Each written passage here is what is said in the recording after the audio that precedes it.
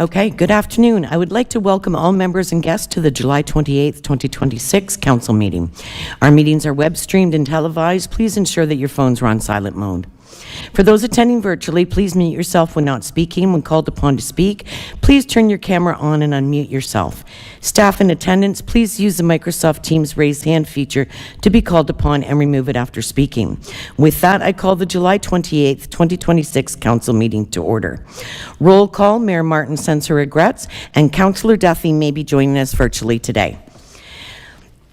I'd like to start our meeting with our Indigenous acknowledgement. The municipality of Norfolk County is committed to furthering truth and reconciliation in our communities. We recognize the historical and current contributions of Indigenous peoples throughout Canada, and particularly in Norfolk County, that have added to the rich cultural and social fabric that exists here today. We will strive to continually strengthen and develop the spirit of respect, cooperation, and collaboration to the mutual benefit of all Norfolk County residents.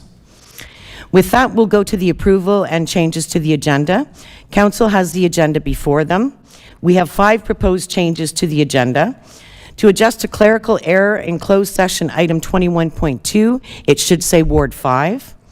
To add registered speaker Ike Keesmaat, President of the Haldimand Norfolk Builders Association, re-agenda item 14.1.1, Norfolk County Development Charges Background Study. To add registered speaker Tom O'Hara, re-agenda item 14.1.1, Norfolk County Development Charges Background Study. Councillor Veary has requested to pull agenda item 11.1, Council and Committee, July 14th, 2026 meeting minutes, item 9.2.1, Curbside Waste Collection Program, service considerations for condominiums, seasonal areas, private roads, and garbage container disposal, PW-26-039 for discussion. And we would like to add a deputation from Ann Griffin, re-agenda item 11.1, Council and Committee meetings from July 4th, 2026, re-waste collection. Are there any other changes to the agenda? Seeing none, may I have a motion to amend the agenda as presented? Councillor Columbus, and seconded by Councillor Vanden Rishi. All those in favor? And that is carried. Am I doing that right? Yes, all right. And now, may I have a motion to approve the agenda as amended? Councillor Michelli, and seconded by Councillor Brunton. All those in favor? And that is carried. At this point in time, are there any declarations of pecuniary interest? Seeing none. Today, we will start with an early closed session. We have one early closed session item today. 4.1, respectful workplace investigation pursuant to the Occupational Health and Safety Act concerning a complaint made by an employee about an incident experienced in the workplace with a non-employee. Can I have a mover for the following motion? That council enter closed session at 1:04 p.m. to discuss items pursuant to sections 239(2)(b) of the Municipal Act 2001 as amended as the subject matter pertains. B, personal matters about an identifiable individual, including municipal or local board employees.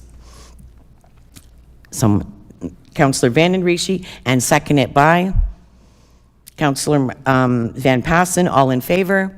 And that motion is carried. We will now enter into closed session.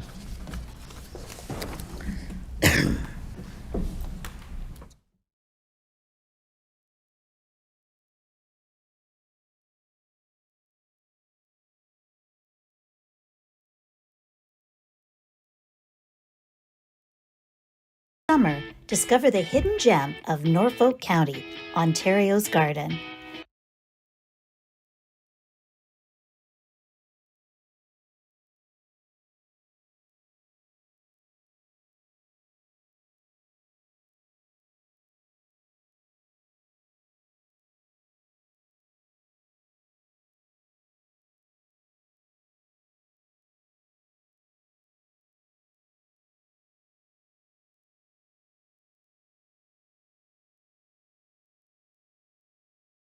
Stroll through historic villages where time seems to slow down.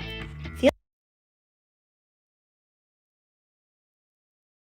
the sand between your toes on our pristine Lake Erie beaches. From live theater that captivates to trails that wind through breathtaking landscapes, adventure and relaxation await at every turn. Meet the farmers who grow your dinner and taste wine and beer crafted right here. Experience Norfolk County this summer, where small-town charm meets farm-fresh flavor. Ontario's Garden. It's time you came home to it. Hey, Norfolk County. The next municipal election is happening this October. Keep watching to find out everything you need to know to cast your vote. New for 2026, Norfolk County will use a hybrid voting system, offering both in-person and online voting. Online voting will be available from October 9th to October 23rd, and eligible voters can vote on a computer or mobile device from anywhere with an internet connection. During the online advanced voting period, we'll have several online voting assistance centers set up to help with online voting. These locations will also offer the opportunity to vote using paper ballots as an advance voting option.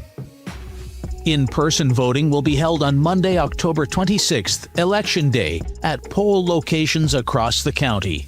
Avoid delays. Check the voters list early to ensure your name, address, and school support are correct. It's easy to update your information online. Eligible voters will receive information by mail. Remember to bring your ID when you vote to confirm your identity at the polls. Visit norfolkcounty.ca/vote for up-to-date information, links, and resources. You can also call 519-426-5870 or 226-NORFOLK or email elections@norfolkcounty.ca. Visit our website to subscribe to get elections news sent right to your email inbox. Norfolk votes. Make your vote count.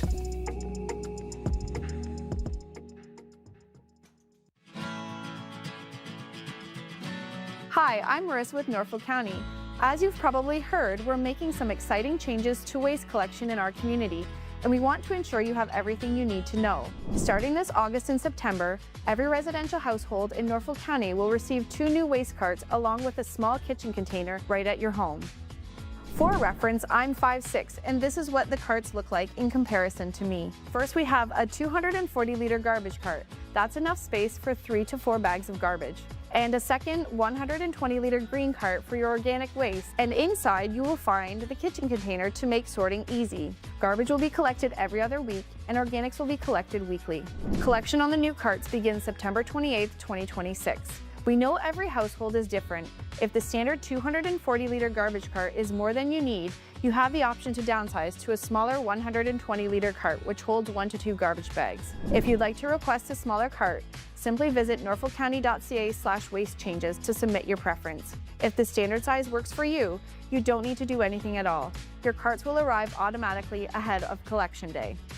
This information is for residential homes. If you're a commercial property, a residential farm, or just want more details about the program, visit norfolkcounty.ca/waste changes.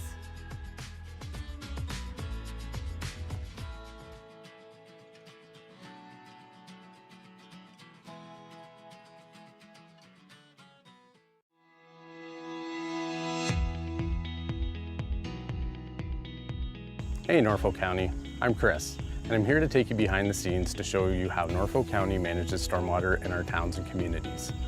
Stormwater isn't just rain or melted snow. It's any excess water that runs off hard surfaces like roads, driveways, and rooftops. But where does that water go? And why is managing it important? Norfolk's stormwater systems include pipes, ditches, catch basins, and ponds that work together to manage this runoff. Stormwater systems like ponds slow the flow and allow dirt and pollutants to settle and release cleaner water into the environment. Without proper management, stormwater can flood basements, damage roads, and carry contaminants like oil, garbage, and salt into our rivers and lakes. That's why Norfolk County created a dedicated stormwater team in 2024 to better understand and maintain what we already have while planning for the future. This stormwater pond in Port Dover helps to reduce flooding and improve water quality. Over time, sediment and pollutants build up within storm ponds, limiting their ability to hold water. This creates an ideal environment for algae and invasive plants like Phragmites to flourish. This fast-growing species can block out the flow of water and crowd out native vegetation, reducing the habitat that local wildlife depends on. To restore this pond, we're removing the excess sediment and transporting it to a licensed site. We're also clearing invasive plants, reshaping the pond's banks, and upgrading the outlet that controls the flow of water.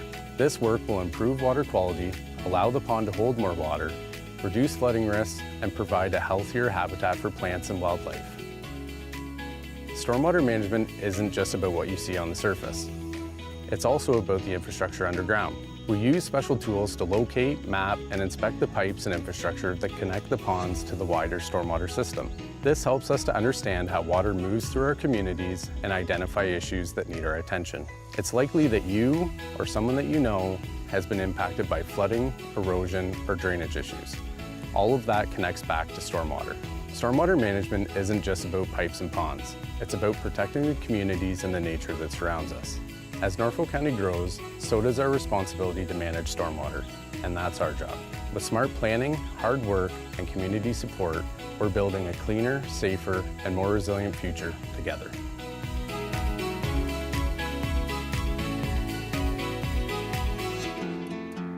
Welcome to Norfolk County, where land meets lake and opportunity grows deep and wide.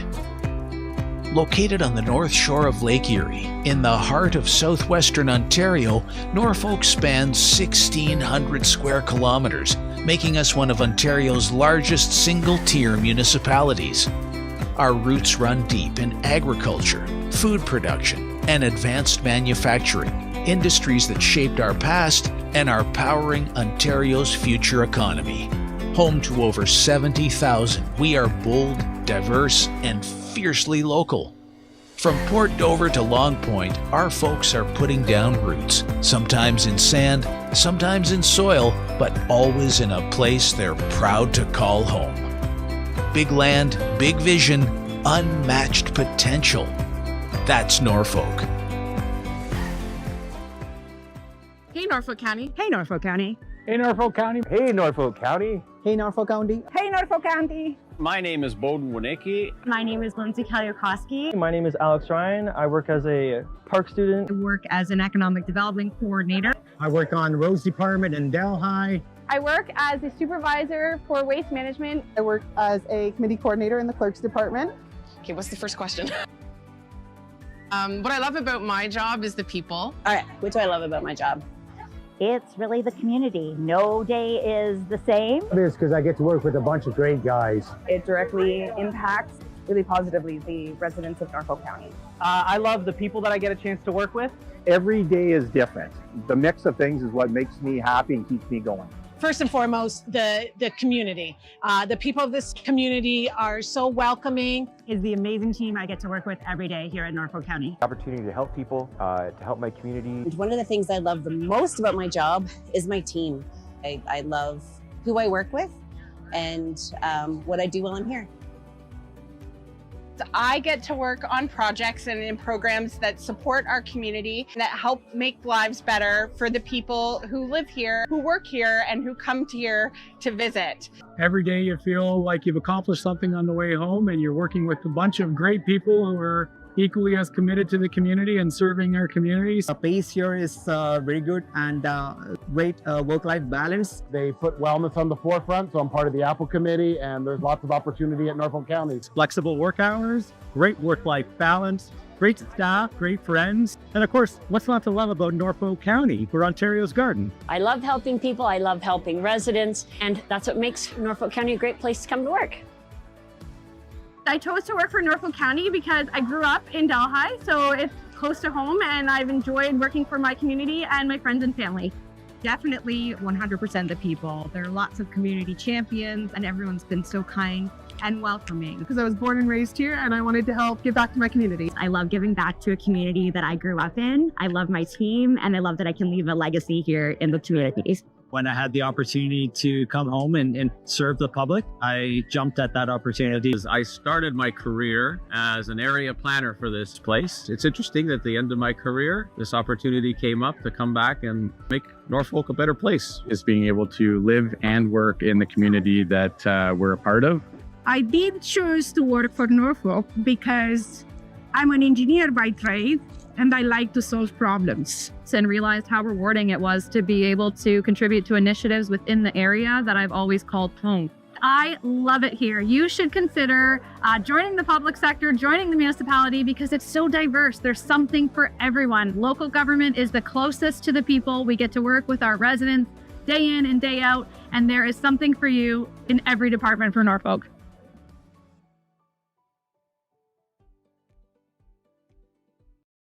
Hey, Norfolk County. Do you know how your property taxes are spent? Let's take a look together. First, we need to start with Norfolk County's budget. Every year, staff and council confirm the funds required to be collected from the property taxes paid by you and 35,000 other Norfolk County taxpayers. These funds contribute to Norfolk County's levy and capital budgets, which lay out how your tax dollars are used. The capital budget is also funded by the rate budget, the funds paid by residents known as ratepayers for water and wastewater services through their monthly water bill. The levy budget is used to deliver programs and services for residents ranging from emergency services like fire and EMS, waste services like garbage collection, recreation services like arenas, trails, and parks, maintenance services like snow removal and road repair, and human services like homelessness prevention and health education programs. Our levy budget also supports our libraries and museums, administrative services for council, and the many staff who keep Norfolk County operating. Services like recreation programs for children, adults, and seniors, and our Ride Norfolk transit program are also paid for with property taxes and supplemented by user fees. And across Ontario, a portion of each resident's property tax bill goes to our local school boards. About a third of the property taxes collected are allocated to the capital budget or reserves for future capital spending, which includes other funding sources like the federal and provincial government, reserve funds, grants, debt, and development charges, as well as funds from the rate budget.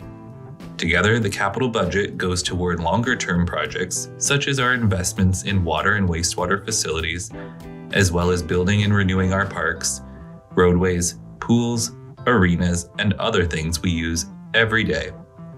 So the next time you hear someone ask, "Where are my property taxes going?" you can tell them to look down, look up, and look forward. Your tax dollars are at work all around you every day. When you visit your local park with your family, drive to work on cleared roads, register for swimming lessons, get rid of that old couch you've outgrown, or contact Service Norfolk about that pothole on your street that needs to be fixed. Your tax dollars are also being invested in initiatives to improve the lives of Norfolk County residents in the years to come to make Norfolk County a better place for future generations. While Norfolk County's budget is prepared once a year, your feedback helps us make decisions and plan for the future. We are committed to listening to you so that our budget reflects what is important to our community. Learn more about Norfolk County's budget at norfolkcounty.ca/budget. Today we're announcing an exciting partnership with Scotland and Norfolk County Economic Development, and we're transforming transport trailers into mobile ambassadors. We're showcasing Norfolk's story of opportunity, excellence, and quality of life across all of North America, and Scotland is the ideal partner with an amazing logistics network and will help us share our story all across North America.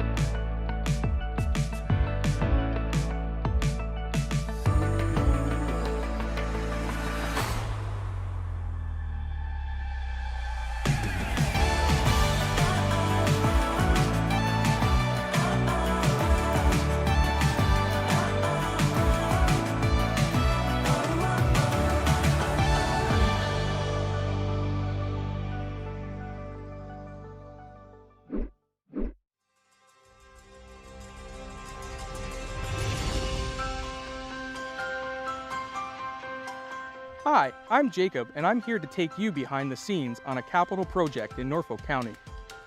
We begin planning capital projects by analyzing our infrastructure needs related to roads, water mains, storm and sanitary sewers, as well as bridges. We assess their overall condition, age, and servicing requirements. This provides a solid foundation to ensure Norfolk has the hard infrastructure for current and future needs. Once a project is determined and approved by Council, we retain an engineer to complete the design. During this stage, we engage the public through public information centers or postings on the county website to inform them of the upcoming project and provide an opportunity to share feedback. After the design is completed and all approvals are in place, we hire a contractor through a public bidding process. During the construction phase, we track progress, budget, and continue to engage with the public. We also work with other departments to ensure the overall success of the project. Once complete, we report and track any warranty issues for 2 years. We measure a project's success by its ability to enhance infrastructure and positively impact residents. As a Norfolk County employee, I enjoy building the community that has given me so much. Thank you for taking the time to join me on this behind-the-scenes tour.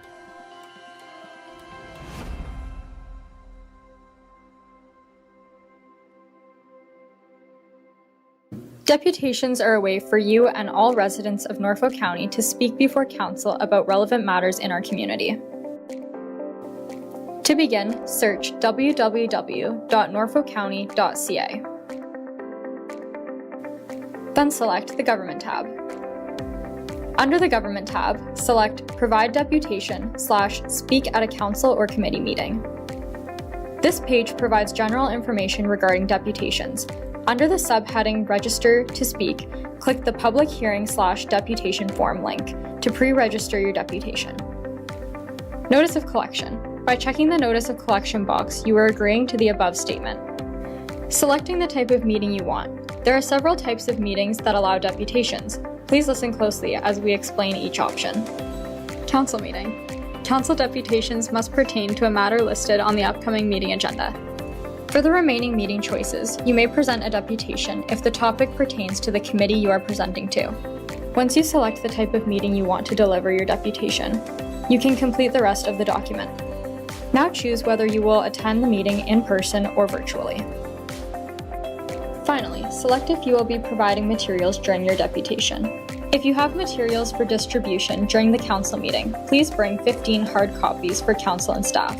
Now click Next to move to Step 2. In Step 2, please fill out your personal information. Once your personal information is completed, click Next. Lastly, review your information and select Next to submit your form. You have now completed the deputation request form. You will receive a confirmation email from the Clerk's Department that they've received your request. Next, we will talk about what to do on the day of your deputation. So, you've received your approval and the day of your deputation is upon you. For starters, Council is located here, at 50 Colburn Street. Now there's 2 entrances you can use when you arrive. One is here, located off Colburn, and one located off Talbot Street. When you arrive, you'll have 3 main options to park. The first is to park at the Simcoe Town Center Mall, which is where Food Basics is located.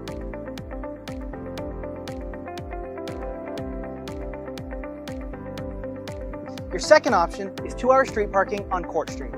And your third option is 2-hour street parking on Lott Street. If you can't find any parking at any of those 3 options, don't worry. Downtown Simcoe has plenty of street parking in all of the surrounding areas. If you enter through the Colburn Street doors, you'll have to make your way through the building to get to Council Chambers. But don't worry, if you require any assistance, you can feel free to ask Service Norfolk at the front desk. Make your way along this path and you'll end up in the main lobby. To your left, there'll be an elevator. You can either ring the bell or go ask the people at the front desk for assistance. If you don't need to use the elevator, you can head on up the green staircase and go up to Council Chambers. If you enter through the Talbot Street doors, the elevator will be immediately in front of you, or the green staircase will be ready for you to go up and deliver your presentation. Once you reach the top of the stairs, you'll have made it to Council Chambers.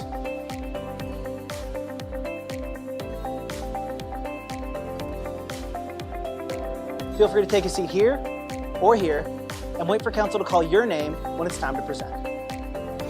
When Council calls your name, make your way to the podium and ensure that you don't walk between the railing and the chairs on your way there. When you arrive at the podium, adjust it to your desired height using the arrow buttons, and turn the microphone on using the button on the right. If you're giving your deputation in front of council, begin by saying, "Through the mayor." If you're giving it in front of a committee, begin by saying, "Through the chair." Then, clearly state your name and address, and you'll have 5 minutes to give your presentation. Upon having 1 minute remaining, the chair will give you notice. When you're finished your presentation, council may have questions for you. Ensure that you always begin your answer by saying, "Through the mayor," or "Through the chair" to councillor and their last name. If you can't answer the question, that's okay. Inform council that you'll gather more information and get back to them. After that, council will have heard out what you've had to say, and they'll take appropriate action as they deem necessary. And now, you've finished your deputation. You can either have a seat and watch the rest of the meeting, or you can leave through the door that you came in and ensure that you leave as quietly as possible.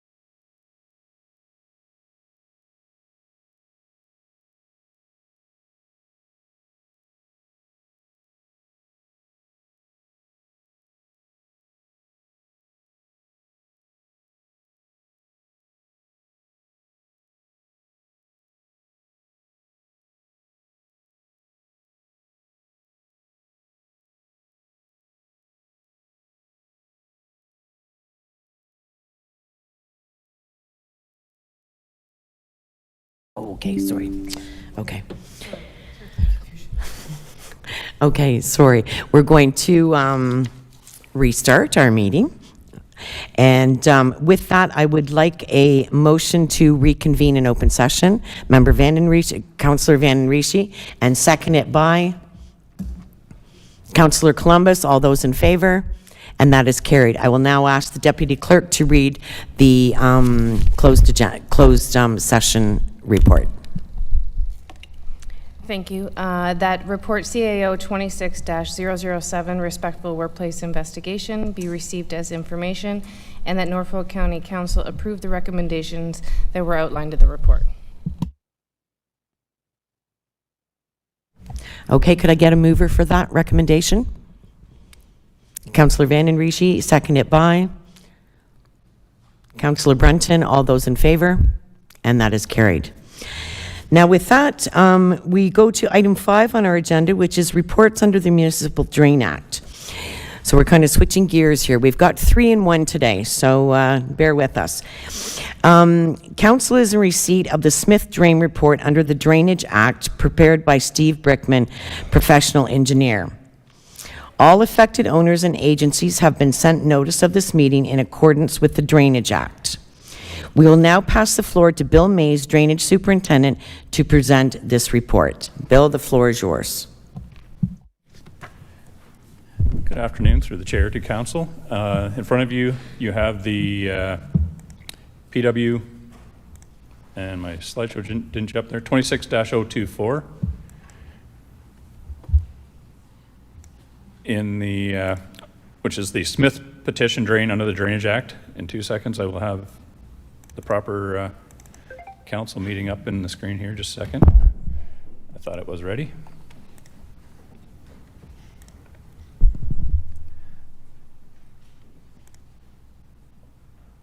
Disconnected me for a second here.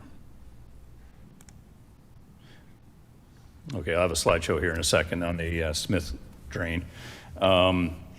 So this is Steve Brickman beside me from Headway Engineering, who is the engineer for the report.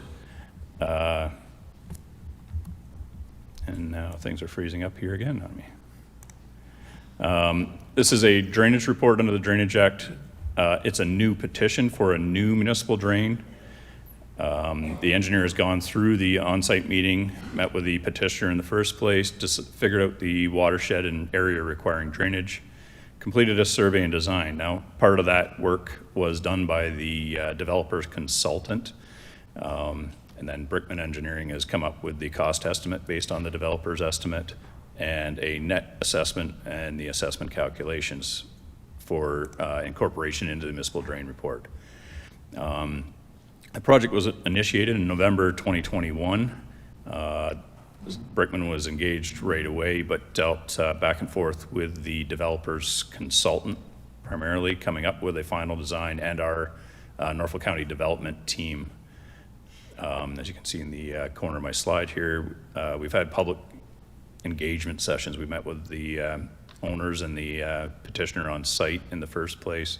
In 23, we met with the owners. There's been a couple other online engagement meetings, Teams meetings, and then instead of having an information meeting in this case, we sent out a letter to all the affected owners of the proposed project. There's no physical work or details happening on those owners' properties. There's a nominal assessment to the lands within the watershed, and the developer has committed to accepting the assessments to those residential lots instead of burdening them with the development. Under the current conditions, if you know the area in Walsh, just west of Walsh on Turkey Point Road, there's an overland swale currently that the lands on the west side of the road drain through a pipe onto the lands on the east, the lands on the west. I'm looking upside down on my picture here. Lands on the west side of the road. Water goes overland for now. With the proposed development, the land will be regraded, raised, and the proposed design is bringing in a storm pipe type system, storm pipe through this subdivision area, and then a pipe going west to a natural ravine as the outlet. So here's Steve Brickman to my right with Headway Engineering.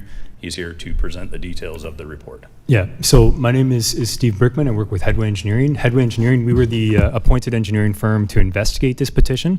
Myself, I've been doing the engineering side of Drainage Act work for about 20 years now. I've written at least 100 reports like what you see here, and I have written this one as well, along with a co-author too. Do you mind going to the next slide, please, Bill? Thank you.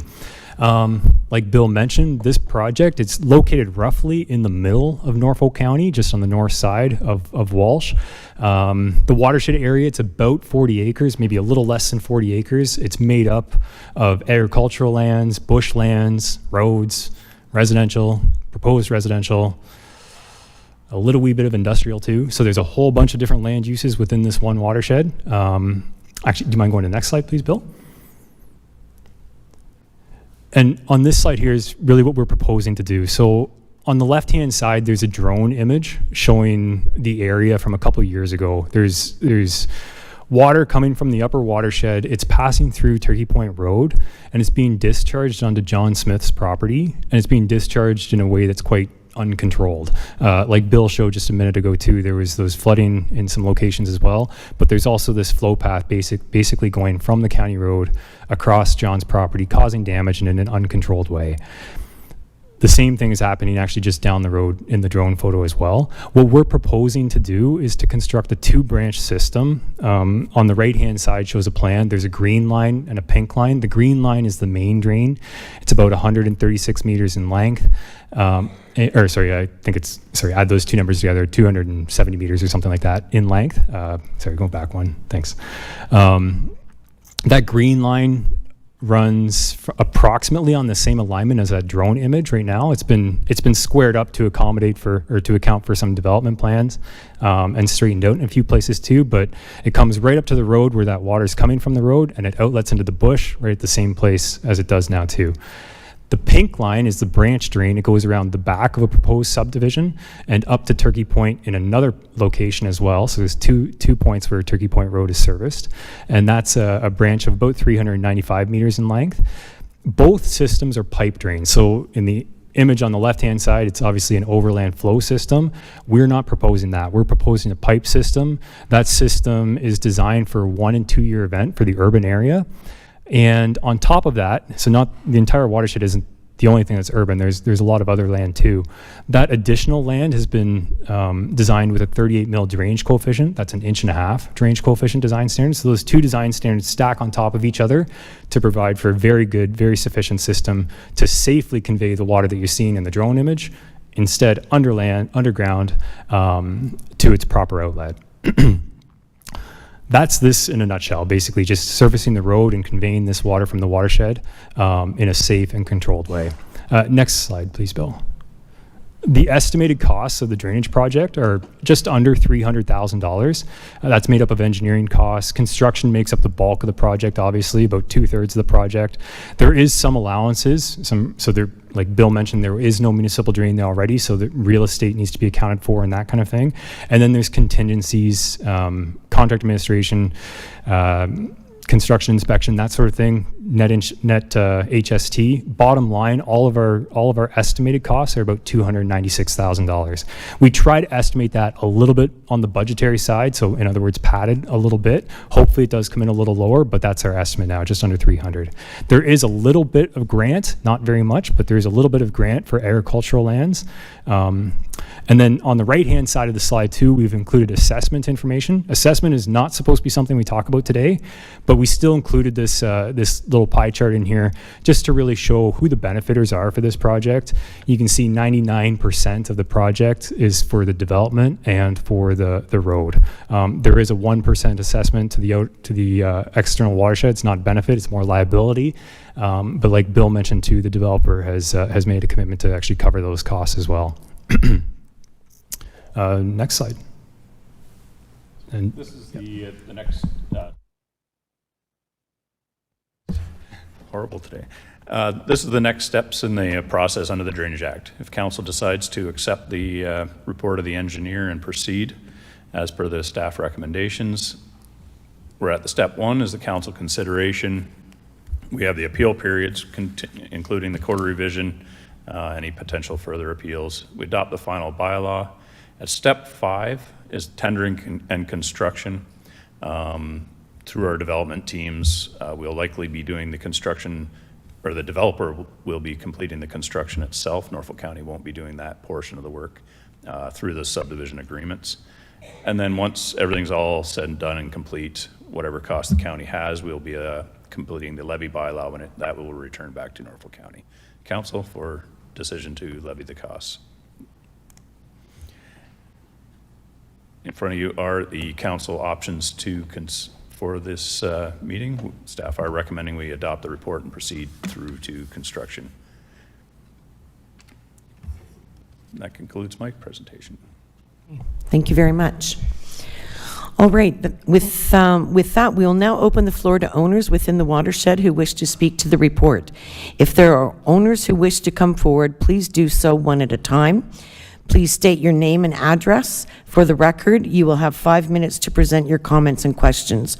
Once you have finished, the engineer will respond to your questions before we move on to the next owner. With that, are there any owners here who wish to speak to the report? Okay, would you like to go up to the podium, please, sir? And there's a microphone there and a button on your right.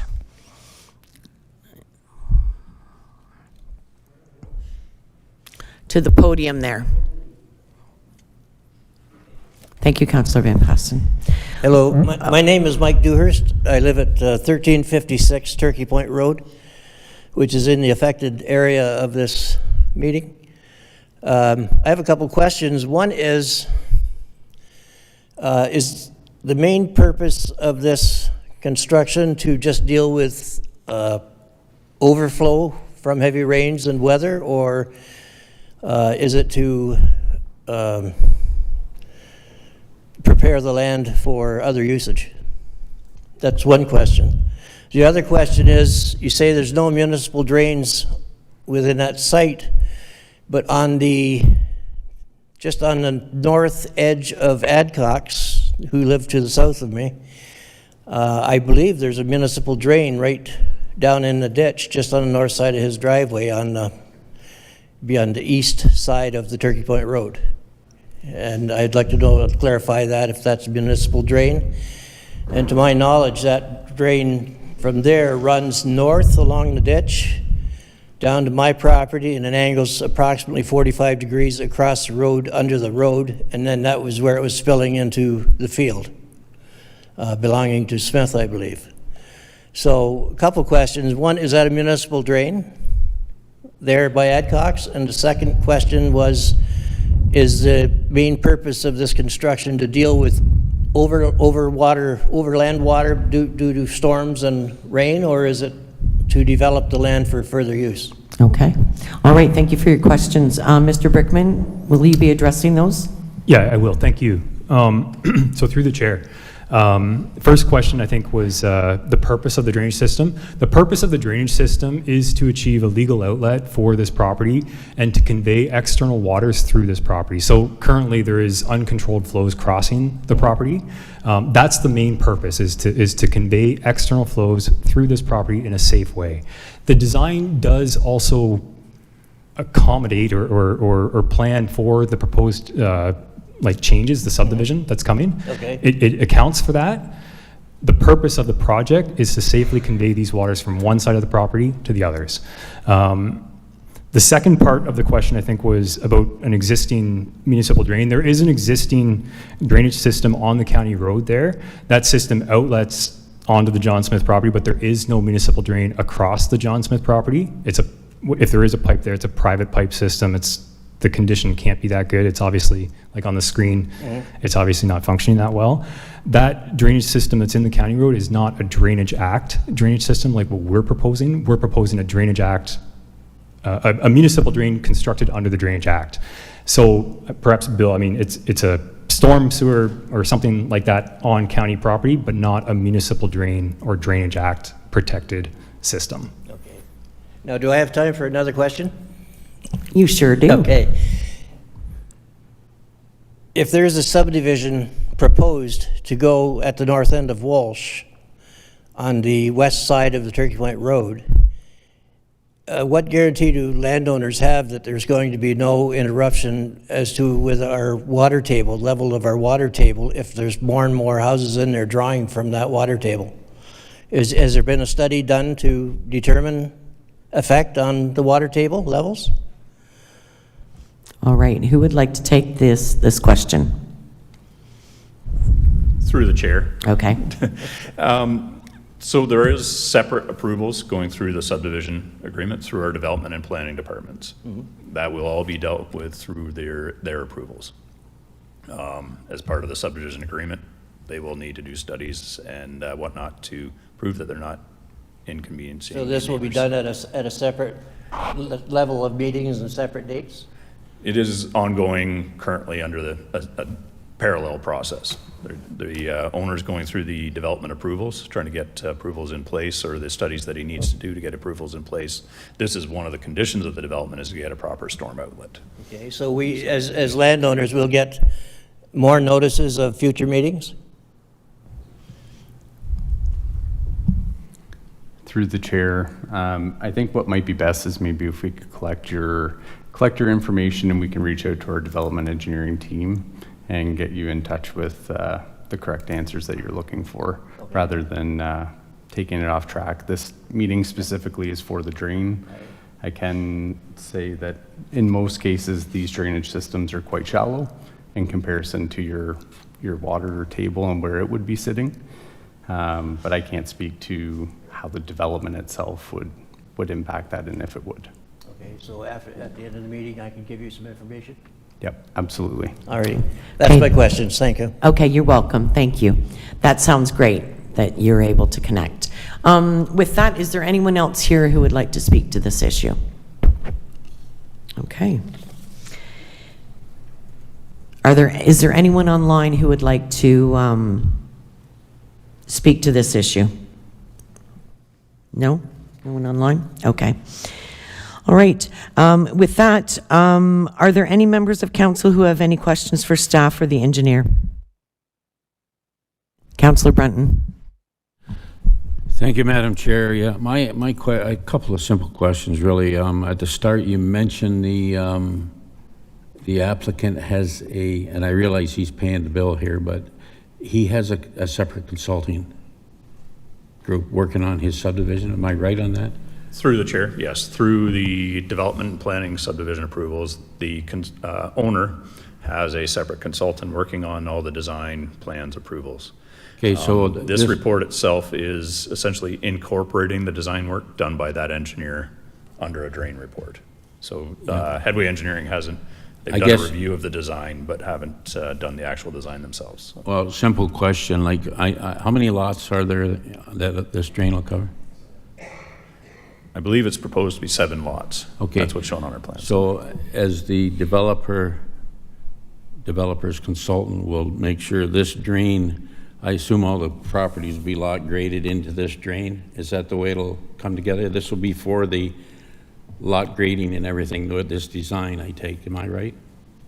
Through the chair, yes, the system's been designed through their storm feasibility study to include the lot grading, some swales along Turkey Point Road, and then the outlet at the north and south end of the development. Thank you. I believe the design's going to include some infiltration galleries as well to reduce how much flow is coming off the lots. Thank you. Are there any, Councillor Van Passen? Yes, thank you, Madam Chair. There was a question about whether there's already a municipal drain there, but there is one in Walsh, but it's sort of on the southeast corner of this, and it goes the other way. They're not connected, right? Through the chair. Yes, there is another municipal drain. It's outside of our watershed. It's servicing a different watershed, and you're bang on. It's the Walsh municipal drain. It's actually shown on our plans as well, but not in our watershed. Okay. Any other questions? Okay, seeing none. May I ask the clerk to pull the recommendations from the staff report up on the screen?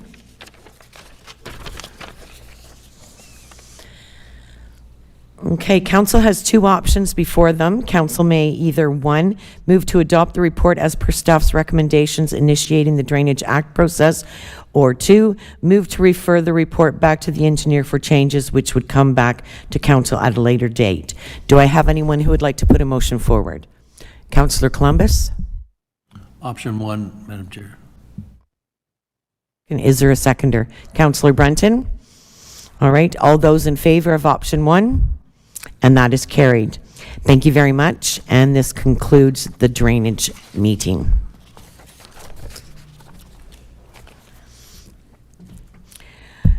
Okay, consent items. We have 3 consent items today. 6.1, appointment bylaw, municipal auditor for the Corporation of Norfolk County, CS 26-136. 6.2, update on Norfolk County's 2026 debt issuance, CS-26-126, and 6.3, support for permanent enhanced Ontario Community Infrastructure Fund, CS-26-137. May I have a motion to receive the consent items 6.1, 6.2, and 6.3 as presented, and that the staff recommendations within the reports be approved? Councillor Michelli, and a seconder. Councillor Vanden Rishi, all those in favor? And that is carried. Thank you. Okay, yeah, we've got 10 minutes until deputations. Yeah, communications. Yeah. I think what we're going to do is we're going to jump ahead to, as we don't have any presentations today, we're going to go to communications. We have 2 communication items today. We have a letter from the Catfish Creek Conservation Authority, Grand River Conservation Authority, Kettle Creek Conservation Authority, and the Long Point Region Conservation Authority, re the Alurka transition, project executive appointed. And actually, Councillor Brunton, now would probably be a good time. We've got time to kill. So, and 9.2 is a letter from David Oliver, President of the Dogs Nest 1851 Committee. Really thank you for the support, and I will pass the floor to Councillor Brunton.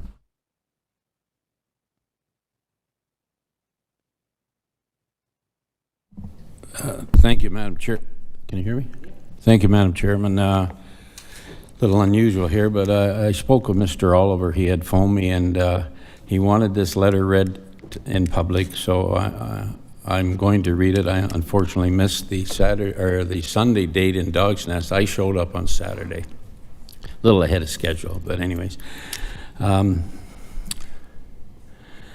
Okay, on behalf of the Dog Nest 1851 Committee, I would like to thank both the previous Mayor, Crystal Chop, and Council, and the current Mayor and Council for their steadfast and unwavering support for the Dog Nest 1851 Committee.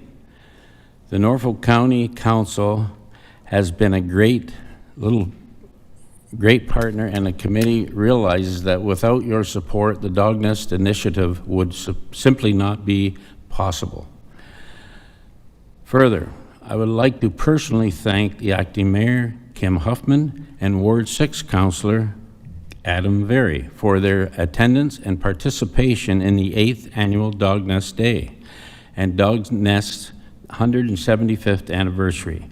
I have had a number of very positive comments by the many people in attendance, expressing to me how great it was to see both of you at the Dog Nest Day and sharing your experience about the Dog Nest initiative.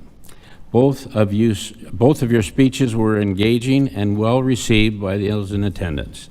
We believe that you guys are one of the reasons that the 8th Annual Dog Nest Day was a great success and fitting final celebration for this historical community. Clearly, you represent the Norfolk County Municipal Council well, something I am sure Norfolk County should be proud of. Thank you both, previous mayor and council and current mayor and council, sincerely. Mr. David Oliver, President of the Dog Nest 1851 Committee. And Mr. Oliver was very pleased with everything. Thank you.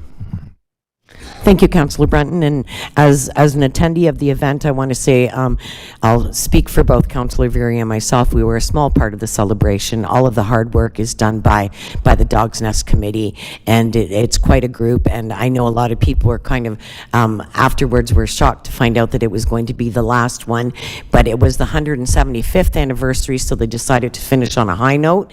And I wouldn't be surprised if there's still some gathering there every year to commemorate the initiative that this committee took. So thank you very much for that, but thank you very much to the committee. They did all the hard work.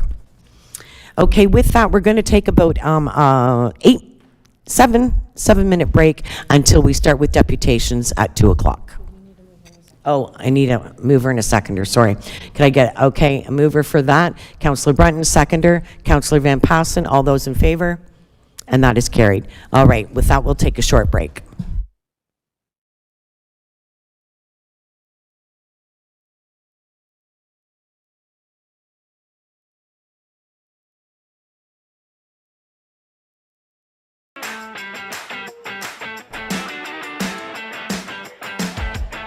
Hey Norfolk County, my name is Anna and I'm here to share some water safety tips to keep you and your family safe around the water. Knowing how to swim is a life skill and an essential part of staying safe and having fun. Swimming lessons are the best way to learn essential swim survival skills to recover from a fall into deep water. Think you're too old for lessons? There are programs designed for teens and adults as well. With so many lakes and rivers, Canadians of all ages are avid boaters. Always wear a life jacket, it could save your life. Never swim alone, regardless of age and skill level. Always swim with a buddy. A buddy can throw you a buoyant aid if you get into trouble. When possible, wade into unknown waters to prevent injury. Backyard pools are a great place to make family memories. But remember, if you are not within arm's reach of your child in and around the water, then you've gone too far. Drowning can occur in as little as 10 seconds and it is silent. Every drowning death is preventable. Take time to educate yourself and those around you to ensure you're staying safe and having fun around the water. For more information, visit norfolkcounty.ca/watersafety.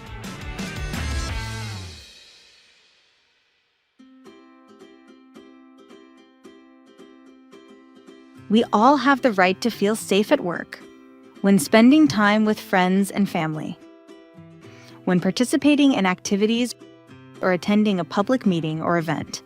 Norfolk County is committed to ensuring our spaces and workplaces are safe. Our respect and responsibility policy outlines the code of conduct for employees, patrons, contractors, volunteers, coaches, and spectators. This code of conduct also applies to phone calls, emails, and virtual and social media platforms. We all play a part in fostering a respectful and safe environment. Inappropriate behaviors such as swearing, name-calling, verbal and physical threats, physical violence, harassment, and vandalism will not be tolerated. Staff have the right to take action when incidents occur. This may include denying service, asking individuals to leave, contacting the police, or, if necessary, suspending them from county programs and facilities. Those responsible for damaging county property will be required to cover the cost of repairs, fees, and lost revenues. We are committed to providing high-quality customer service and a safe and respectful environment for all. For more information about our respect and responsibility policy, visit norfolkcounty.ca/RNR.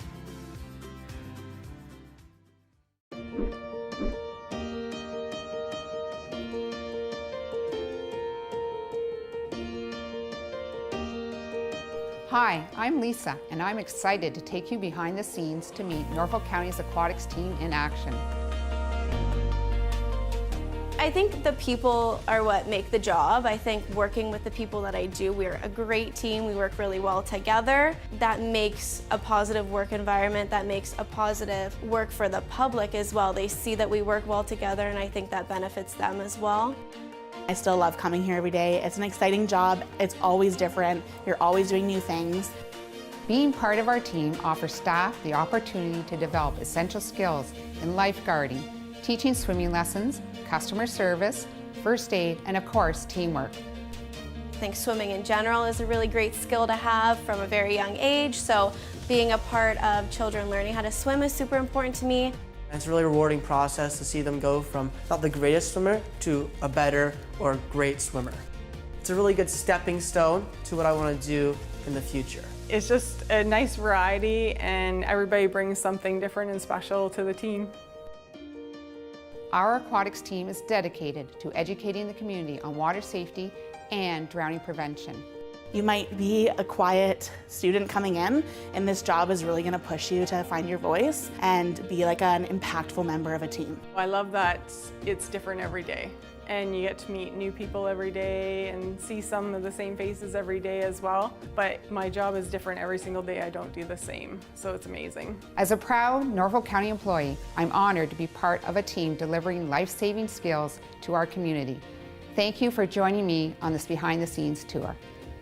I hope this video gives you a glimpse of what it's like to be part of our aquatics team. If you're interested in taking advanced leadership courses to become a lifeguard and instructor, visit norfolkcounty.ca.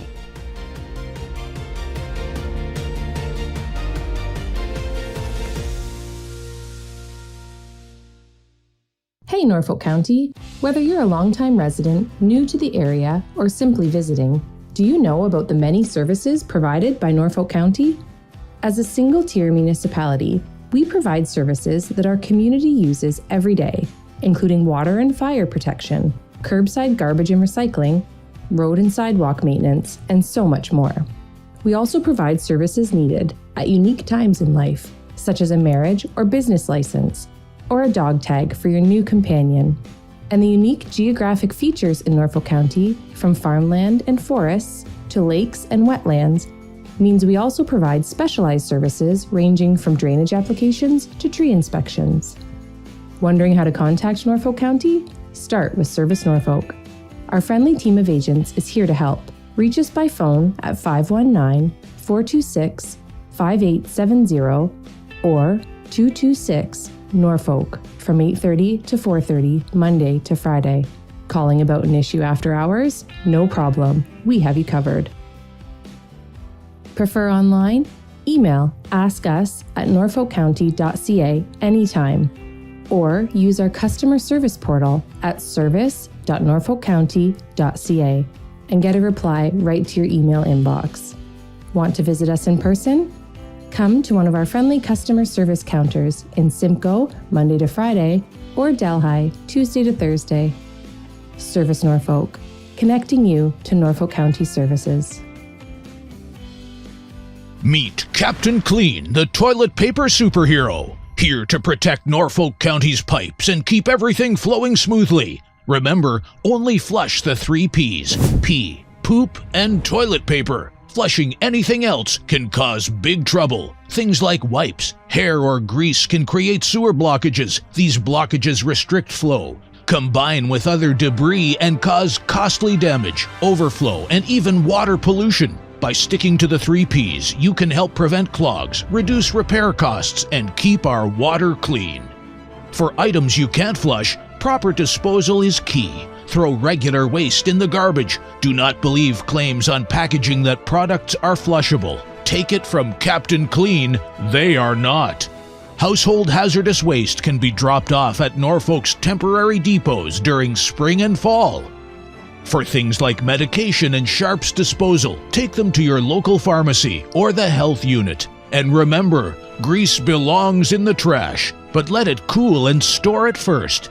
Don't pour it down the drain. Be a flushing hero like Captain Clean. Together we can protect our pipes, our homes, and the environment. Remember, only flush the 3 Ps. Norfolk County is counting on you.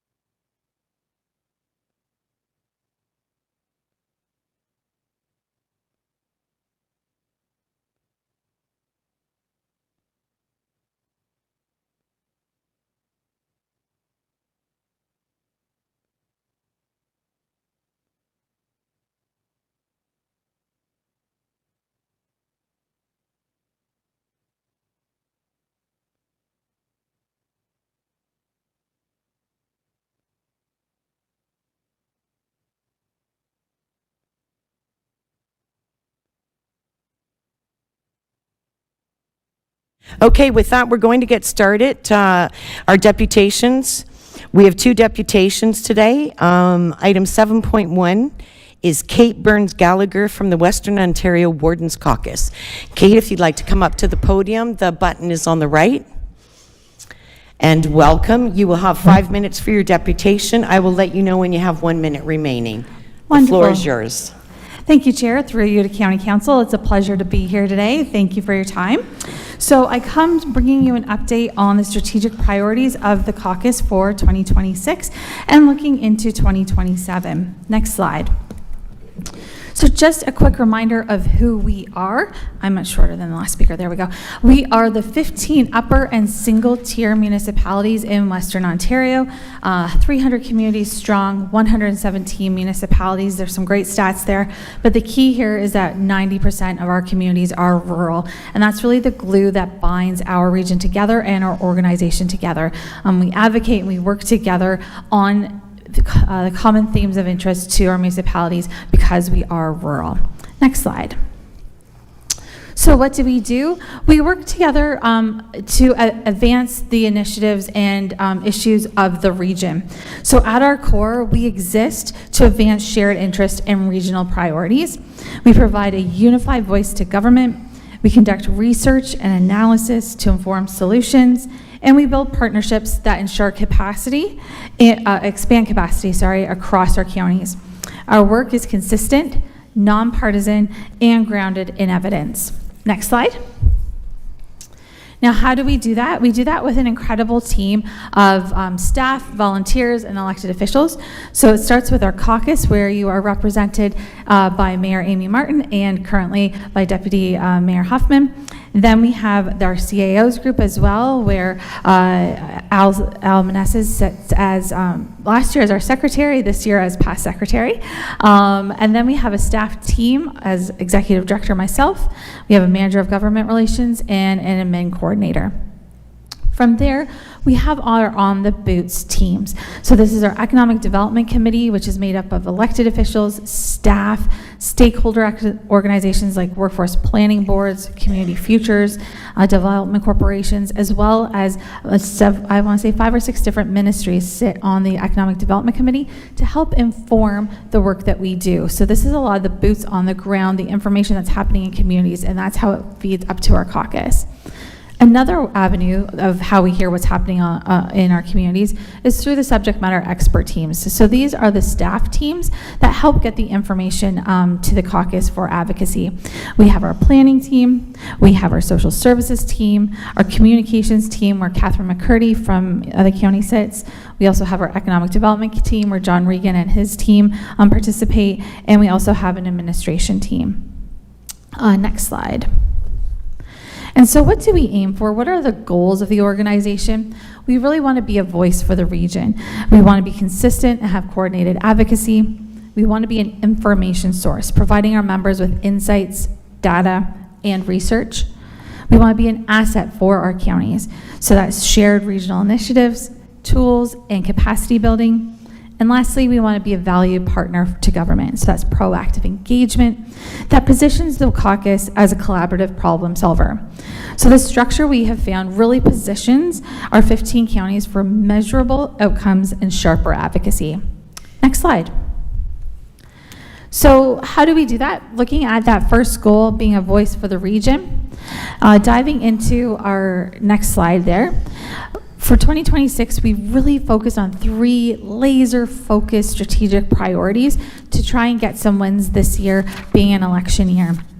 So the first is the Canada-Ontario Partnership to Build, which was a joint announcement between the province and the federal government on funding for our municipalities. Our goal here is to ensure infrastructure funding works for rural and small urban communities. We know the challenge in rural is that the tax base just doesn't support the sheer cost of infrastructure. And so we want to make sure that rural communities can get that funding for infrastructure. And You've so got our 1 ask minute remaining. Oh geez, okay. Usually I go for 10. Okay, so here we are going to aim out to make sure that rural upper tier counties can apply for Canada-Ontario Partnership to Build. Next slide, I'll whiz through these, is the Homelessness Prevention Program. Once again, we want to make sure there's a rural dedicated component to the Homelessness Prevention Program, knowing that homelessness looks very different in our rural communities. It's not visible, it's behind the scenes, it's folks couch surfing, those sorts of things. So we want to make sure that the funding addresses rural homelessness. And so we will be meeting with the Associate Minister on that. Next slide is transit. So we will be meeting with the Associate Minister of Transportation to talk about a regional rural transit model. The GTHA has Metrolinx, Northern Ontario has Northlander, Western Ontario does not have anything coordinated across the region. We are a growing region. We have Bruce Power, we have PowerCo, we have significant investments in the region, and we need to get people to those jobs. So we need to have a regional transit model to support that. So that is what we're going to talk to the Minister of Transportation about at AMO in a few short weeks. Next slide. So as we advocate as an information source, I can skip that one. And what I want to just dive into, so if we can skip forward to a slide that looks like it has it says accomplishments. So we'll skip to that. There we go. So in the past 4 years, we just want to highlight some of those accomplishments that we've had as an organization. So at first, in May 2023, there was a proposed farm lot severance where the province was going to have 3 lots severed from every farm. And that was we were going to see the loss of 1 million acres of farmland in Western Ontario. So we were able to advocate to the province to get that walked back. So it would have been the most significant loss of farmland in one piece of legislation.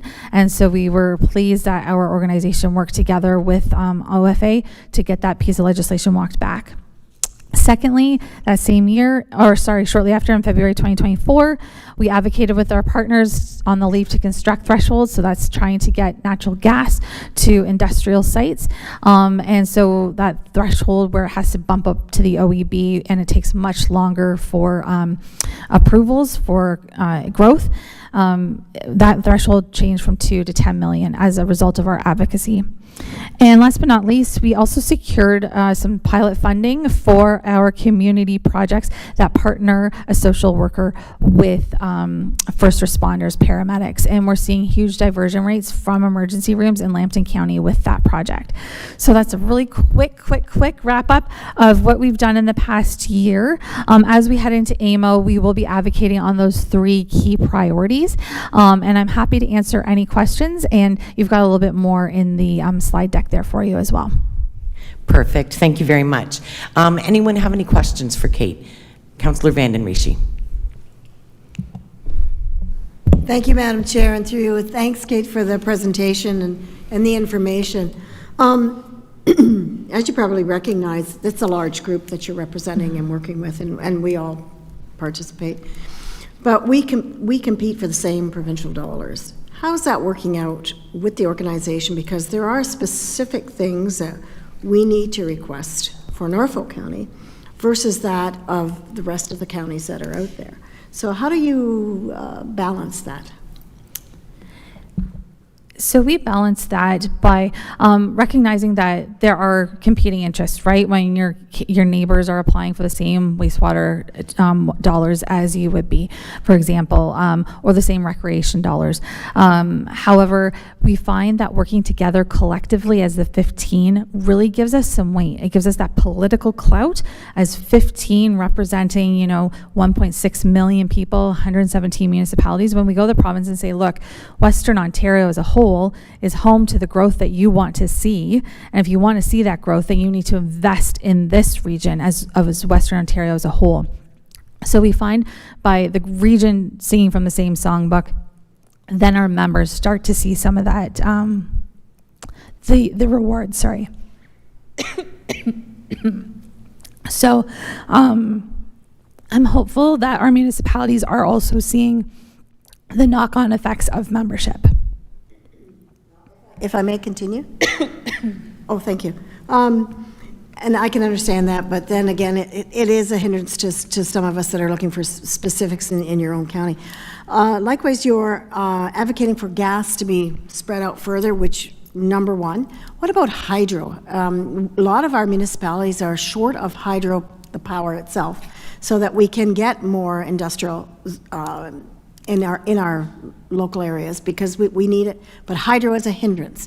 So what are you doing for that? Thank you, through you, Chair.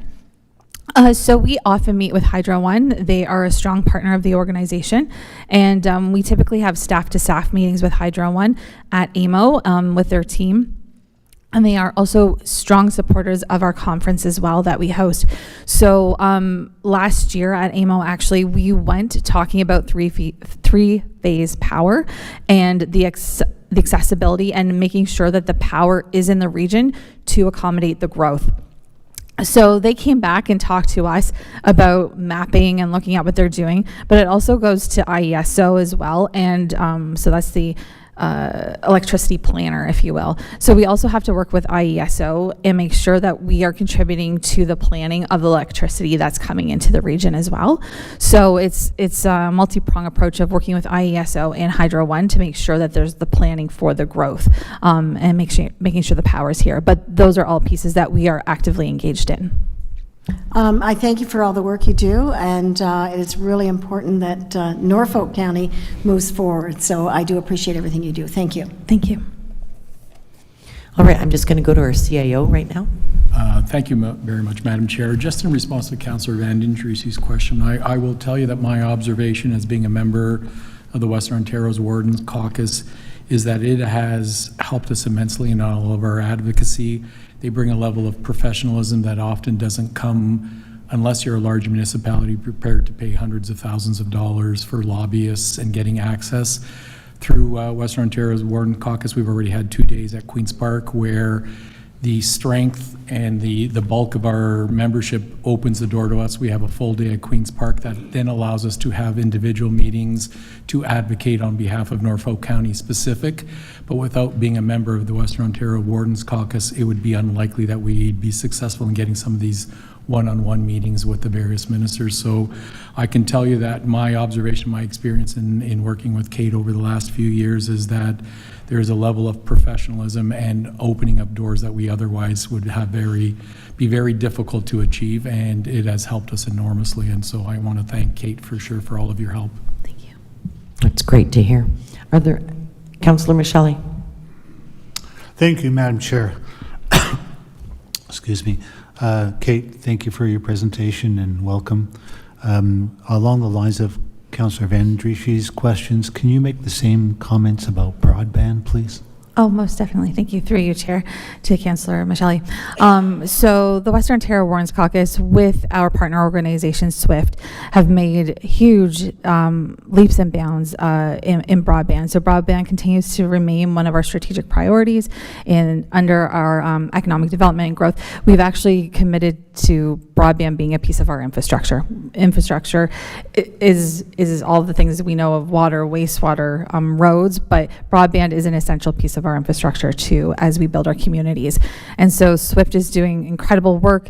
I think we are at 2.0 or 2.1 of SWIFT, and we continue to support the work to make sure that SWIFT can get the fiber to our communities. And they are doing great work, and we hear that time and time again whenever we meet with Associate Minister Osterhoff, who is responsible for broadband, how great SWIFT is and how they hold it in high regard as a model that is getting fiber in the ground and getting things done within the region. Kate, thank you very much. I didn't mean for that to be an endorsement of SWIFT, but as a board member of SWIFT, I'm happy. Thank you. Are there any other questions for Kate? All right, seeing none. Thank you very much, Kate, and look forward to seeing you in Ottawa. Okay. With that, may I have a motion to receive the deputation as information? Councillor Van den Rieschie, or Councillor Michele, seconded by Councillor Van den Rieschie. All those in favor? And that motion is carried.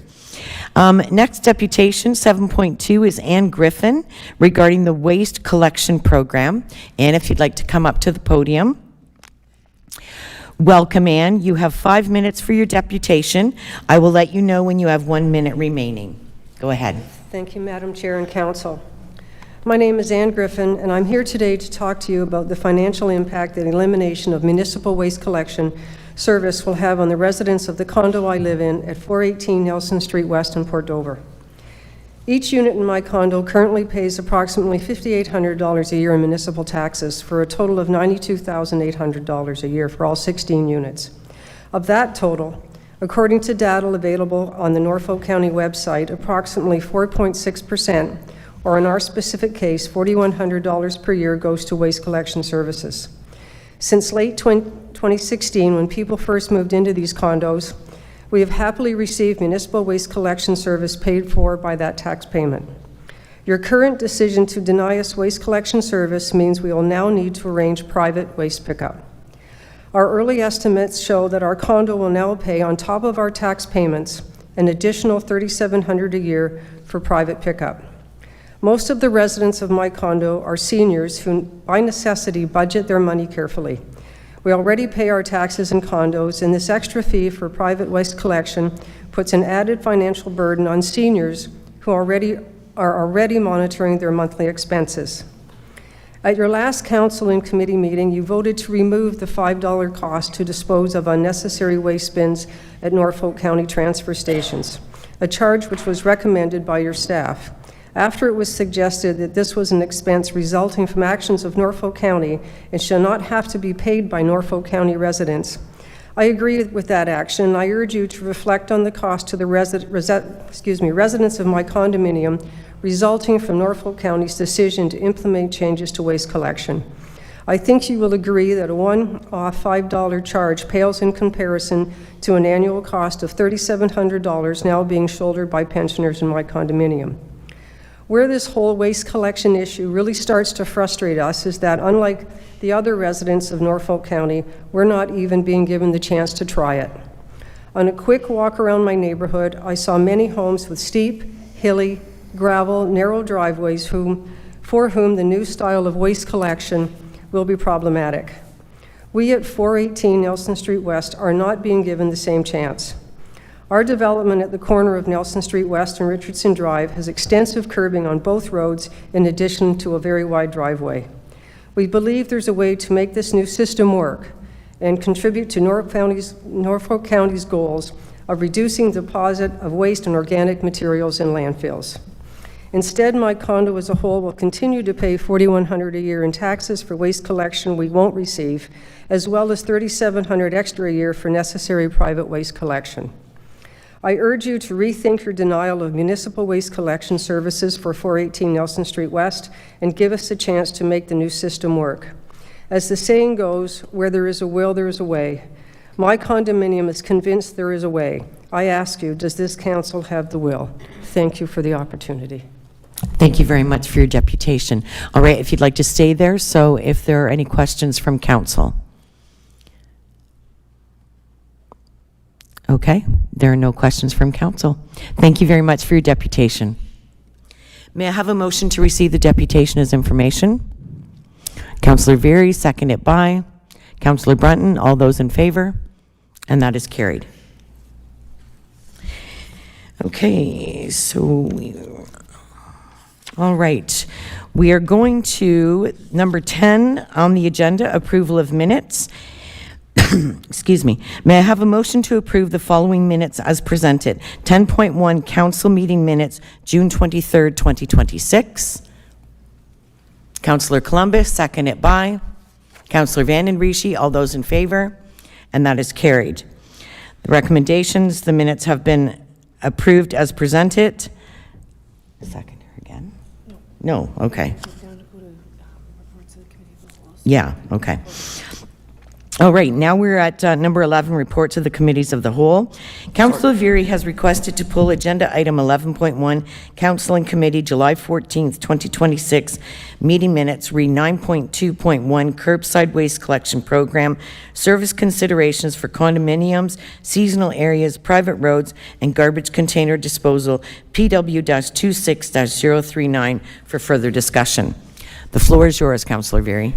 Thank you, Chair. So, following the deputation, I asked for a reconsideration, and I'm going to do that again in a moment. But before I do that, I want to just speak to the deputation in terms of the issue at hand. And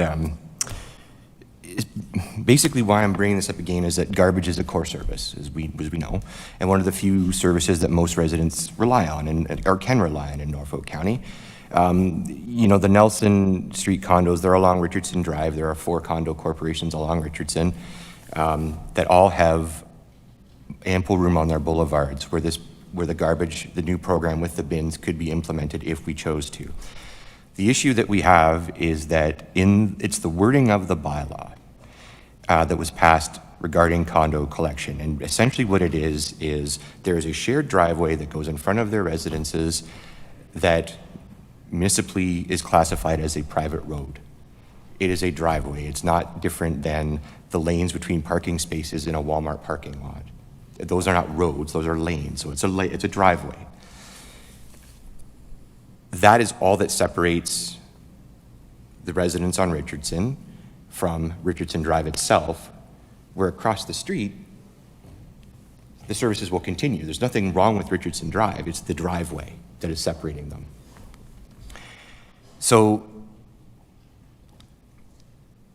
there is room, like I said. It's a matter of wording. It's a matter of, does council want to continue providing services for these residents or not? So in the report, there are 29 condo corporations that would be eligible for service continuation if we allowed them to use the boulevards that are on municipal streets that are beyond their shared driveways, essentially. Within those 29 corporations, there are 740 residences, all paying taxes. And within those residences, even at 2 and change per, we're talking about 1,500 residents or more probably that are affected by this change. The cost to continue the services is $129,000 per year, with plus a one-time cost of $99,900 to purchase the bins that they need that everyone else is receiving. Why I'm asking, I know that we're trying to save money. I understand the wording. I understand the technicalities. I get it. But this council throughout this term has found dollars for non-core services, which I'm not questioning, because we believe that there's a benefit to residents for their quality of life. Canceling this service based on the shared driveway for all these residences is going to greatly decrease their quality of life and add an additional expense. So I'm asking that because we are able to continue a core service with a very, very minor change to the decision that we've made, that we do so. And it's not just a Port Dover thing. These 23 condo corporations, sorry, I misspoke, I think I said 29, 23 are not all in Dover, they're throughout the county. So yes, Richardson has taken on the public engagement here and tried to make the point, but this is gonna benefit a lot of residences and a lot of residents who are paying taxes across the county. So with that, I will again please ask council for a motion to support a motion to reconsider the service cancellation at these otherwise eligible condos that have boulevards that can receive the service. So I'm putting that on the floor as another motion of reconsideration so we can actually hash this out and continue this core service. So I'm hoping that someone will at least second it and we can get a vote here. Okay, thank you. So you have a motion on the floor? Yeah, reconsideration of passing the bylaw to end these services to these 740 residences. Okay, is there a seconder for this motion? Councillor Columbus, you're seconding the motion? Okay, with that, we have a motion on the floor. Is there any discussion regarding this motion? Councillor Columbus. Yes, I too have been receiving several calls from Ward 3 with respect to this issue. And could we hear what is the reason that from our staff as to why we're not continuing a service to these 23 condo corporations? Marissa, the floor is yours. Through the chair to Councillor Columbus. So the reason why some of these condominiums are not eligible was based on the technical guidelines that were approved in January through council. With the new program, it stated that individual driveway collection had to happen in those condominium corporations for collection to continue. With the new waste collection carts, there's specific spacing required for the automated arm to pick up those carts. So therefore, having that individual driveway allows the residents to set their organics cart on one side of the driveway, their waste cart on the other side of the driveway. Prior to the new automated program, some condominium corporations were setting their waste in a common collection location, meaning that all of their garbage bags from their condominium corporation were going out at the municipal street in a large pile. Unfortunately, changing over to the new program, we're not able to accommodate that anymore. Can I just raise a point of order, Madam Chair? Point of order, yes? Is there a motion for reconsideration on the floor? Yes, there is. No debate on No that. debate? No? Okay, no debate. Okay. So with that, just a vote? Okay. All right, with that, then the motion on the floor for reconsideration is brought forward by Councillor Veary, seconded by Councillor Columbus. And with that, do you want a recorded vote? No? Okay. All right, with that, I will call to question all those in favor.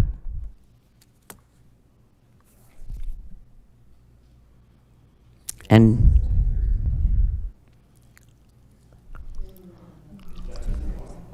that's 2/3. Yeah.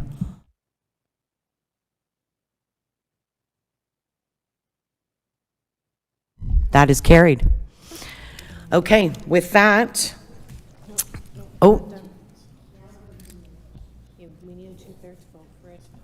okay, just a minute. All right. We're going to do that again. All right. All those in favor, raise your hand.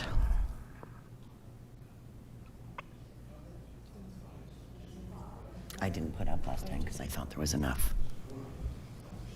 Okay. That is carried. Okay. Now, our next order of business is to... No, the next, So I would like to now. if Okay, I can- sorry. Yeah, if I can make a motion then that we. I was just going by what the clerk said. So now, yeah, now that we have sorry, what? No, just stop for a second. Sorry, yep. Sorry, when you do a reconsideration in accordance with the procedural bylaw, section 19.8, if the motion to reconsider is decided in the affirmative, then the next order of business is to reconsider the motion, the original motion, which I have on the screen. Okay. Yep, so look at the original motion on the screen. Yep, I just wanted to go over it again. Okay. So, sorry, clerk, or sorry, chair, I don't know if I have the floor or not, I don't mean to interrupt, but am I now putting a motion forward to reconsider this? So, through the chair, what we have now is this motion that's on the floor right now is as if it was never as if it was never considered by council in the first place. So it goes debate, all of those things, like we've never seen it before. Starting again. Okay. Okay, so then, one second. Okay, just take a moment.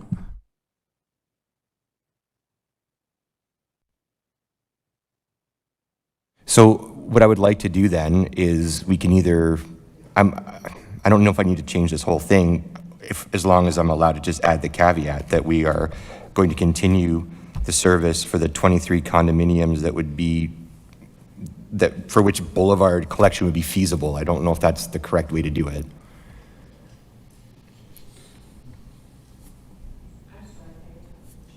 No. Oh. So I don't know if I can, if this is an acceptable way to do this, then can I continue with this motion as long as we include somewhere in here the caveat that this is all fine, with the exception of the 23 condominiums that would be eligible for the Boulevard collection, have it continued? Yeah, so what this motion, which I just noticed there's a little piece of it missing that I'll have to add on to there at the end, it's as though council has never seen this before. So you can do whatever you like with the motion. You can put it back on the Right. floor exactly as it was, you can change it. I understand that. What I'm saying is there's lots of stuff in here that we don't need to get rid of. I just want to make sure that those 23 condo corporations get the service. Yeah, we can just add that on to the motion. We can leave Okay. it as it is if Yep. everybody is fine with that. And As then- it is. And then you can add on. Okay, that's what I'm asking. What So I you would would like like. to Yep. do that. Okay, Yep. so Yep. then that's the motion I put on the floor, is this, with whatever caveats that are required to get those 23 condominiums that have the Boulevard access to continue their services. Does that work? Just a minute. Through the chair to Councillor Very, so the challenge with Boulevard access is we have not individually reviewed each condominium to see if they would have the available Boulevard space to accommodate all of the carts. So while we have walked Richardson Drive to look at those impacted properties, it's without an application or looking at each individual condominium corporation. I can't say that all of them would be eligible for that service based on the information we have right now. So I'm looking, thank you, Marissa. Can I continue? Okay, so Marissa, I'm looking at the report that came forward July 14th. And on page 19 of 22, option 4, it says the direct costs for the 23 condominiums for which this option being Boulevard collection, is feasible, are $129,400. So now I'm confused because I'm just going by what it says here. So are there not 23 condominiums for which the Boulevard collection is feasible? Through the chair to Councillor Very, it says that may qualify for Boulevard collection, so it's possible, but we didn't go and individually assess each of them prior to this report. So if all of them did qualify, that would be the cost, but we would have to do further review to see if all 23 would qualify. Okay, sorry. I'm sorry, Marissa. I'm reading this This option would, so it says option 4, Boulevard collection. This option would provide participation in the approved automated collection program where Boulevard space exists to allow carts to be placed on the grass boulevard for pickup. The direct costs for the 23 condominiums for which this option is feasible are $129,400 for annual collection and a one-time cost of $99,900 for 740 additional garbage and organic carts for a total cost of $229,300.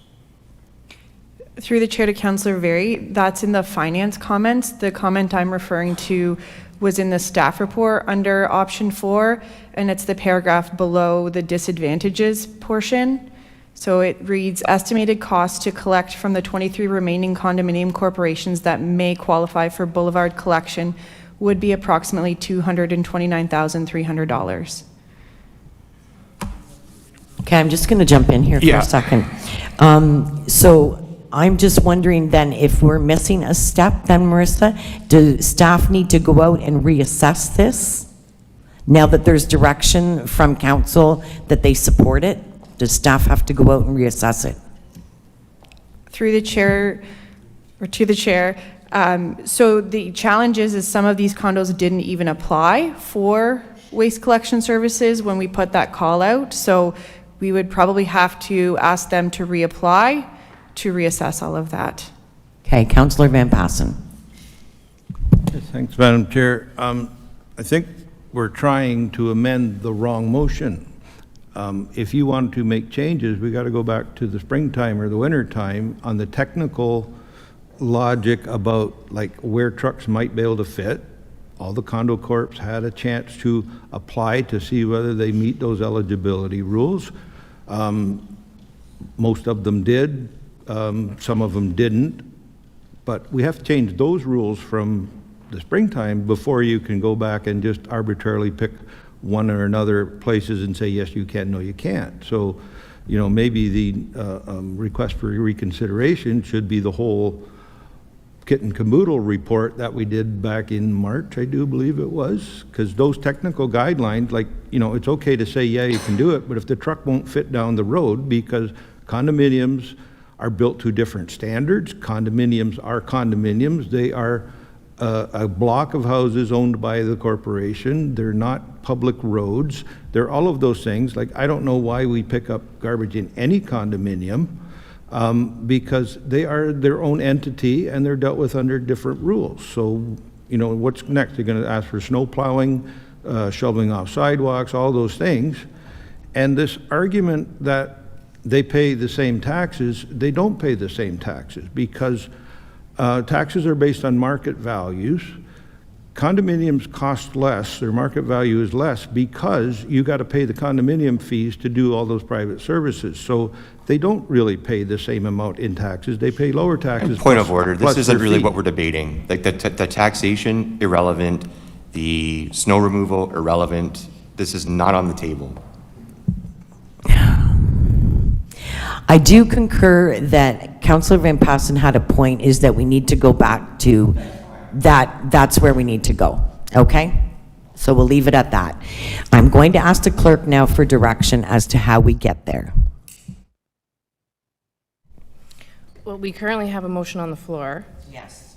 That was brought forward for reconsideration, so we have to deal with that before we can do anything else. All right. So may I adjust my motion then? All I would like to do is have a motion that says, where possible, where feasible, based on staff evaluation, if there are boulevards there where we can continue. We've got to make it simple. Yeah, I understand. I'm trying to get, she'll get there with the, basically what I'm trying to accomplish is if there is room on a public road like Richardson Drive, where there's a boulevard that makes this collection possible, I would like the service to continue. If we review it and it's not possible, then I'm not asking for that. So I don't know what the motion has to say to do that, but that's what I'm trying to drive at here, is that where possible, on a boulevard, we continue the service. Do you have that? Okay. All right, to the seconder? Yes? Oh, sorry, Mike did. Councillor Columbus. Okay.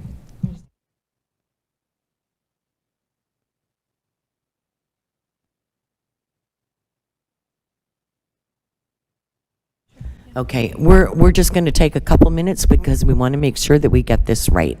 And sometimes when we make decisions on the fly, they don't always work out the best. So we're going to take a short break.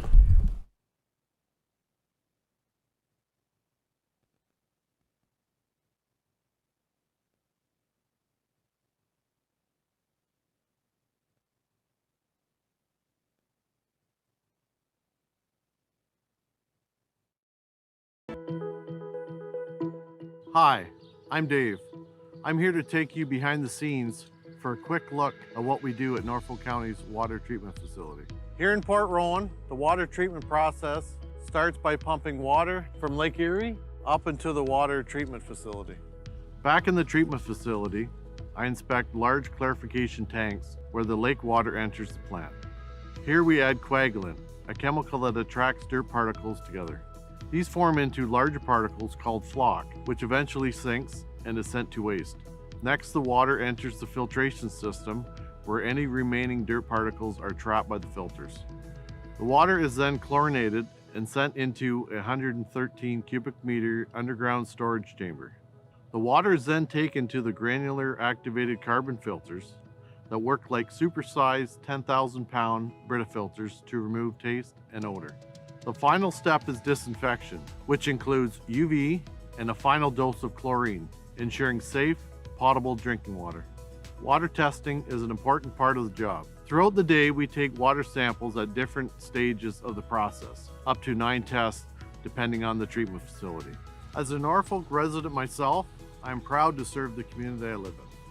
Thanks for joining me in this behind-the-scenes tour.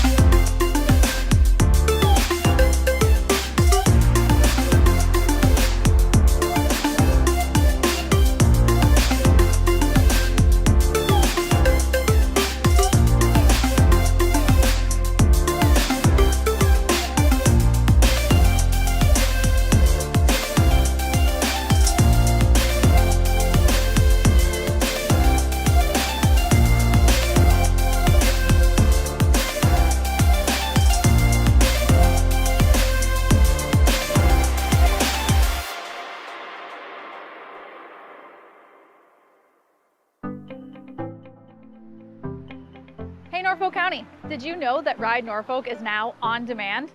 This means you can schedule Norfolk's public transit service to pick you up for appointments, shopping, school, or work. Ride Norfolk has partnered with Blaze Transit to offer on-demand pickups at all 95 stops across Norfolk, including this one. I booked my trip earlier today and my bus is here right on time. Since there are no fixed local schedules, you can easily book Ride Norfolk over the phone, online, or on the Blaze Transit app from your smartphone. Thanks, Charlie. You're welcome. Ride Norfolk's customer service team can help answer any questions you may have, get you started with the app, or book your next ride. By moving to on-demand, Ride Norfolk is helping more residents get where they need to go. To learn more, visit norfolkcounty.ca/transit.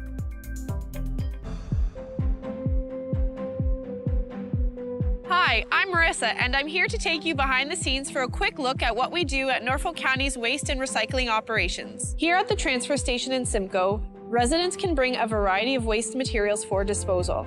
Norfolk operates 2 transfer stations, welcoming about 27,000 customers every year, and accepts material ranging from bulky items, wood, metal, and yard waste. Norfolk also provides curbside waste programs. Recycling from your home arrives at this facility where it is manually sorted by the type of material. You can see why it's important to separate materials into the correct bin, rinse recyclables, and remove items from bags. This facility processes 4,600 metric tons per year. That's equal to about 20 tons per day. Once items are sorted by material type, they are baled and ready to be shipped across North America to be made into new material. About 8 to 10% of the material that arrives here shouldn't have been put in the recycling bin. Residents can use our Recycle Coach app to confirm if an item can be recycled. After seeing how waste is handled, I hope this video helps show why rinsing and sorting your recyclables are important steps in the recycling process. As a Norfolk County employee, I am proud to serve the community I was raised in. Thanks for joining me on this behind-the-scenes tour. This summer, discover the hidden gem of Norfolk County, Ontario's garden. Stroll through historic villages where time seems to slow down. Feel the sand between your toes on our pristine Lake Erie beaches. From live theater that captivates to trails that wind through breathtaking landscapes, adventure and relaxation await at every turn. Meet the farmers who grow your dinner and taste wine and beer crafted right here. Experience Norfolk County this summer, where small-town charm meets farm-fresh flavor. Ontario's garden. It's time you came home to it. Hey, Norfolk County. The next municipal election is happening this October. Keep watching to find out everything you need to know to cast your vote.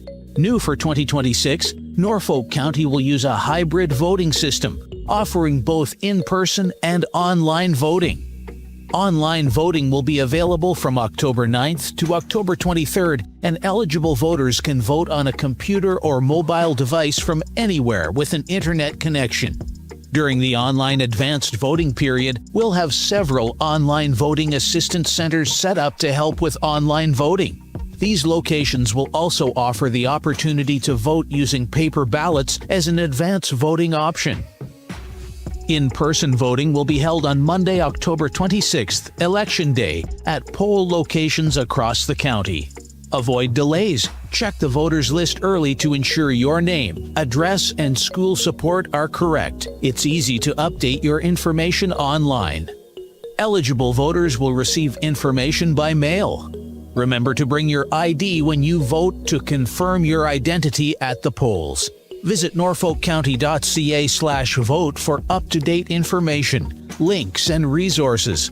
You can also call 519-426-5870 or 226-NORFOLK or email elections@norfolkcounty.ca.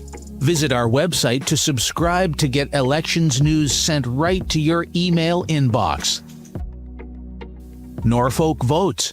Make your vote count.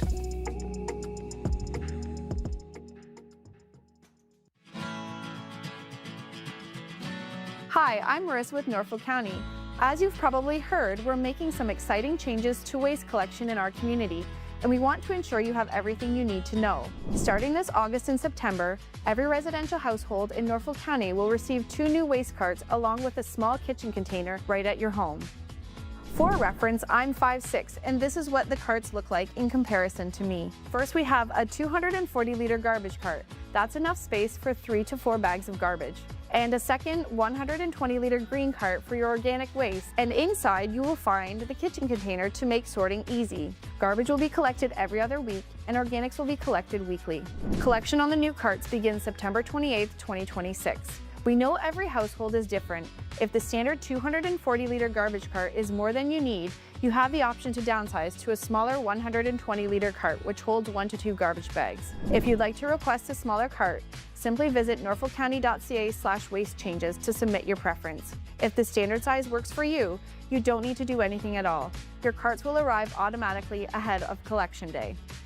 This information is for residential homes. If you're a commercial property, a residential farm, or just want more details about the program, visit norfolkcounty.ca/waste changes.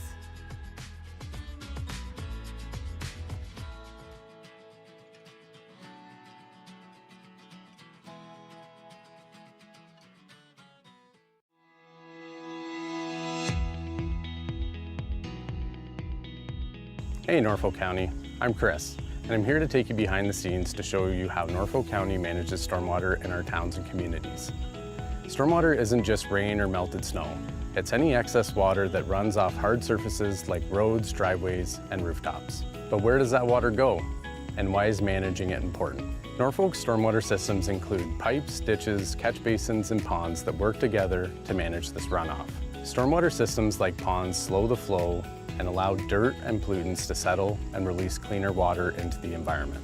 Without proper management, stormwater can flood basements, damage roads, and carry contaminants like oil, garbage, and salt into our rivers and lakes. That's why Norfolk County created a dedicated stormwater team in 2024 to better understand and maintain what we already have while planning for the future. This stormwater pond in Port Dover helps to reduce flooding and improve water quality. Over time, sediment and pollutants build up within storm ponds, limiting their ability to hold water. This creates an ideal environment for algae and invasive plants like Phragmites to flourish. This fast-growing species can block out the flow of water and crowd out native vegetation, reducing the habitat that local wildlife depends on. To restore this pond, we're removing the excess sediment and transporting it to a licensed site.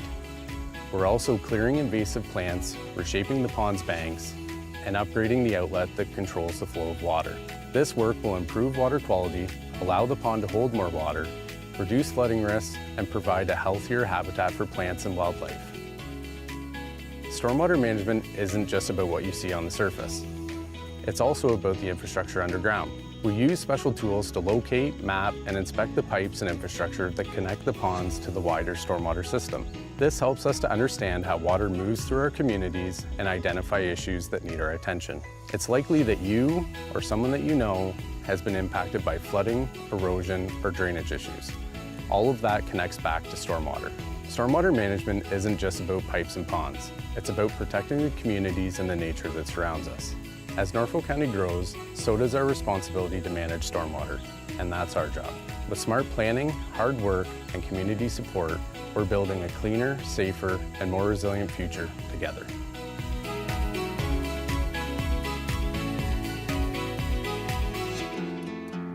Welcome to Norfolk County, where land meets lake and opportunity grows deep and wide. Located on the north shore of Lake Erie, in the heart of southwestern Ontario, Norfolk spans 1,600 square kilometers, making us one of Ontario's largest single-tier municipalities.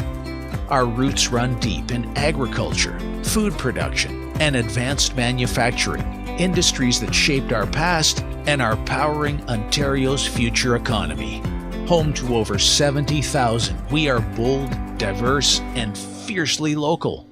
From Port Dover to Long Point, our folks are putting down roots, sometimes in sand, sometimes in soil, but always in a place they're proud to call home.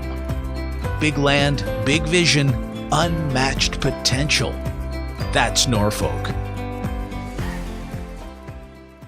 Hey, Norfolk County. Hey, Norfolk County. Hey, Norfolk County. Hey, Norfolk County. Hey, Norfolk County. Hey, Norfolk County. My name is Bowden Winicki. My name is Lindsay Kaliokoski. My name is Alex Ryan. I work as a park student. I work as an economic development coordinator. I work on roads department in Delhi. I work as a supervisor for waste management. I work as a committee coordinator in the clerk's department. Okay, what's the first question? What I love about my job is the people. All right, what do I love about my job? It's really the community. No day is the same. It is because I get to work with a bunch of great guys. It directly impacts really positively the residents of Norfolk County. I love the people that I get a chance to work with. Every day is different. The mix of things is what makes me happy and keeps me going. First and foremost, the community. The people of this community are so welcoming. Is the amazing team I get to work with every day here at Norfolk County. Opportunity to help people, to help my community. One of the things I love the most about my job is my team. I love who I work with and what I do while I'm here. I get to work on projects and in programs that support our community, that help make lives better for the people who live here, who work here, and who come here to visit. Every day you feel like you've accomplished something on the way home, and you're working with a bunch of great people who are equally as committed to the community and serving our communities. The pace here is very good and great work-life balance. They put wellness on the forefront, so I'm part of the Apple Committee, and there's lots of opportunity at Norfolk County. Flexible work hours, great work-life balance, great staff, great friends, and of course, what's not to love about Norfolk County? We're Ontario's garden. I love helping people, I love helping residents, and that's what makes Norfolk County a great place to come to work. I chose to work for Norfolk County because I grew up in Delhi, so it's close to home, and I've enjoyed working for my community and my friends and family. Definitely 100% the people. There are lots of community champions, and everyone's been so kind and welcoming. Because I was born and raised here and I wanted to help give back to my community. I love giving back to a community that I grew up in. I love my team, and I love that I can leave a legacy here in the community. When I had the opportunity to come home and serve the public, I jumped at that opportunity. I started my career as an area planner for this place. It's interesting that at the end of my career, this opportunity came up to come back and make Norfolk a better place. Is being able to live and work in the community that we're a part of. I did choose to work for Norfolk because I'm an engineer by trade and I like to solve problems. And realized how rewarding it was to be able to contribute to initiatives within the area that I've always called home. I love it here. You should consider joining the public sector, joining the municipality, because it's so diverse. There's something for everyone. Local government is the closest to the people. We get to work with our residents day in and day out, and there is something for you in every department for Norfolk.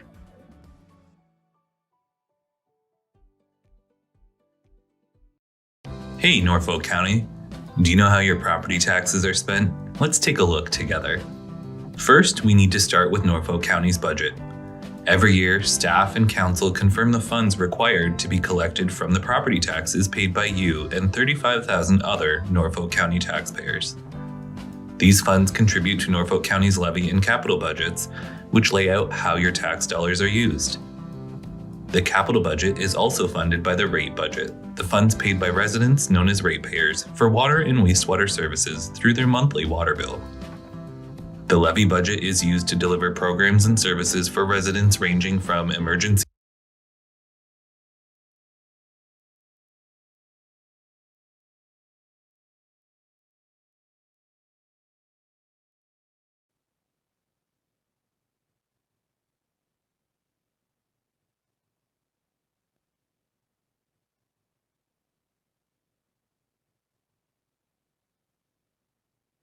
Okay, welcome back. Right now, we will be recessing council and going into our public hearing committee meeting, which by legislation needs to start at 3 p.m. So we are now in the public hearing committee meeting. Call to order. I would like to welcome all members and guests to the July 28th, 2026 Public Hearing Committee meeting. I would like to remind everyone that our meetings are web streamed. Please ensure that your phones are on silent mode. Excuse me.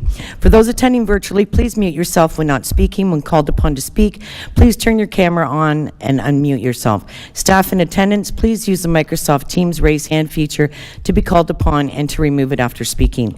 I now call the July 28th, 2026 Public Hearing Committee to order. Roll call, Mayor Martin sends regrets, and Councillor Duthie is absent as well today. Disclosure of pecuniary interest. Seeing none.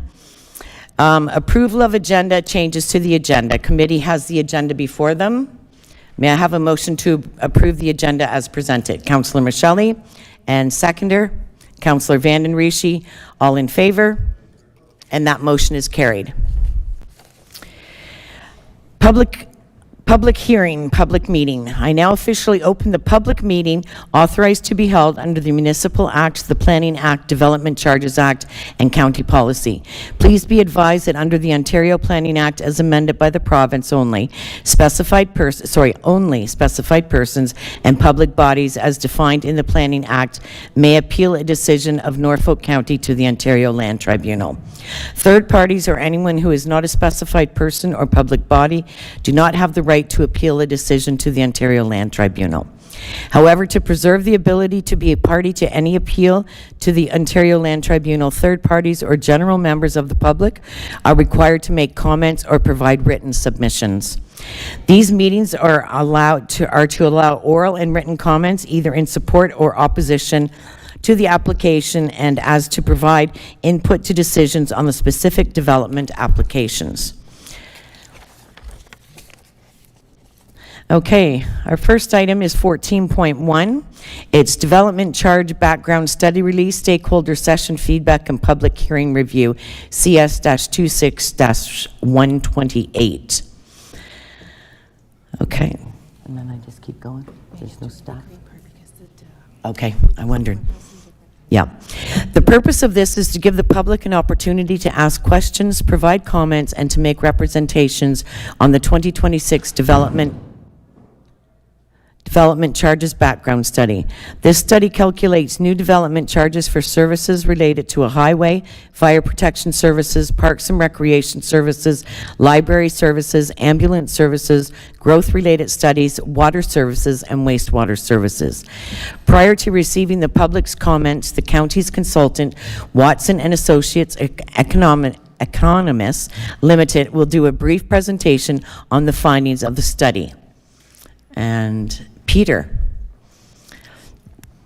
from Watson and Associates, please go ahead with your presentation. Welcome.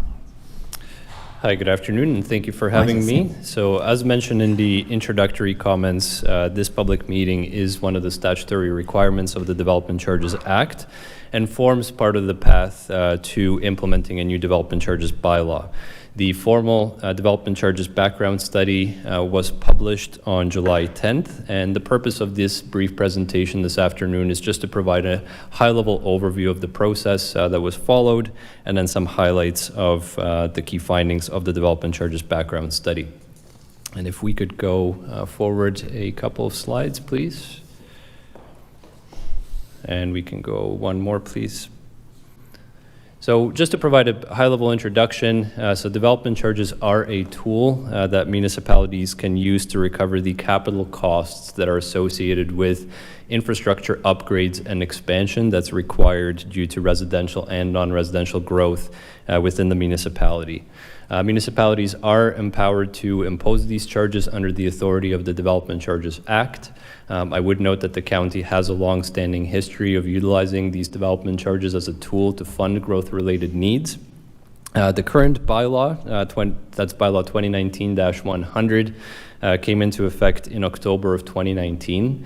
So that bylaw has been in effect for close to 7 years now, and the county felt it was appropriate to initiate a new development charges background study to reassess the rates in light of the updated growth forecasts, as well as more up-to-date information about those capital needs related to that growth. If we could go to the next slide, please. The Development Charges Act is quite prescriptive in terms of the process or methodology that has to be followed when undertaking a development charge study. The details of that methodology are laid out in full detail within the background study itself, but just to provide a very high-level overview, the process has involved firstly identifying the anticipated amount, type, and location of growth, both residential and non-residential within the county, over a range of planning horizons.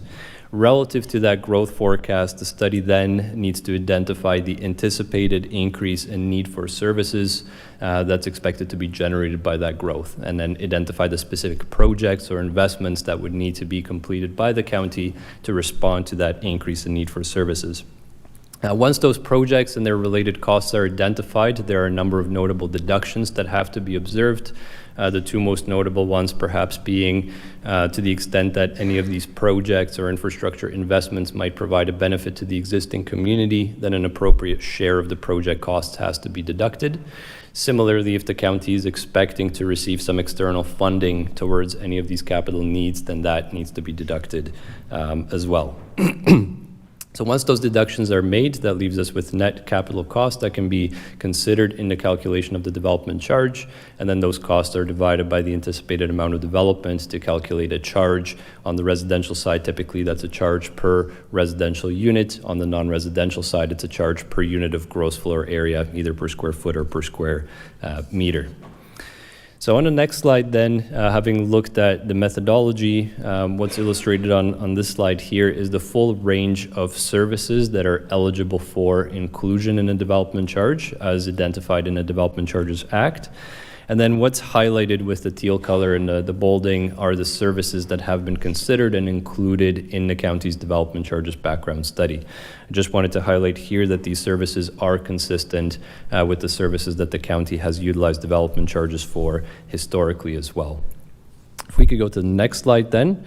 In terms of what's eligible, in terms of costs to be included in the calculation of the charge, Generally, the scope is limited to capital costs, so these would be costs related to constructing facilities, constructing roads, and placing the underground piping infrastructure, and also the vehicles and equipment that are needed to service that infrastructure and to provide or support services more broadly. There are some additional items that are not necessarily capital in the traditional sense of the word, such as library collection materials, interest on any money borrowed to finance these works, as well as studies that are needed to inform the development charges study process and those infrastructure needs as well.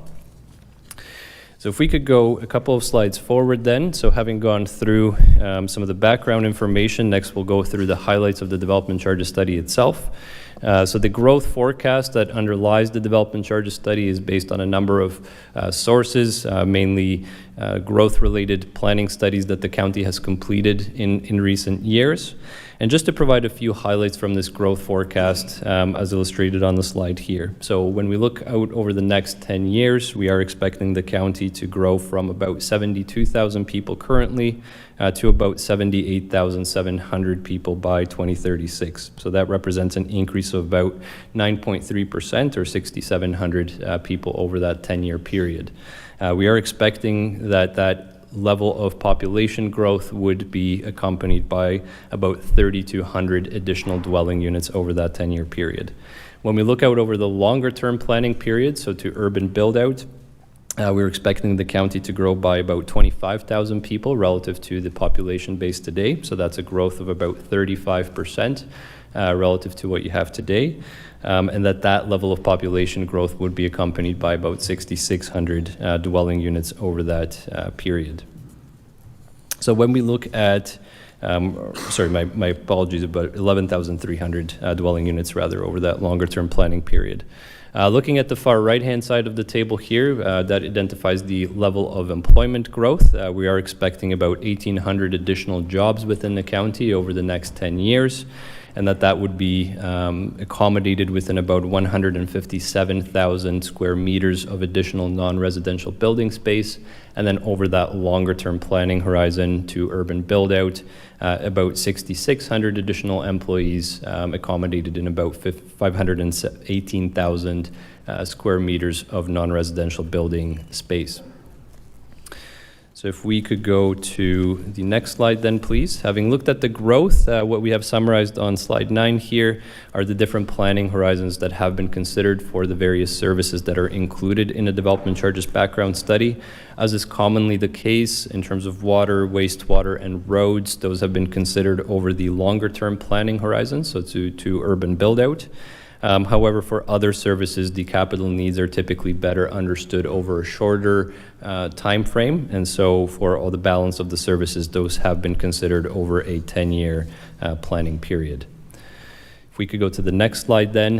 In terms of when we look at all of the projects, and the full details again are provided within the background study itself, but as a high-level summary, the study identifies close to $1.1 billion of gross capital costs that are related to projects that have at least some share of it attributable to growth. When we look at that, about $400 million of development charge recoverable costs, a breakdown of that total amount by individual services provided in the table on the bottom right. I just wanted to highlight here that the three most significant shares of that capital plan are firstly wastewater services, which represent about 32% of those total development charge recoverable costs. Secondly, followed by roads, which represent about 31%, and then water services, which represent about 22% of the total. And so when we look at those three service areas of roads, water, and wastewater, combined, they represent about 85% of the total development charge recoverable costs, and that's something that we commonly see through these studies, is that it is the hard infrastructure costs that comprise the majority of what's being recovered through the charge. So if we can go to the next slide then, that illustrates provides the full schedule of development charge rates as presented in the development charges background study and the draft bylaw. We'll look at some more detailed information about how this compares to the rates that are currently in effect in just a little bit. Just wanted to highlight here that consistent with historical practice, the charges are proposed to be implemented on a per dwelling unit basis. The rates are differentiated for different dwelling units based on average occupancy levels in terms of the number of people per unit that we typically see in different unit types. So because a single detached home typically has more occupants than an apartment unit and correspondingly places a higher demand on municipal infrastructure and services, the corresponding charge is higher as well.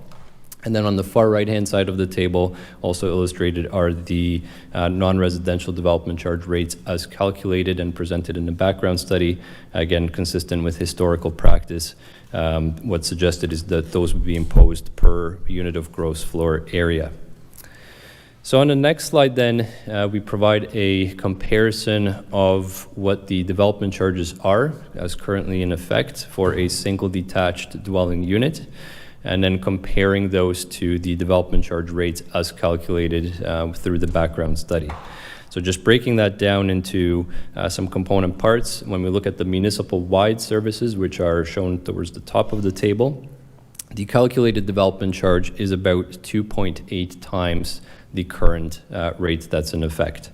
When we look at the urban services of water and wastewater, the combined water and wastewater development charge is about 3% higher than the rate that is currently in effect. When we look at that on a combined basis, so for a single detached dwelling on full municipal services, including water, wastewater, the total development charge payable would be about 92% higher, so close to double what that development charge rate is today. Of course, that is a significant increase, as I said, close to a doubling. There certainly have been some concerns raised, understandably, about the potential impact that this might have on affordability of housing. So something I wanted to provide just for some context when we look at the development charge, often in the context of average selling prices or purchase prices of newly constructed homes. When we look at the statistics for Norfolk County, the average purchase price of a single detached house is about $720,000. That's based on a couple of different sources. And when we look at the development charge rates that are currently in effect, they represent about 3.6% of that total purchase price. Now, to put that in some context, typically we see development charges in the range of 4 to 8% of the total purchase price of a house. So currently, the county is at the very low end of that range. And then I also wanted to highlight that with the increase, if the county was to move forward with the full rates as calculated, that would represent about a 3.3% increase to that average purchase price on a single detached house. So just wanted to provide that for some context. So next, we'll look at a similar comparison on the next slide, this time looking at what the development charge rates are per square meter of gross floor area for commercial developments. In terms of the municipal-wide services, the calculated development charge is about just under 70% higher than the development charges that are in effect currently. And when we look at the urban services of water, wastewater combined, the calculated development charge is about 18% lower than current. And on balance, the total development charges payable for a commercial development on full municipal services would be about 3% higher than they are currently. So with those comparisons, I think if we can go a couple of slides forward, what we also wanted to provide is some context from other area municipalities. So looking at where those development charge rates fall relative to those other jurisdictions. If we could just go one slide back, please. I think the first one shows the comparison for a, again, single detached dwelling. The gray arrow, which is the arrow on the right-hand side, shows where the development charge rate is currently within the county of Norfolk. And then the teal arrow, the one to the left, shows where the development charge would be at the rates as calculated. So certainly it's showing that that would be a notable increase. Again, as mentioned earlier, almost a doubling of the current rate. It does, however, also show that that rate would be well within the range that we see in other area municipalities. I think similarly then, if we can go to the next slide, in terms of commercial developments, again, the gray arrow on the right illustrating where the rates are today for commercial developments. the teal arrow to the left showing where the calculated rate is. It is only 3% higher than the current rate, so generally maintains the county's relative position relative to those other comparator municipalities.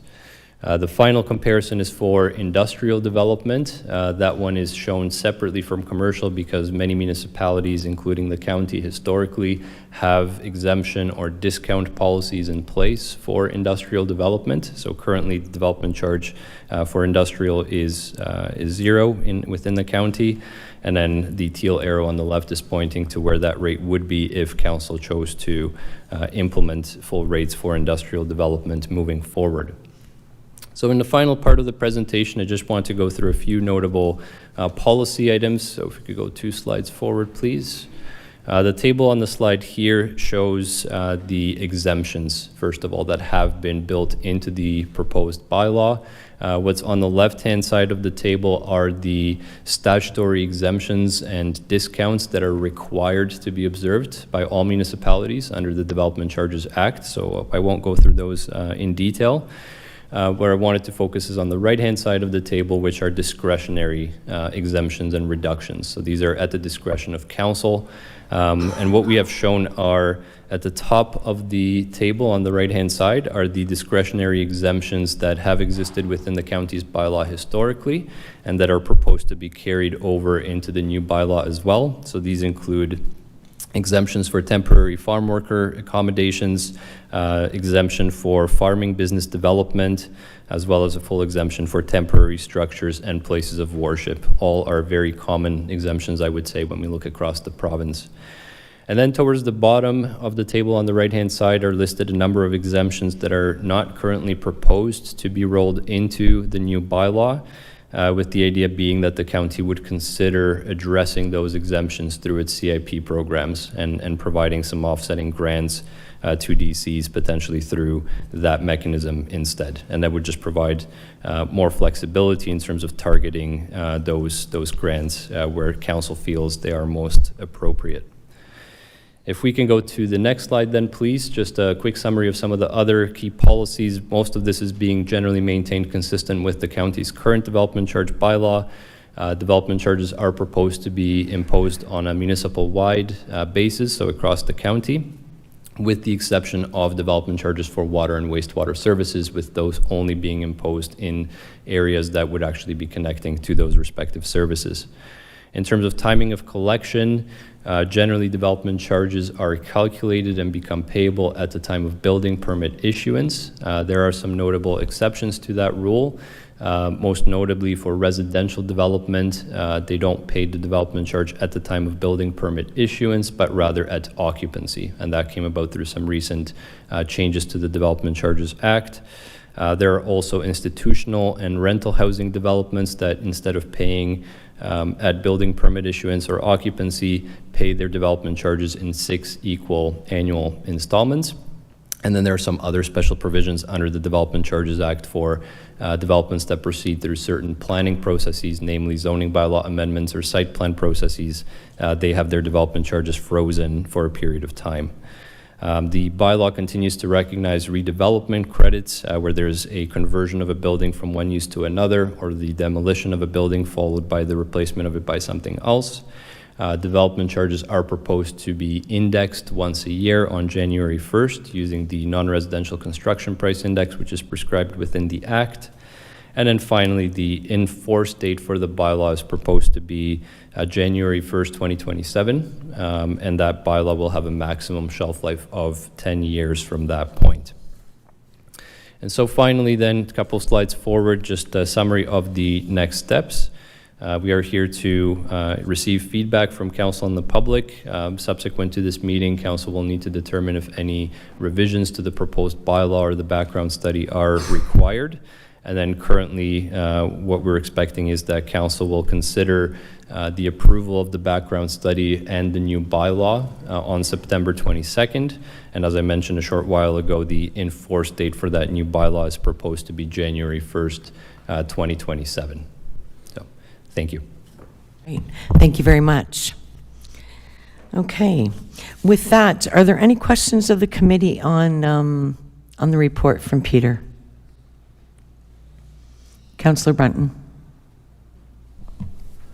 Thank you, Madam Chairman. Right at the start, you one of your charts, it referred to less deductions. Can you give me an example? What's a less deduction on a? Yeah, if you would, please. Absolutely. So it first identified the capital costs, Yeah. and then some of the deductions, some of the most common ones would be that benefit to existing. So if a project is deemed to not just be growth related, maybe not entirely growth related, but will provide some enhanced service to the existing community, then an appropriate share of the project cost would be deducted. Another common example would be if the county is expecting to receive a grant or some other external funding towards those costs, then that cost, or that grant rather, would be deducted from the project cost, so that we're not recovering it through the development charge and also receiving that money from a grant, so that there's no double counting. I think those would be the two most common deductions.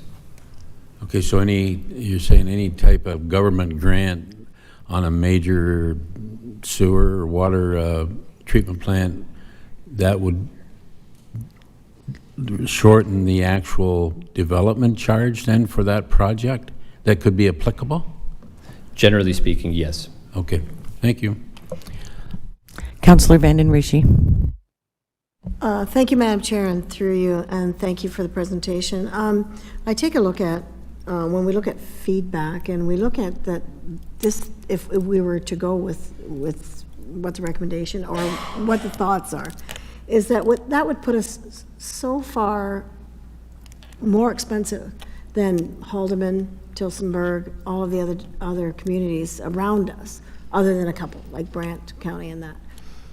Does that not, in your work, does that not put up any red flags saying, caution, what we do?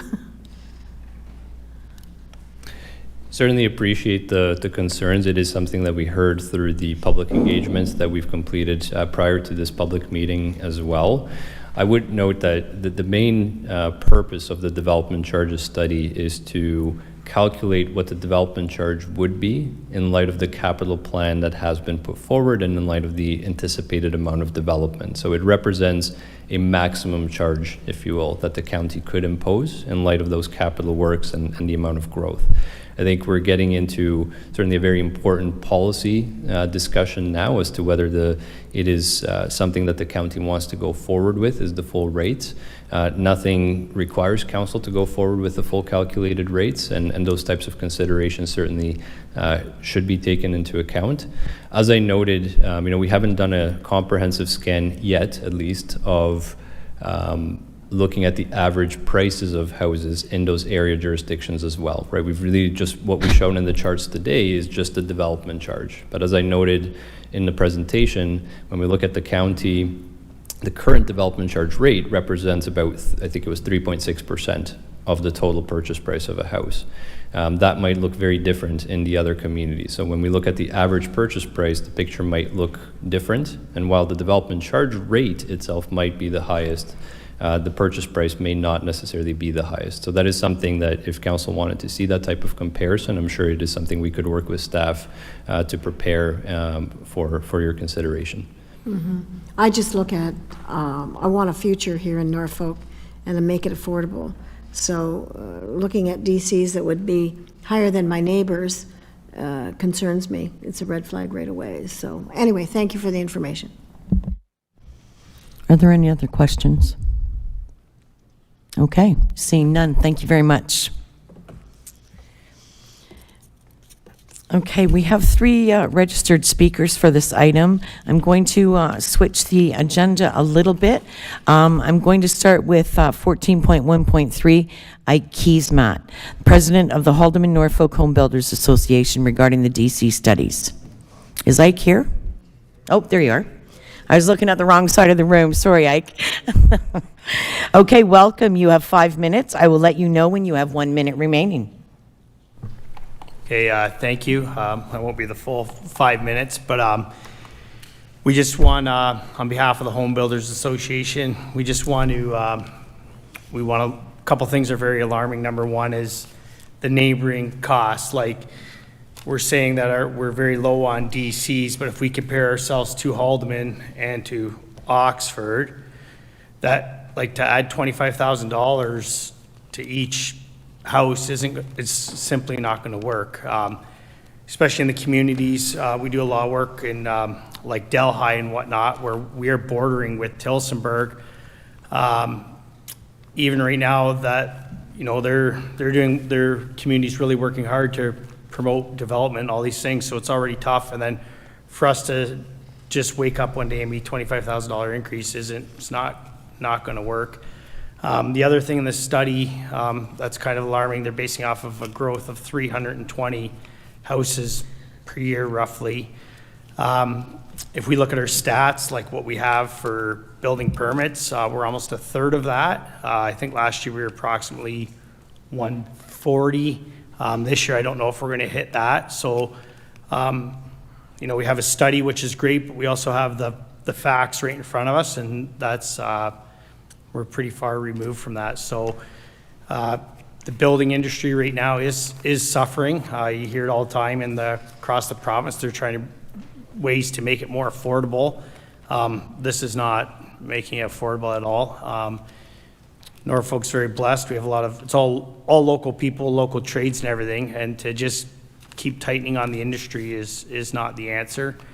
So we're, from the builder's point of view, we're very alarmed at this increase, and we don't think it's a real good idea. So, any questions? Thank you. Are there any questions for Ike? Councillor Columbus. Yes, thank you, Madam Chair. And Ike, have you noticed, have there had to be any layoffs of staff in the building industry? Definitely. We can see, you can go through any of the subdivisions or even any projects throughout Norfolk, and they're just simply not as busy. And that's the bottom line, and everybody's feeling the same thing. So that's a problem. Councillor Vanden Rishi. Thank you, Madam Chair, and thank you for that. Would you say that perception alone would deter construction? Just the thought of Norfolk is higher priced? That perception in and of itself? Yeah, definitely, because people would move out to these communities, if they're coming from Burlington or these places, they want to make a lateral slide, they want to put some money in their pocket, they want to buy a nicer house, these things, and it works. So as soon as you take the price out of the equation, they're not moving. So that definitely, it's going to impact it. Yeah, like hearsay, people talk out there and they say, well, in Norfolk County it's this, and in comparison to, say, Tillsonburg or Haldeman County. Yeah, they do, especially like in the neighboring communities like Delhi. The people that are coming out there, the last few couples we have had through our open houses and whatnot in Delhi, they are definitely pricing out both locations, and that's, Norfolk has to be mindful that's appreciate the studies, but we have to say that is our direct competition. So if we're losing out to these neighboring communities, then it's not going to work. Yeah, I totally get it. Thank you. Thank you. Any other questions? No. Okay. Thank you very much. Okay, next on the agenda to speak is Sam. Yeah, is Sam Bunting.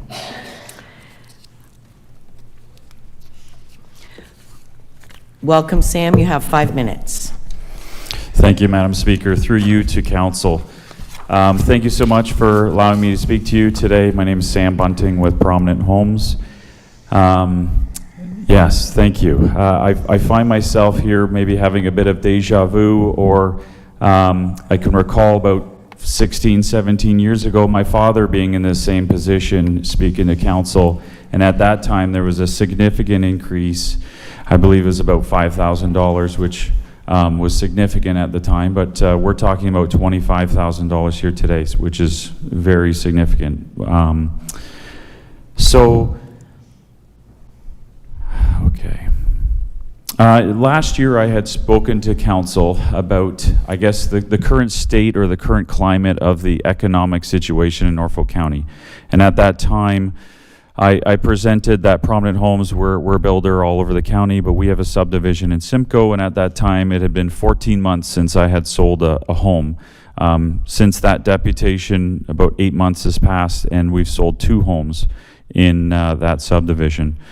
So we are seeing a significant slowing of our industry right now, and for us to receive news that development charges are being proposed to double, you can imagine how we would feel and how scary that would seem. My experience, we understand, the development community understands that the DCs ultimately, they provide a benefit to the community. We all are here in support of Norfolk County. That's why we're here speaking. That's why Ike is speaking. We want to see our county succeed. And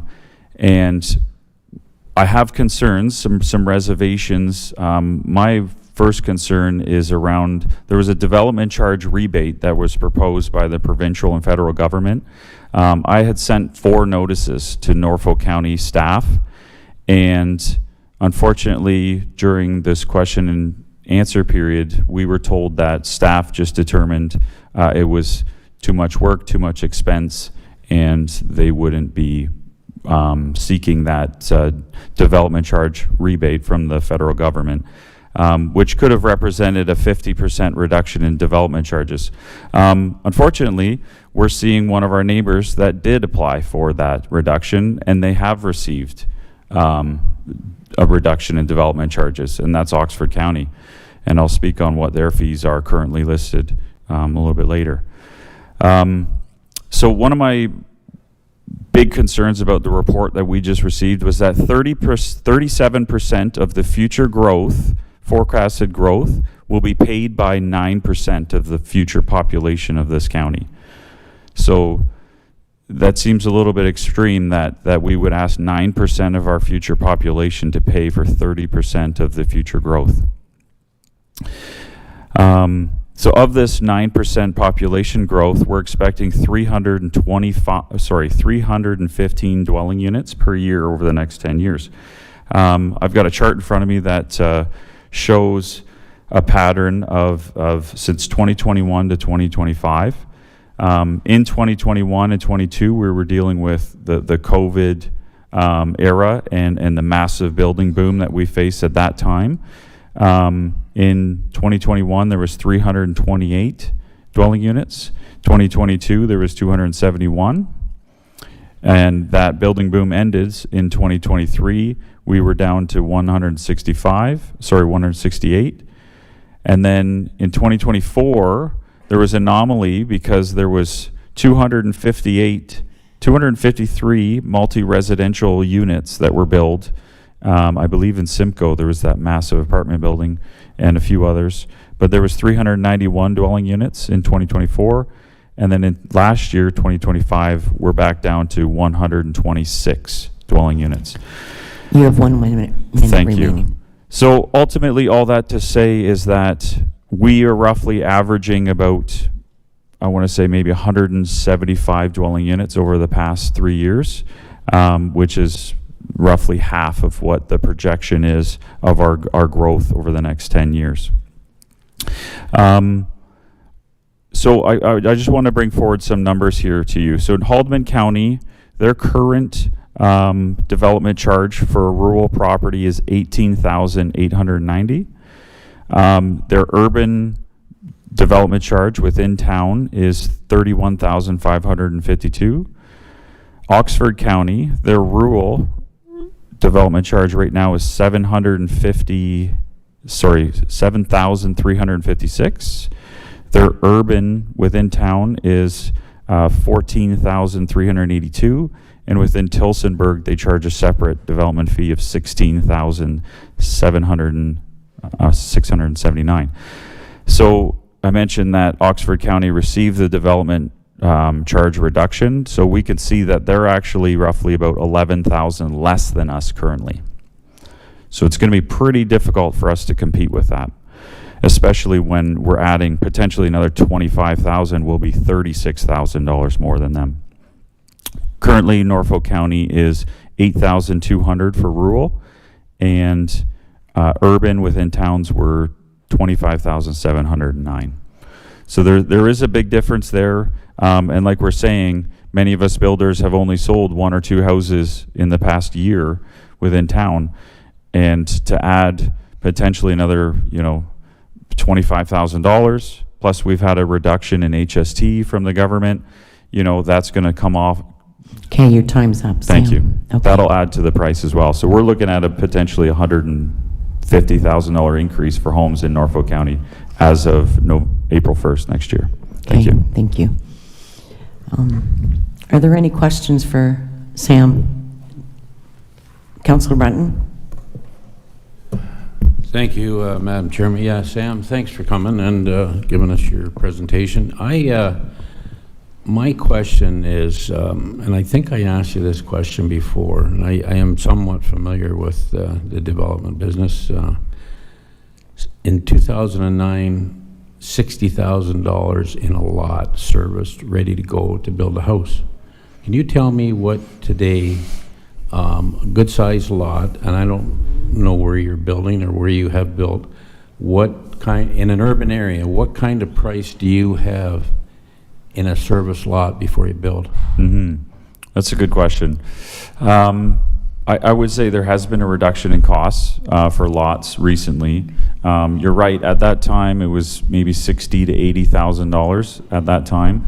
I would say right now we're seeing anywhere from 190 on the low side to maybe 250, 260,000 on the higher side. And keep in mind, lots are smaller now.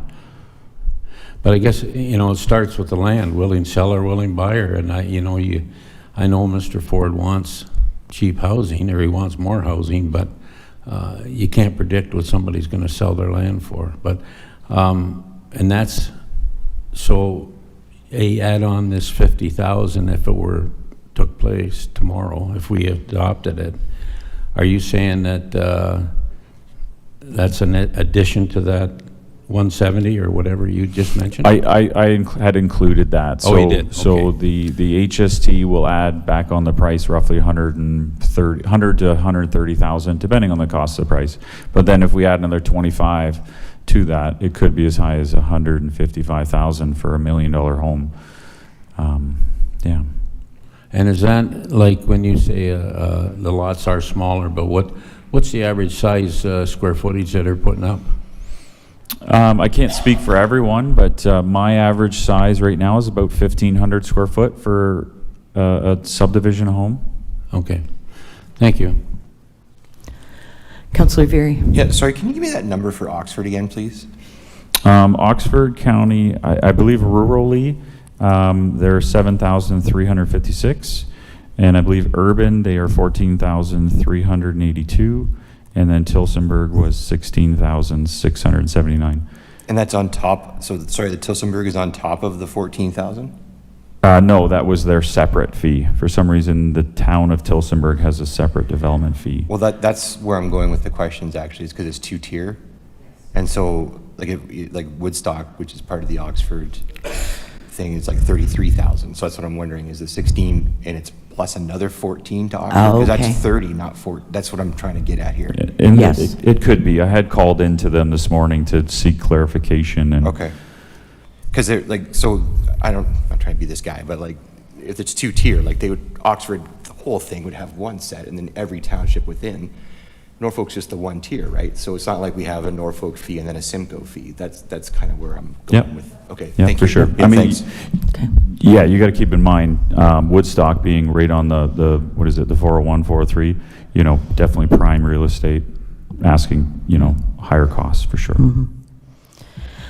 Okay, if there's no more questions, I just want to, just before you sit down, Sam, I noticed that during your presentation, your deputation, you mentioned something about Norfolk County not willing to do the work for some funding.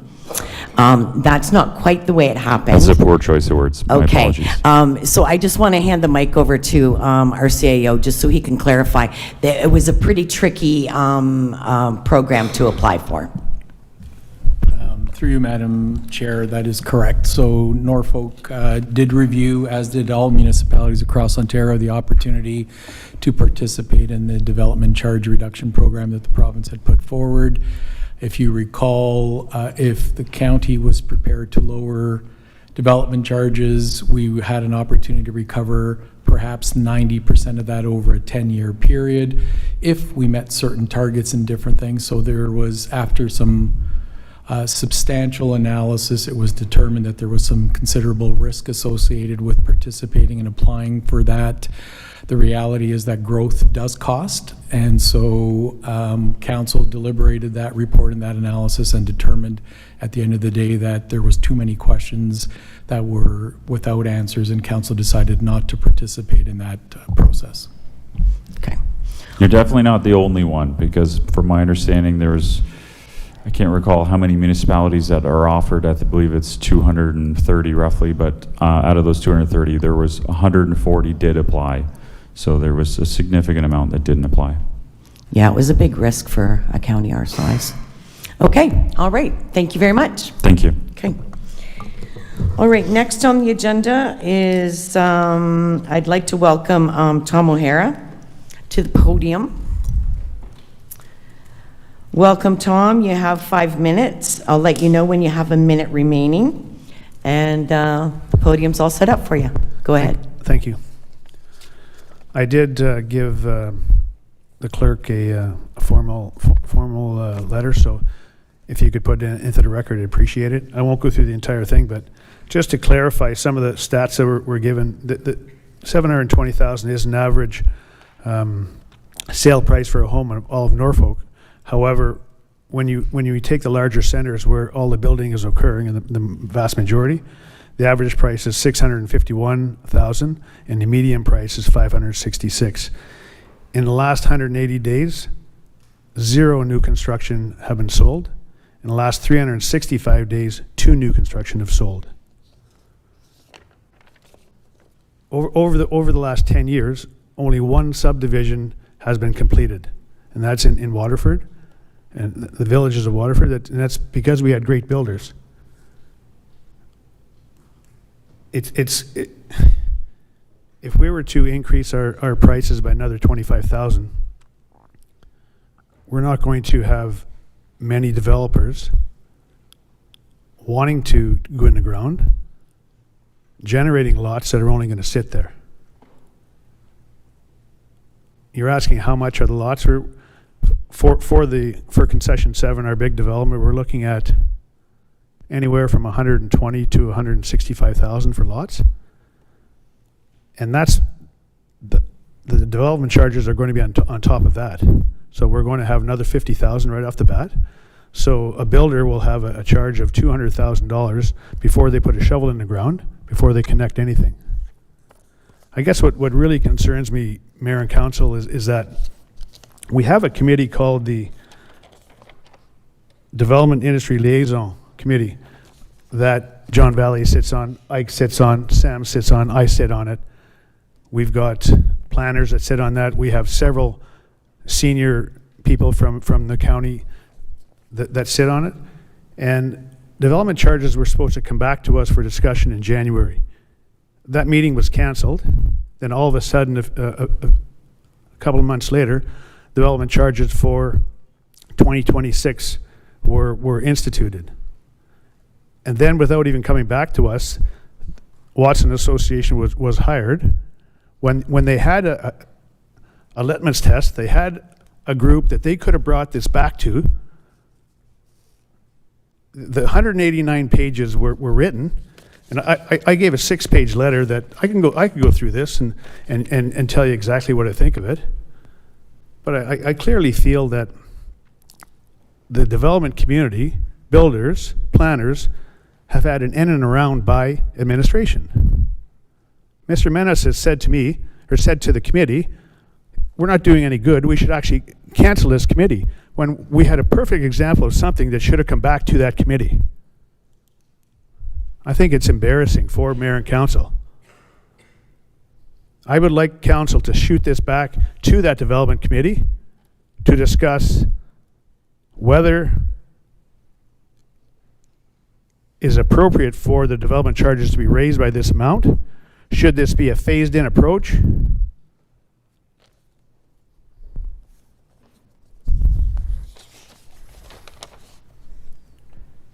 I think at very minimum, we should have at least a 1-year delay for this, because the builders in this room right now can't sell a home.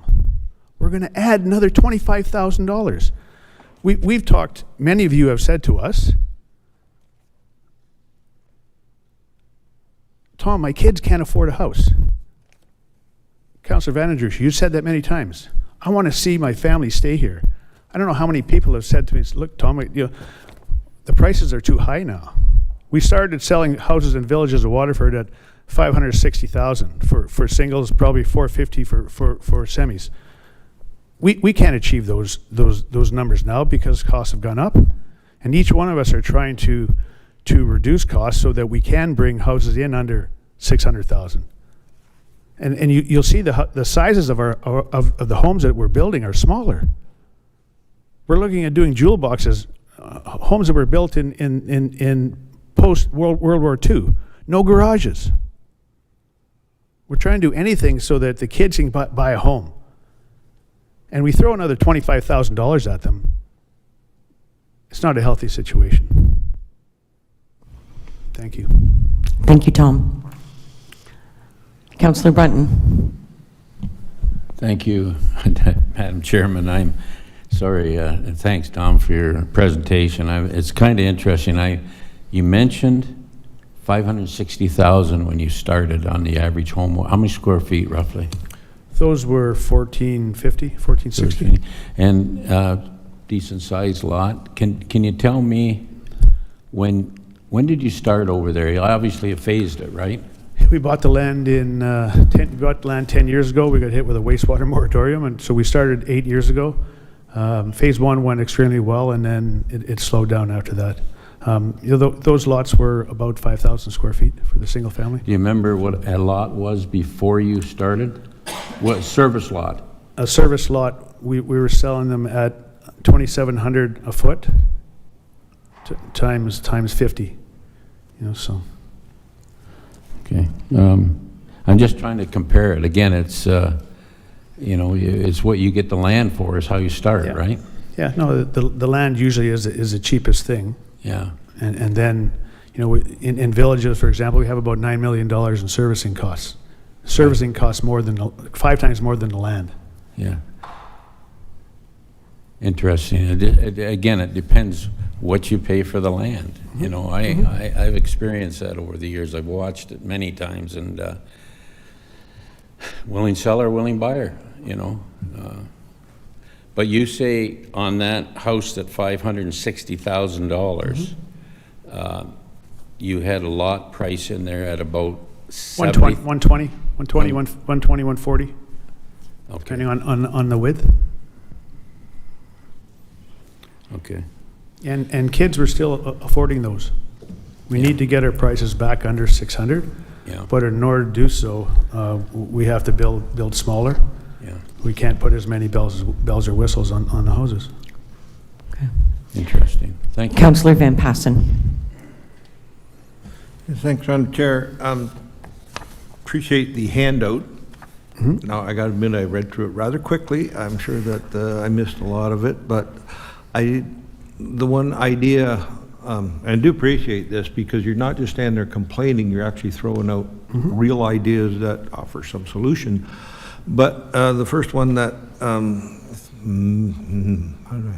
how do I not say, may have some merit, is that stage implementation or phased in. Like I probably understand a little bit about the business model, and you've worked out sort of a development based on the current development charges, and then once you're halfway through that process, then they're going to double them. So could you expand a little bit on the concept of phased in with projects that are already in the pipeline, already going through site plans, already going through subdivision agreements, and how does it make sense that maybe we adjust the implementation of these on those projects that are already moving through the process? Certainly.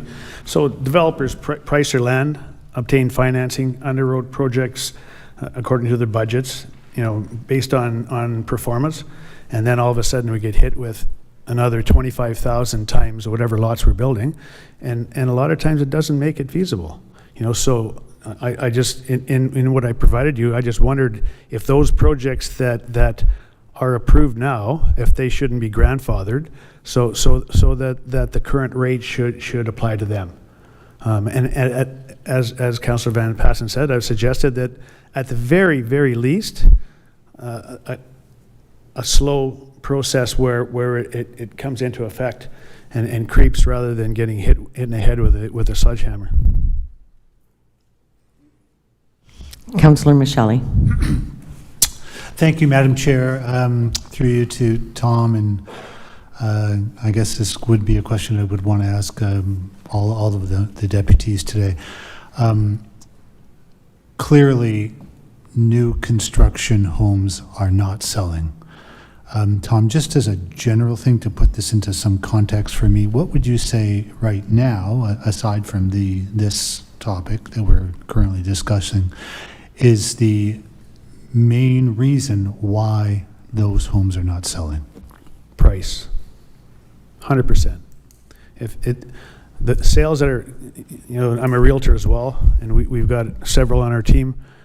Kids are buying under $600,000, preferably under $500,000. And this is the kids, this is local kids. They want to stay here, but it's price. Councillor Michelli, if we could build the homes that we're building for $560, I mean, Ike and I didn't collude when we were building, but our prices were fairly close, and when we had them at $560, we're selling. And Madam Chair, so thanks, Tom. So it's not these other variables like interest rates or the property taxes that they'll eventually have to pay. Interest rates are pretty good right now. They've stabilized. I think people have. We're not at 1.29 like we were, but at 4 to 5%, we're still fine. It's about $575,000 per 100,000 right now mortgage. So, yeah. Thank you, Tom. Yeah. Okay, Councillor Columbus. Thank you, Madam Chair. Tom, it's about affordability is what you're telling us. And some time ago, we approved the approval process for additional dwelling units, making potential housing lower cost. How is that going with respect to your experience? Not as well as we thought. I mean, we brought Mayor Martin and our Councillor Huffman to villages to show them units with ARDUs, with accessory dwelling units. We were one of the first ones to build them. We built every second unit, there are semis with an ARDU, and they didn't sell worth a darn. Now, I don't know if that wasn't education, but a lot of people here didn't want a second dwelling in their home. We're hoping that in a future development, we've got some brownstones with a basement unit. So I think that again, it's affordability, and if we could build them smaller, maybe it's better, Councillor. But it's a lot of you know that Angie and I came from Fort McMurray, and 90% of the homes had ARDUs because kids couldn't afford to buy a house without them. And they were getting a good rent in the basement, and that's what allowed one to stay home while the other one went to work. And I think that is an education process that we need to bring people to. But we thought that ARDUs would hit out of the park here, and we just were not successful with them. Thank you. Thank you very much, Tom. Okay. Okay, it's a public meeting, yeah. Is there anyone in chambers who'd like to speak to this report? Okay, John, come on up. Give your name and address for the record.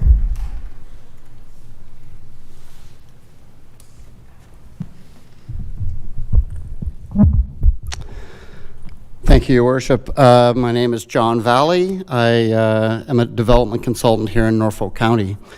My office is here in Simcoe, just a block and a half from where we are right now. I'm going to echo a lot of the comments that you've had already presented to you, and I would encourage this council to send this report back to staff. There needs to be a major change in the philosophy and the approach that's being used. Mr. O'Hara alluded to the Development Liaison Committee, which was formed by this council to be a bridge between this council and the Development Committee. That committee has not even had this as an agenda item. And I think it's very important that this be worked out. A lot of these details could be worked out at that committee. A few things I want to talk about. One, the numbers. We've heard about this. 92% increase in a single year. Clearly not something that could be tolerated by any other group. Imagine the furor you would have if you said we're going to increase ice time at Talbot Gardens Arena to minor hockey by 92%. Imagine what this council chamber would look like. Imagine if you said sewer and water rates are going to go up by 92%. Imagine the furor you would have. It is simply not possible.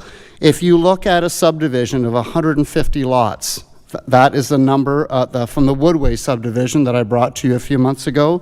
The difference is what's being proposed would be $22 million in development charges compared to the same development in Tillsonburg, which would be 13.9. A difference of $8.2 million. If you were the developer and you were going to buy land somewhere to develop, would you choose to save $8 million by developing in Tillsonburg? This is one of the reasons that Tillsonburg is one of the fastest growing economies in Canada, and I'm sure Mr. Reagan can testify to that. The projects that are on the list. Your consultant referred to $1 billion of projects on the list being divided by 6,000 people expected growth. Now that $1 billion is going to get discounted here and there. That works out to $170,000 per man, woman, and child that we're saying is going to move to Norfolk County. Now we're not charging them that because it gets discounted for all these discount things that he was talking about, and only a part of that is associated to growth. But that tells you that every single project they've thrown in the kitchen sink. Everything you could possibly imagine. There are projects here on the list that are related to very specific land development projects. There are projects on the list that may never happen, but they will be funded by this. There are projects that are maybe not appropriate or their cost values are not realistic, and that list needs to be reviewed. The approach itself. The previous approach by Norfolk County was a development would pay for itself. If a development needed a water main extended, if it needed a road, the development would pay for that, and the developers kick and scream, but at the end of the day, they pay for that. Now, if I read this report correctly, and I have to admit I haven't had a lot of time to read it, all the developers pay into this development pot, which lists some of the infrastructure needs for some of their developments, but they all pay in. Then some of those developers whose projects are listed can then get development charges credits and get reimbursed for those costs. So what's the impact? Well, the impact is that all the developers are paying in and only some of them are getting money back out. So it's not fair. Some developers are subsidizing other developers. What about developers whose projects are not even on the list? They're paying for contributions to other developments, but they're carrying 100% of their own on their own back. This is not an equitable process. This is part of the reason that the numbers are gone up so high, because we've thrown everything except the bathwater, thank you, into the problem. So, the economy. When Council considered the Grow Norfolk report and the urban boundary expansions, staff said we need a larger tax base, we have to have growth, we can't be sustainable if we don't grow. Nothing will kill development faster than this proposed DC increase.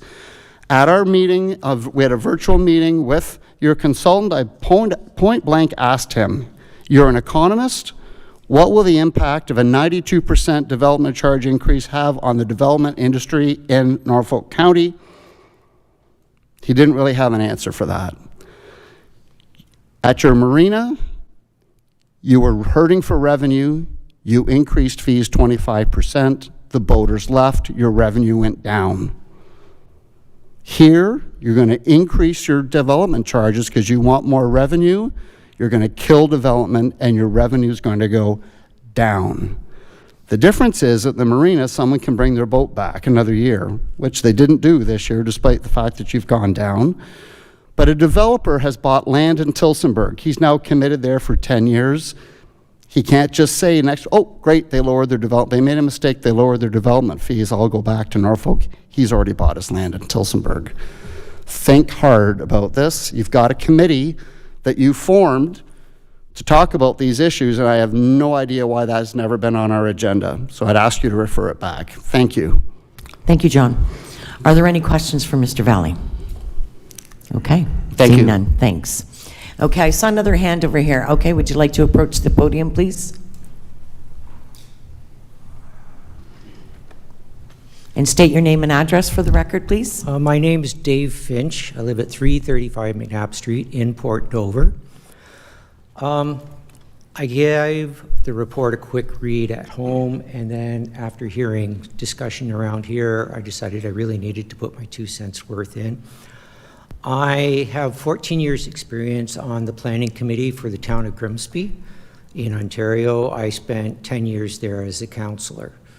And I was a councillor there during a period of extremely rapid growth. And we needed to revise development charges a couple times because of the growth we experienced. It would change things that rapidly. One of the things I want to caution members of council when they listen to people who are making presentations today is think where they're from, think what their livelihood is.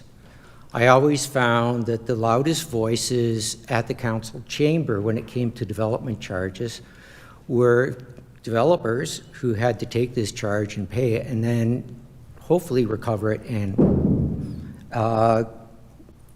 add it on to the cost of their homes. I understand from what I've heard today that home cost averages are kind of all over the place. Somebody said 5 something, somebody said 700 and something. To me, as an old guy, those are outrageous prices, but that's what the price of homes is today. For us to defer or decrease development charges is shooting ourselves in the foot.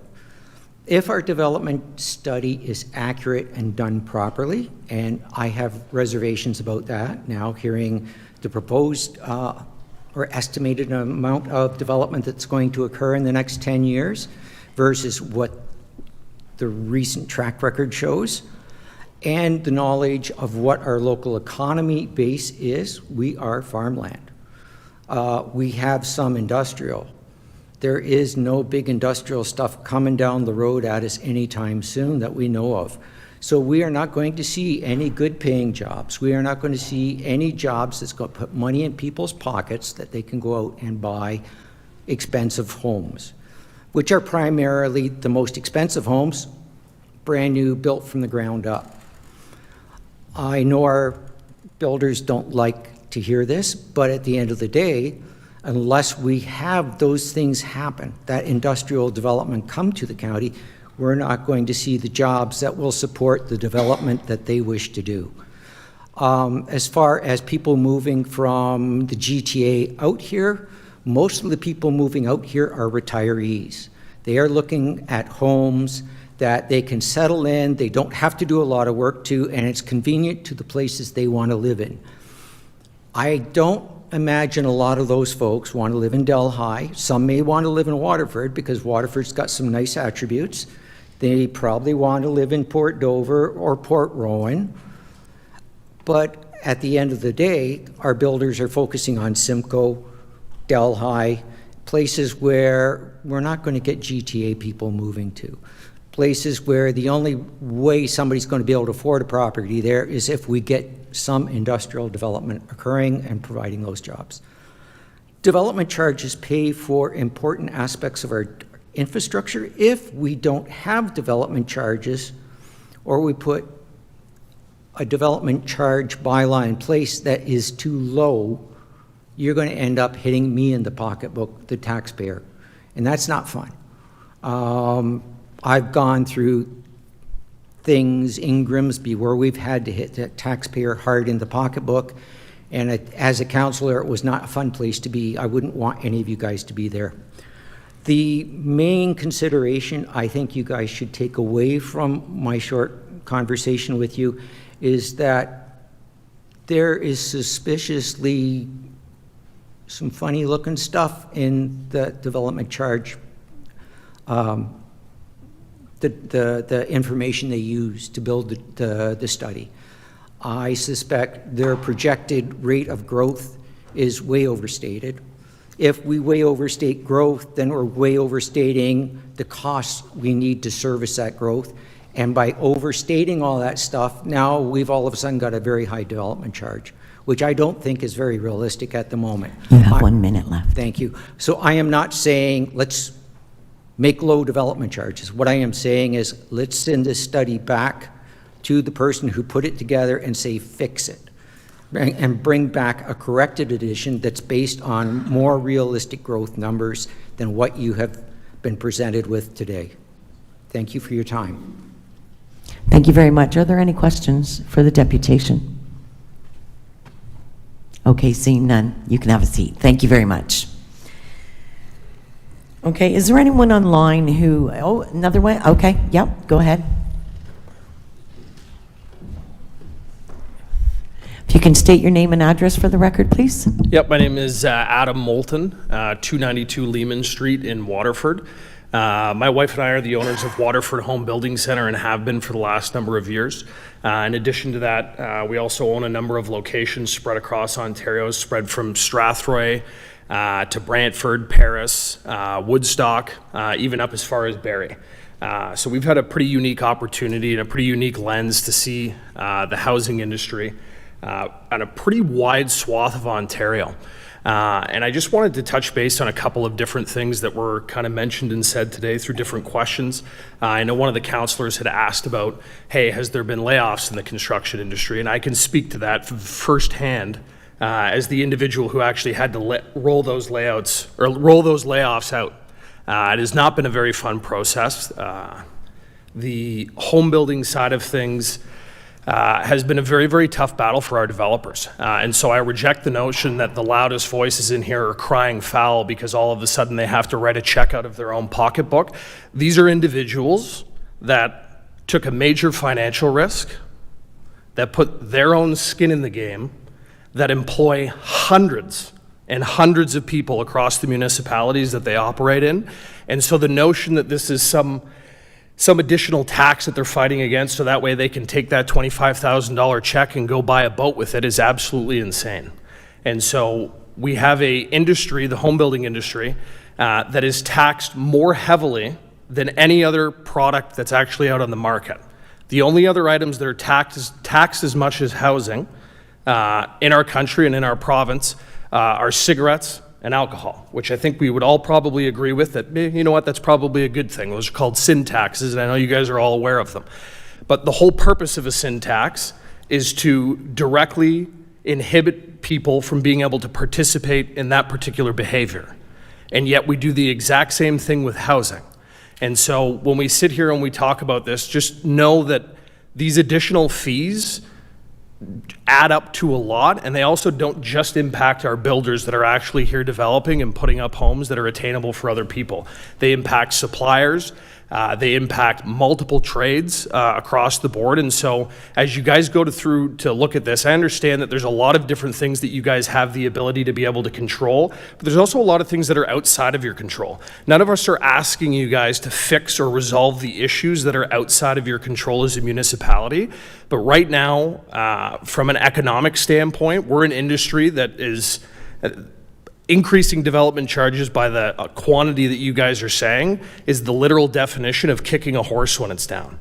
And so you guys are going to continue to increase development charges, and you're going to continue to see your permit rates drop as housing prices increase, because it's not a fair expectation on all of the builders in here that they continue to be able to shoulder that burden. I'm working with each and every single one of these guys every day on how do we become more creative in how we're building homes? How do we make a more cost-effective product? Meanwhile, on the other side of that, every supplier under the sun continues to raise their prices on us as a supplier to these guys. And so continually, day in, day out, we have to go to them hat in hand and say, hey, sorry, we have to pass along a price increase, but now we're also getting it from the flip side. So there's this perfect squeeze that's occurring in the province of Ontario. And to speak on the development charges reduction program, I wasn't totally a part of that specifically with this council, but I was with the Oxford County Council as I sit on the Oxford Home Builder Association board, and I went and spoke to them at their county meeting to really push them to actually take the time to be able to apply. And I know that Sam had mentioned that there was a number of municipalities across Ontario that didn't actually apply, but it's also important to note that there is a massive portion of municipalities across Ontario who actually have zero development charges on residential. So of course those people were never actually going to participate in that program.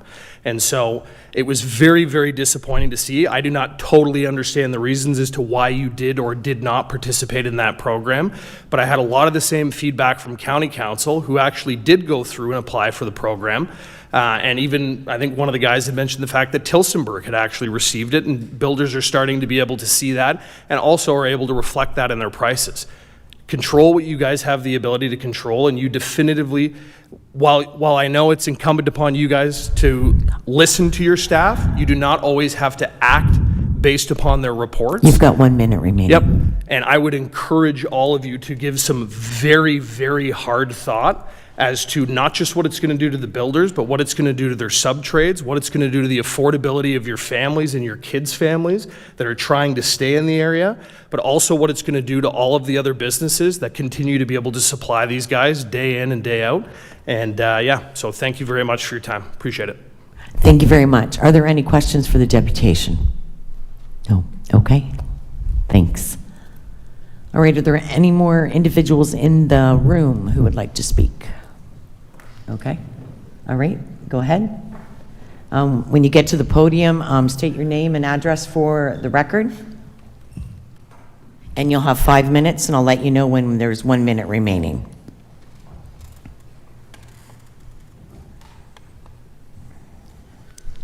My name is Keith Milner. I'm from Port Dover.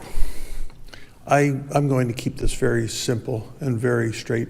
When we're talking about the increase in development fees, is this on a recovery basis? Did I miss something? Or what is the formula for this? I mean, is this money in, money out as far as the development fees go? Or is there a profit margin in this to the county? The reason I ask that is that if it's a cost recovery effort by the county, you've got to service these lots, you've got to get everything ready. I understand the increases. If it's the cost of doing business, it's the cost of doing business. But you have to look around the county and say to yourself, we have a 10.5% increase in our water bill and water and sewage bills. We have a 5.5% increase in our tax bills. That stuff's not sustainable. When you keep adding that on and you keep compounding those increases, people are going to be forced out of this county. And I've talked to people who have actively said they're looking for other communities to live in where these costs are not exponentially increased every year. So I'm asking a simple question. I'm going to keep it short because I know we're all tired. But is this on a cost recovery basis, or what is the formula for this increase? Okay, typically deputations just bring forward, we don't do a question and answer for the deputation, so. Maybe a question, I'm sorry to interrupt. Maybe my question is, let's call it rhetorical, but it's something to think about for the people in this room. I'd like to know, and maybe somebody can, out of the side of this chamber, can bring it up. But are we just meeting the costs of these development, or are we going above and beyond that? Okay, all right. Thank you. Are there any questions for the deputation? Okay, seeing none. Thank you very much, Mr. Milner. Okay. All right, is there anyone online who would like to speak to this issue? Oh, someone else, where? Oh, okay, sorry. If you could state your name and address for the record, please. Yeah, my name is Kim Ziegel. I'm from Simcoe here. I wasn't going to speak, but I used to be a Norfolk County employee. I've gone out on my own and I work in consulting. So I work with the home builders. I work with general people that own property in Norfolk County. I also work with people trying to develop, I'm going to say for employment purposes in the county, okay? And everyone has an issue, and it's always with the money. And a big part of all of this is when you are developing, whether it's your own property, I'm going to build a shed, right? Norfolk County just increased the building permit fees by quite a large amount. So everyone goes, oh, the permit fees are up. Oh, but they're not that bad. Then you've got a home builder who comes in, now they're paying an increase in permit fees, and now they're paying an increase in the development charges, which in turn trickles down to everyone else. No one's getting paid anymore. No one is getting a wage increase, right? I left Norfolk County. I came out on my own, right? And I'm working out there to help people to try to promote growth in Norfolk County. People complain, you hear all the time about the planning department and the building department. They complain about council because it's money at every stage of the game. I've helped people that have had put in development applications that have called me in tears because of the money that they've spent on consultants to get through the process. And I mentioned to them, there's development charges at the end of this. Did anyone share that with you? A whole project just got canceled because these people are out of money and no one told them they're going to get a $150,000 bill at the end because of what they're building for their business. I drove by, property's up for sale.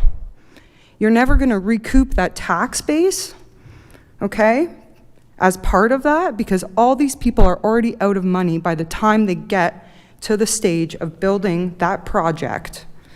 And it doesn't, I mean, you do a smaller increase. Some of these guys, because they're bigger, they've got subdivisions, they can handle that.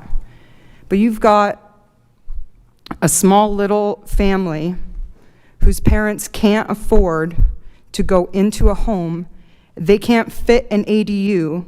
They can't afford a bigger property to try to put that whole system into place. It doesn't happen. I've got lots of people that call me and they're like, it's not worth me moving to have a bigger property.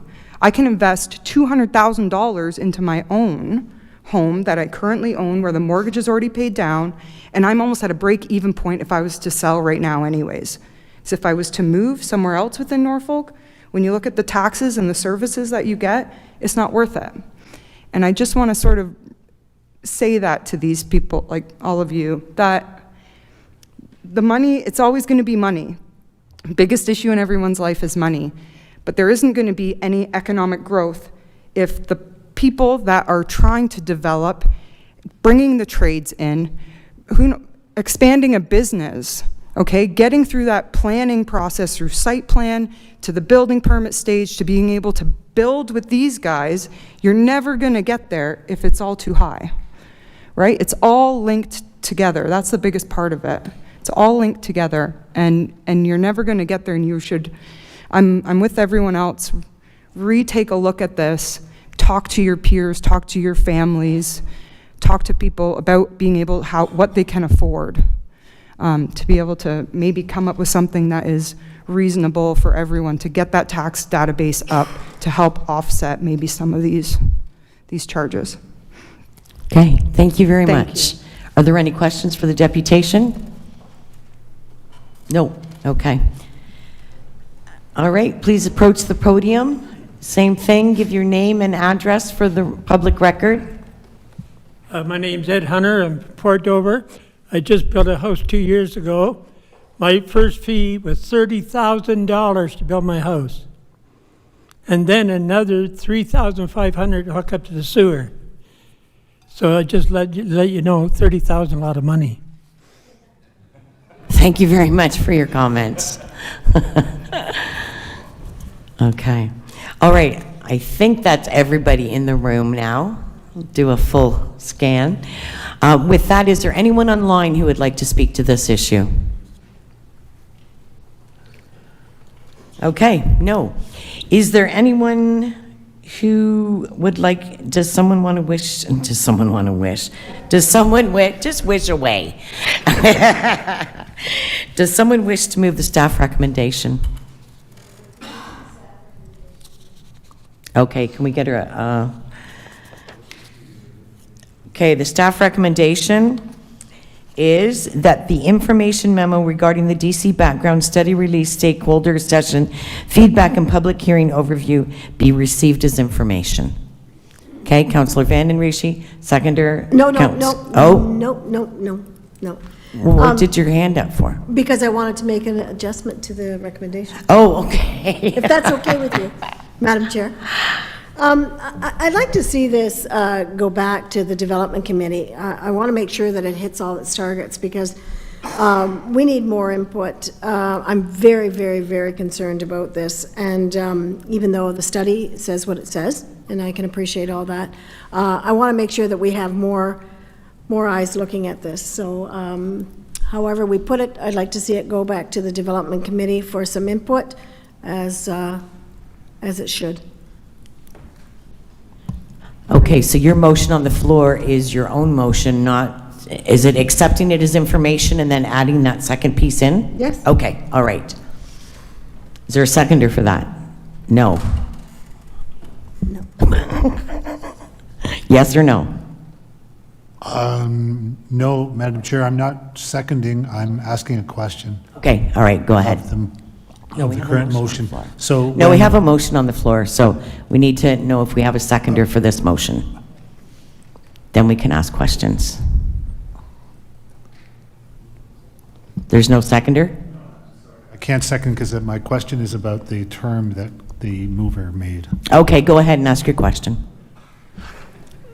My question is to the mover, is the committee you're referring to the Development Liaison Committee? Is that the one? Okay, I just want to make sure that we are clear because that's what I would like to see, which I would love to second, yes. Okay, we have a motion, we have a mover, we have a seconder. Councillor Van Passen. Yes, thanks, Madam Chair. I also have a question. And I sometimes don't grasp these things quite so quickly, but we have an information memo that came from staff that sort of told us what they've done so far. We had a presentation today about the consultant at this open public meeting to listen to public input and all that. And the natural next step is that staff who listened to all this information from the public, take that back, and then the report is actually expected in September, I do believe, right? We're not making recommendations, we're not deciding anything today. And if I grasp the concept right from Councillor Vanden Rishi, you're going to also direct them the staff to sit down with that developers liaison committee where they missed a meeting in January and at least have a one-on-one meeting with them. Is that coming up next? Okay, so I think I understand all the steps. Thank you very much, Madam Chair. All right, Councillor Brunton. Thank you, Madam Chairman. I guess I'm open to anything here. I do think that the 25 grand is a big jump all at once here, and things are hurting out there. But I don't think the people in this room understand all the details of how we arrived at that price, what is involved with, 5 water treatment plants, 5 wastewater plants, with very little population feeding it. And I think we need some input from this council on that committee too. We can't just ask the developer to say, oh, it's no good. I did hear some ideas about phasing. We certainly should maybe look at that, but we need to look at why we're in this position. We're not like the city of Brantford that have 1 wastewater plant, 1 water treatment plant, and 100,000 people paying for it. We've got a scattered population and very few people pay for it. And that's the biggest expense is our water and sewer. So all I'm saying is I think we need some input from council to sit down with the consultant and take another look at this, and maybe phasing is a good idea. So anyways, And I'd make a motion to that effect or we have a motion on the floor? I'm sorry. Yes, there is a Okay. motion on the floor. But I just want to say, when the report does come back in September, that's certainly the time for council to put their input into the report. That's where our input comes from the staff report. We wouldn't sit down on a committee with staff. That's operational, and that's not our role. Yeah, that's okay. All right, so with that, Councillor Veery? Thanks. Just one thing I'd like to ask, just to come out of that meeting, is that okay? Is it okay just to ask for one thing to come out of that next thing, or staff can include it in the next report? Can we please see just a definitive and accurate sort of comparison? Because we've heard about Tilsonburg a few times today, and fair enough. The thing is with that is that we're not the same as Oxford County in Norfolk, right? So the broadest strokes are that Norfolk County has to pay for all the services, provide all the services. These two-tiered municipalities, they're separate. So when Oxford charges this, it's to cover their expenses, and when Chiltonburg charges that, it's to cover their expenses. So you have to take the two together to have an accurate comparison to Norfolk, because Norfolk has one level of government that provides all those services. So I'd like to reduce some of that confusion next time. Not confusion, but just whatever. I'm looking at this as I go, and between Oxford and Tilsonburg together, the development charges are $28,000. It's not 16. So that's what I would like to have in that report, is that we actually cover all of those things off and make sure that it's apples to apples. Apples to apples, for sure. Okay, Councillor Columbus. Should the recommendation read that last line there, that they come back to the September meeting?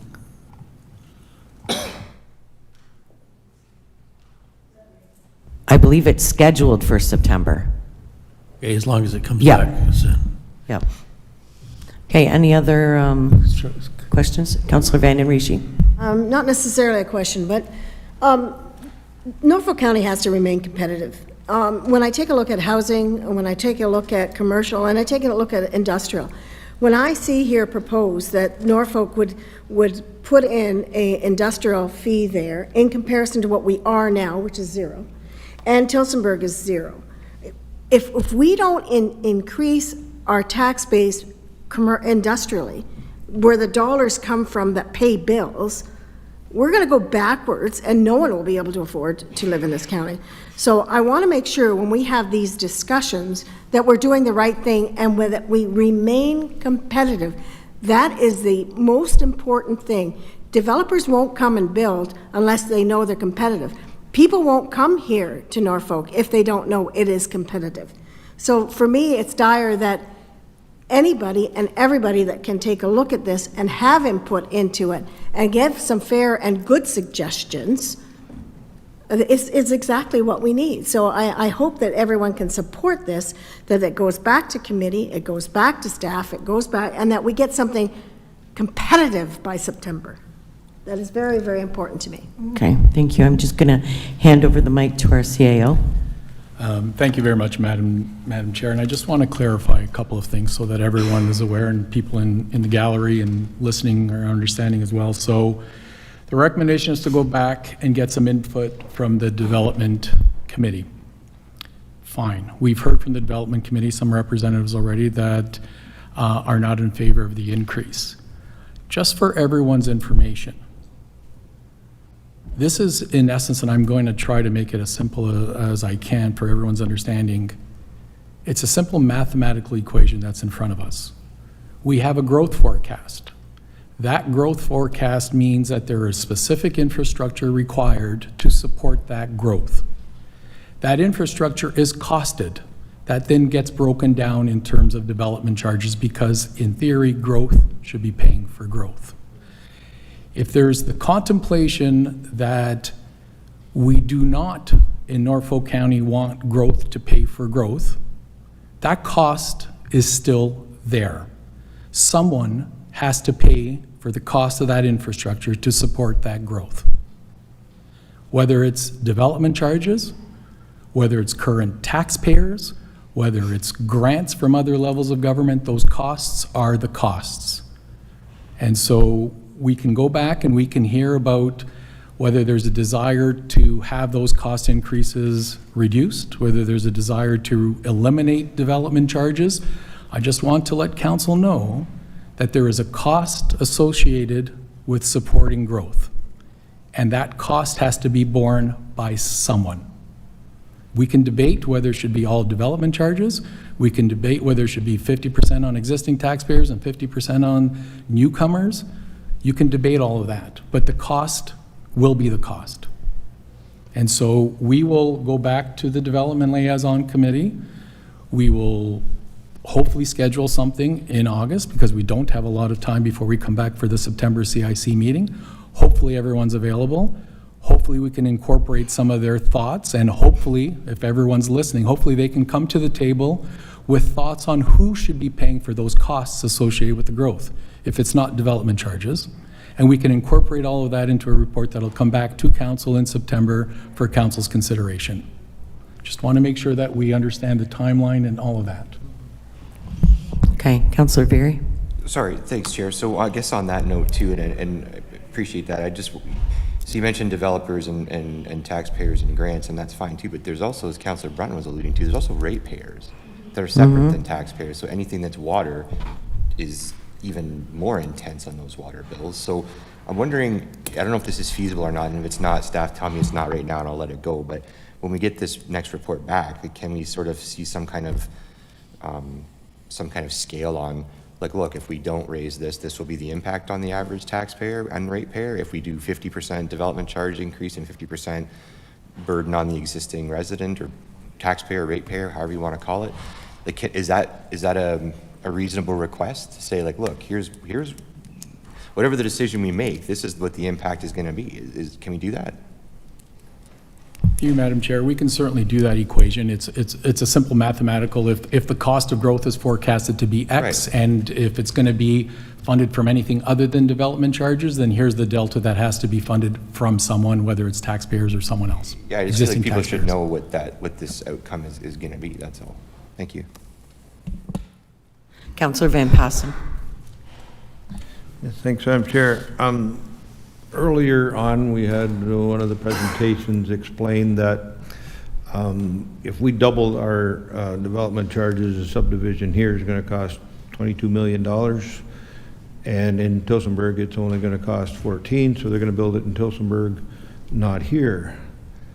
So if we didn't double it, we're currently at 11 and they're still at 14. How come they're not building here now when they're more over there? So there's got to be more to it than that. So when you sit down with our developers and you sit down with our ECDEV people, maybe see if there's other reasons, like we've heard many times that everything house market is based on price. Well, there's got to be a little bit more to it than that. So maybe there's some other things involved in there that we're missing. And so if you're having good open discussions, maybe throw out a few extra questions beyond the specific DC charges number and try to get to the heart of the problem rather than throwing money at the solution or the symptoms all the time. So. Okay, like possibly amenities? Yeah, just a few. Okay, so with that, we have a motion on the floor, we have a mover, we have a seconder. We've had discussion, no other questions. Yes? One thing, and if they would look at this, and my colleagues around the table may not like to hear this, but maybe we try to appease everything. We have all these water and sewer plants, and that's what's costing us money. Maybe we should concentrate on a couple where we need the growth, and it's experiencing growth, and let the other ones sit for a while. Let's zero in on a couple and spend our money there and improve those things so we can grow. We're trying to spread it around, and I know people don't like to hear that. I don't care where it is, but we try to do too much. Thank you. Yeah, we can discuss that when the report comes forward in September. So, okay, with that, mover, seconder, all in place.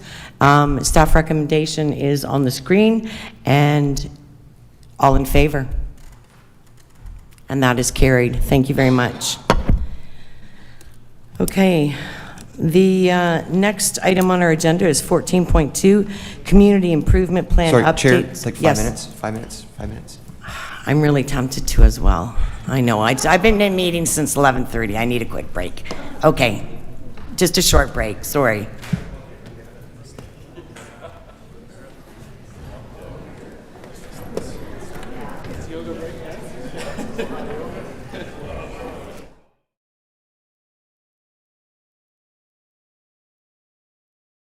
Services like fire and EMS, waste services like garbage collection, recreation services like arenas, trails, and parks, maintenance services like snow removal and road repair, and human services like homelessness prevention and health education programs. Our levy budget also supports our libraries and museums, administrative services for council, and the many staff who keep Norfolk County operating. Services like recreation programs for children, adults, and seniors, and our Ride Norfolk Transit program are also paid for with property taxes and supplemented by user fees. And across Ontario, a portion of each resident's property tax bill goes to our local school boards. About a third of the property taxes collected are allocated to the capital budget or reserves for future capital spending, which includes other funding sources like the federal and provincial government, reserve funds, grants, debt, and development charges, as well as funds from the rate budget. Together, the capital budget goes toward longer-term projects, such as our investments in water and wastewater facilities, as well as building and renewing our parks, roadways, pools, arenas, and other things we use every day. So the next time you hear someone ask, "Where are my property taxes going?" you can tell them to look down, look up, and look forward. Your tax dollars are at work all around you every day. When you visit your local park with your family, drive to work on cleared roads, register for swimming lessons, get rid of that old couch you've outgrown, or contact Service Norfolk about that pothole on your street that needs to be fixed. Your tax dollars are also being invested in initiatives to improve the lives of Norfolk County residents in the years to come to make Norfolk County a better place for future generations. While Norfolk County's budget is prepared once a year, your feedback helps us make decisions and plan for the future. We are committed to listening to you so that our budget reflects what is important to our community. Learn more about Norfolk County's budget at norfolkcounty.ca/budget. Today we're announcing an exciting partnership with Scotland and Norfolk County Economic Development, and we're transforming transport trailers into mobile ambassadors. We're showcasing Norfolk's story of opportunity, excellence, and quality of life across all of North America, and Scotland is the ideal partner with an amazing logistics network and will help us share our story all across North America.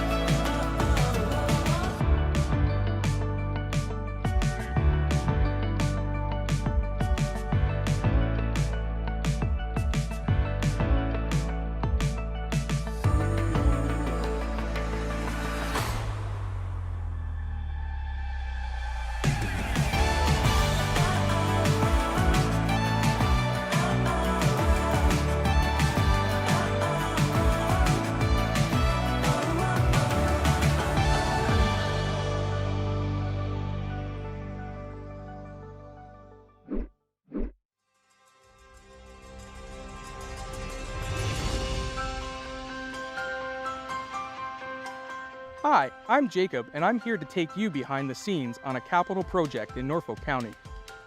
We begin planning capital projects by analyzing our infrastructure needs related to roads, water mains, storm and sanitary sewers, as well as bridges. We assess their overall condition, age, and servicing requirements. This provides a solid foundation to ensure Norfolk has the hard infrastructure for current and future needs. Once a project is determined and approved by Council, we retain an engineer to complete the design. During this stage, we engage the public through public information centers or postings on the county website to inform them of the upcoming project and provide an opportunity to share feedback. After the design is completed and all approvals are in place, we hire a contractor through a public bidding process. During the construction phase, we track progress, budget, and continue to engage with the public. We also work with other departments to ensure the overall success of the project. Once complete, we report and track any warranty issues for 2 years. We measure a project's success by its ability to enhance infrastructure and positively impact residents. As a Norfolk County employee, I enjoy building the community that has given me so much. Thank you for taking the time to join me on this behind-the-scenes tour.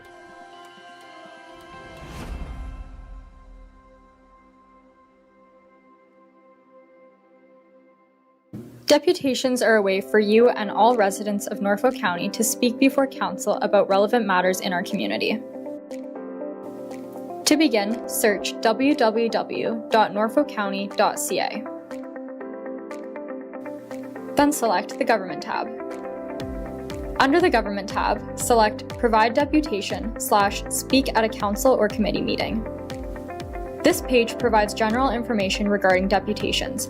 Under the subheading Register to Speak, click the Public Hearing/Deputation Form link to pre-register your deputation. Notice of Collection. By checking the Notice of Collection box, you are agreeing to the above statement. Selecting the type of meeting you want. There are several types of meetings that allow deputations. Please listen closely as we explain each option. Council meeting. Council deputations must pertain to a matter listed on the upcoming meeting agenda. For the remaining meeting choices, you may present a deputation if the topic pertains to the committee you are presenting to. Once you select the type of meeting you want to deliver your deputation, you can complete the rest of the document. Now choose whether you will attend the meeting in person or virtually. Finally, select if you will be providing materials during your deputation. If you have materials for distribution during the council meeting, please bring 15 hard copies for council and staff. Now click Next to move to Step 2. In Step 2, please fill out your personal information. Once your personal information is completed, click Next. Lastly, review your information and select Next to submit your form. You have now completed the deputation request form. You will receive a confirmation email from the Clerk's Department that they've received your request. Next, we will talk about what to do on the day of your deputation. So, you've received your approval and the day of your deputation is upon you. For starters, Council is located here, at 50 Colburn Street. Now there's 2 entrances you can use when you arrive. One is here, located off Colburn, and one located off Talbot Street. When you arrive, you'll have 3 main options to park. The first is to park at the Simcoe Town Center Mall, which is where Food Basics is located.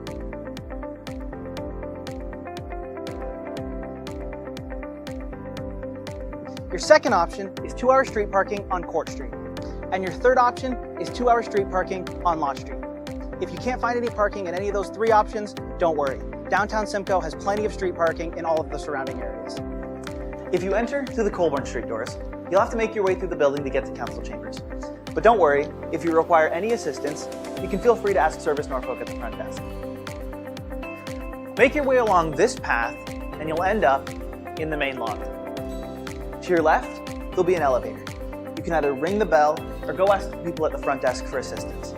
If you don't need to use the elevator, you can head on up the green staircase and go up to Council Chambers. If you enter through the Talbot Street doors, the elevator will be immediately in front of you, or the green staircase will be ready for you to go up and deliver your presentation. Once you reach the top of the stairs, you'll have made it to Council Chambers.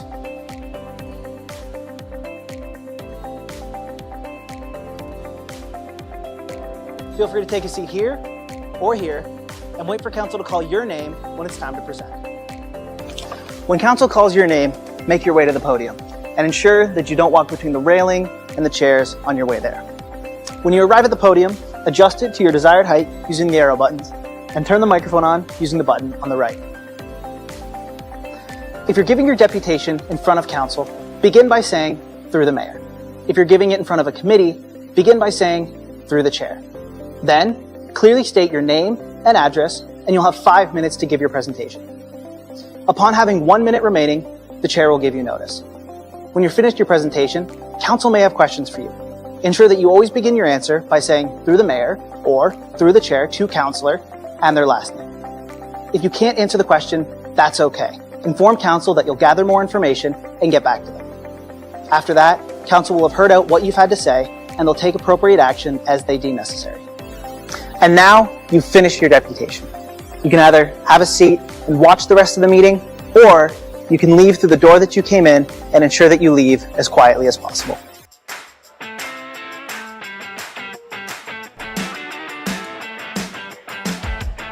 Hey Norfolk County, my name is Anna and I'm here to share some water safety tips to keep you and your family safe around the water. Knowing how to swim is a life skill and an essential part of staying safe and having fun. Swimming lessons are the best way to learn essential swim survival skills to recover from a fall into deep water. Think you're too old for lessons? There are programs designed for teens and adults as well. With so many lakes and rivers, Canadians of all ages are avid boaters. Always wear a life jacket, it could save your life. Never swim alone, regardless of age and skill level. Always swim with a buddy. A buddy can throw you a buoyant aid if you get into trouble. When possible, wade into unknown waters to prevent injury. Backyard pools are a great place to make family memories. But remember, if you are not within arm's reach of your child in and around the water, then you've gone too far. Drowning can occur in as little as 10 seconds and it is silent. Every drowning death is preventable. Take time to educate yourself and those around you to ensure you're staying safe and having fun around the water. For more information, visit norfolkcounty.ca/watersafety.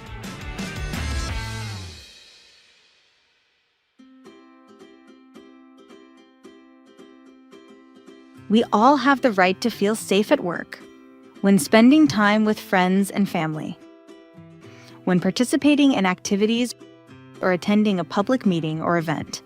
Norfolk County is committed to ensuring our spaces and workplaces are safe. Our Respect and Responsibility policy outlines the code of conduct for employees, patrons, contractors, volunteers, coaches, and spectators.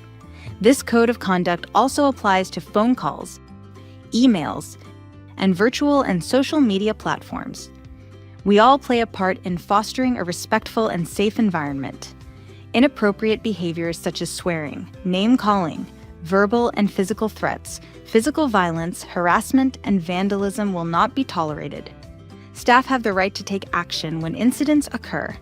This may include denying service, asking individuals to leave, contacting the police, or, if necessary, suspending them from county programs and facilities. Those responsible for damaging county property will be required to cover the cost of repairs, fees, and lost revenues. We are committed to providing high-quality customer service and a safe and respectful environment for all. For more information about our Respect and Responsibility policy, visit norfolkcounty.ca/R&R.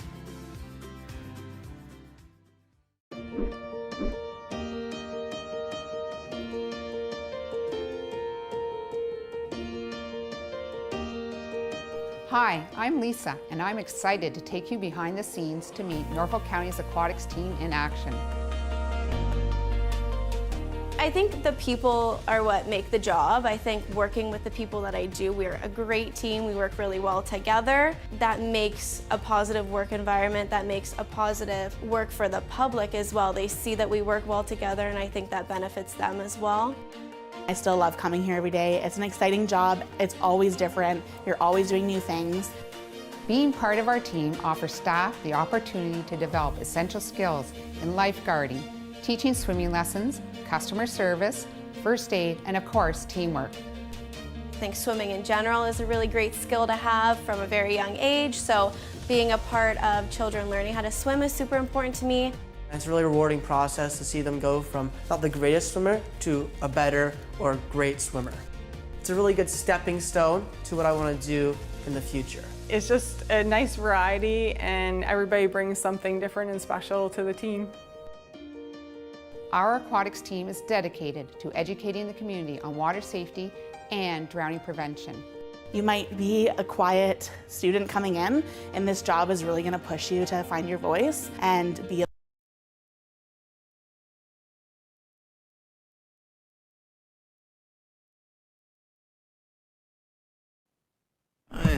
Okay, welcome back, everyone. We're on item number 14.2, Community Improvement Plan Update, CAO-26-29. And Lindsay, is it you? It's John. Okay, well, I saw you there. I thought I'd give it 50-50 shot. John, Director of Economic Development, will you please introduce the report? Absolutely. Thank you, Madam Chair. If you thought your last session was riveting, wait till you hear this one. And I now think I know where Tilsonburg is. I'm not really sure. Anyways, good afternoon, everyone. Before you today is report CAO 2629. I'm joined here with my colleague, Lindsay Kalowaski, who will walk through some of the details of the report with you. And this report are some proposed updates to Norfolk County's Community Improvement Plan. Council would have saw this back in June. And you also may recall that we did this earlier in the year as well for the revised CIP. So following Council's direction on June 11th, staff have prepared the necessary amendments to the CIP, the Community Improvement Plan, and the associated bylaw for consideration through today's public meeting process. The proposed amendments reflect lessons learned during the first year of administering the updated CIP. They do not introduce really any new incentive programs, but are intended to clarify eligibility requirements, strengthen administrative consistency, and make the application and, more importantly, the evaluation process transparent and efficient. As mentioned, Lindsay, our Economic Development Coordinator, will now provide an overview of the proposed amendments.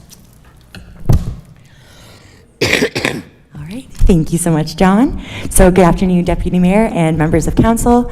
So as John mentioned, following the first year of administering the 2025 Community Improvement Plan, staff identified several opportunities to improve clarity, consistency, and the overall application process. So the first proposed amendment relates to the Brownfield Tax Increment Grant eligibility. The eligibility language would be updated to confirm that the brownfield TIG may support the remediation of contaminated land and soils in addition to contaminated buildings or structures. This better reflects how environmental remediation is typically completed across an entire brownfield property to prepare it for redevelopment. The program would remain limited to eligible brownfield properties and would not support greenfield development or general new construction. The second amendment clarifies the treatment of retroactive brownfield TIG requests. The updated CIP would reaffirm that applications are expected to be submitted and approved before eligible work begins. Any request to consider a brownfield TIG application after eligible work has commenced or been completed would require a formal site-specific council approval. This preserves council's ability to consider exceptional circumstances on a case-by-case basis. The third amendment would allow preliminary tax assessment estimates. Norfolk County finance staff would be permitted to prepare preliminary internal tax assessment estimates before the Municipal Property Assessment Corporation, or MPAC, completes its reassessment. So these preliminary assessments or estimates would support the application review and preparation of draft agreements, helping to reduce processing delays. And final grant calculations would continue to be based on MPAC's reassessed value, and grants would only be paid after the applicable municipal property taxes have been paid. The proposed amendments would also provide greater flexibility for supporting documentation.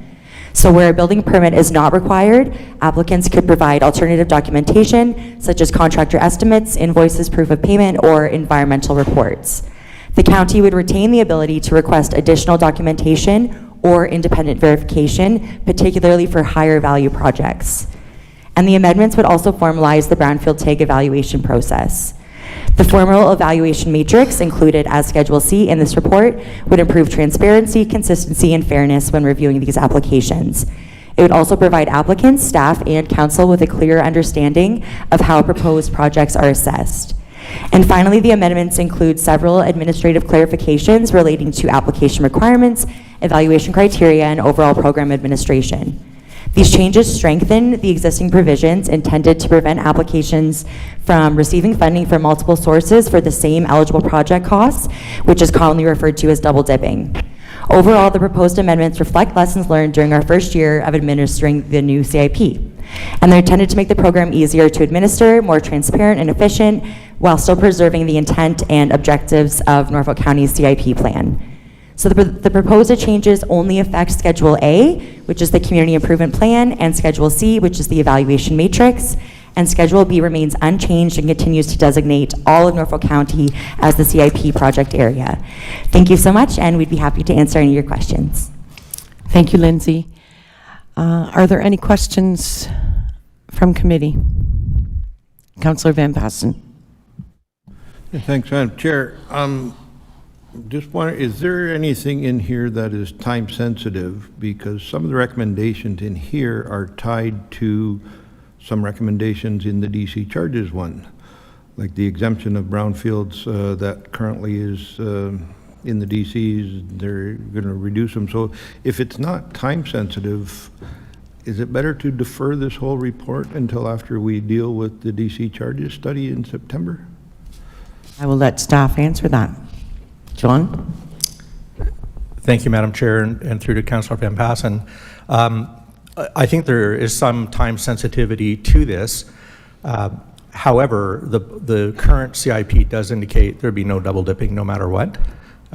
So I think it's good to go, but I can certainly pass it over to Amy if you.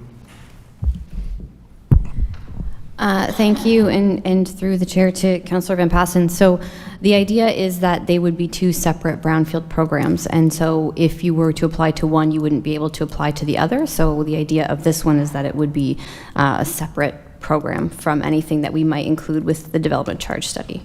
So I don't think that they are linked, although I understand we refer to them both as brownfield, and that can be confusing, but they're not intended to be linked.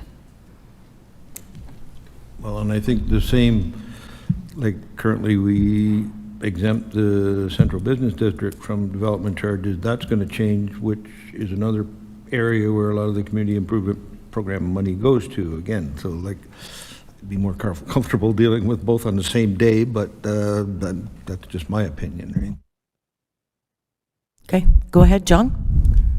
Thank you, Madam Chair. To the committee. So just for further clarity, this is really housekeeping. So we have had a new CIP implemented last year.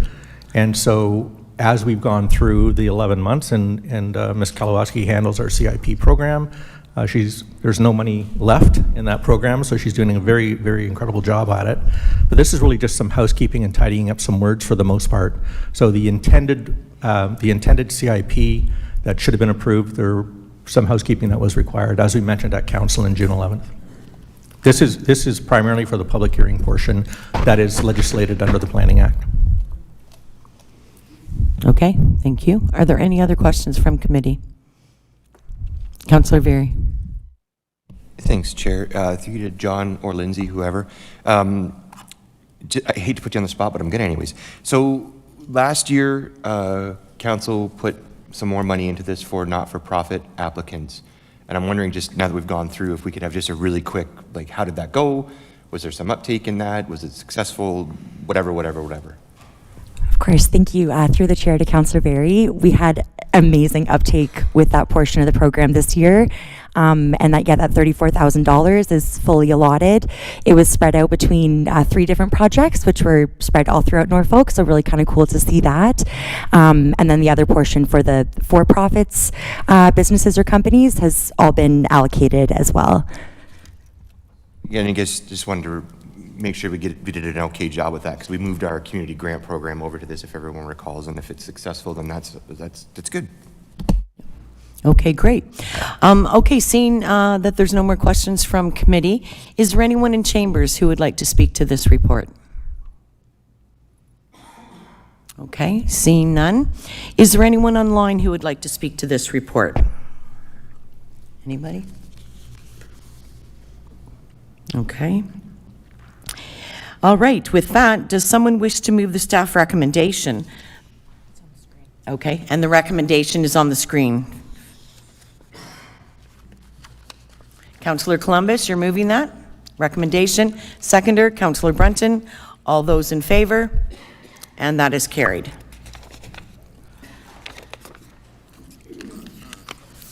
Okay.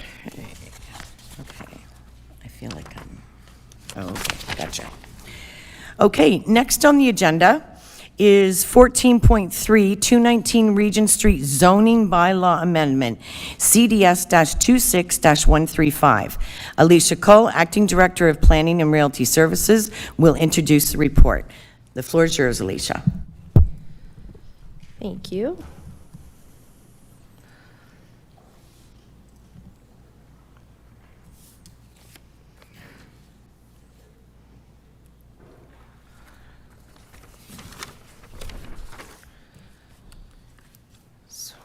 Sorry, it's just not sharing on here, but I don't see it, so 1 second.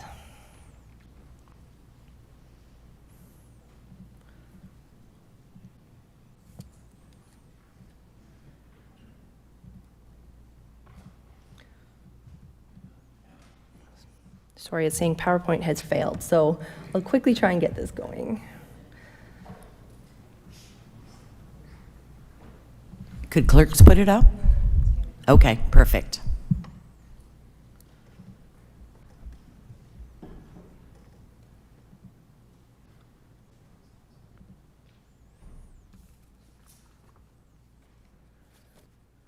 Okay, through the chair, this is an application by Haldeman Norfolk Housing Corporation to construct an addition to an existing apartment building.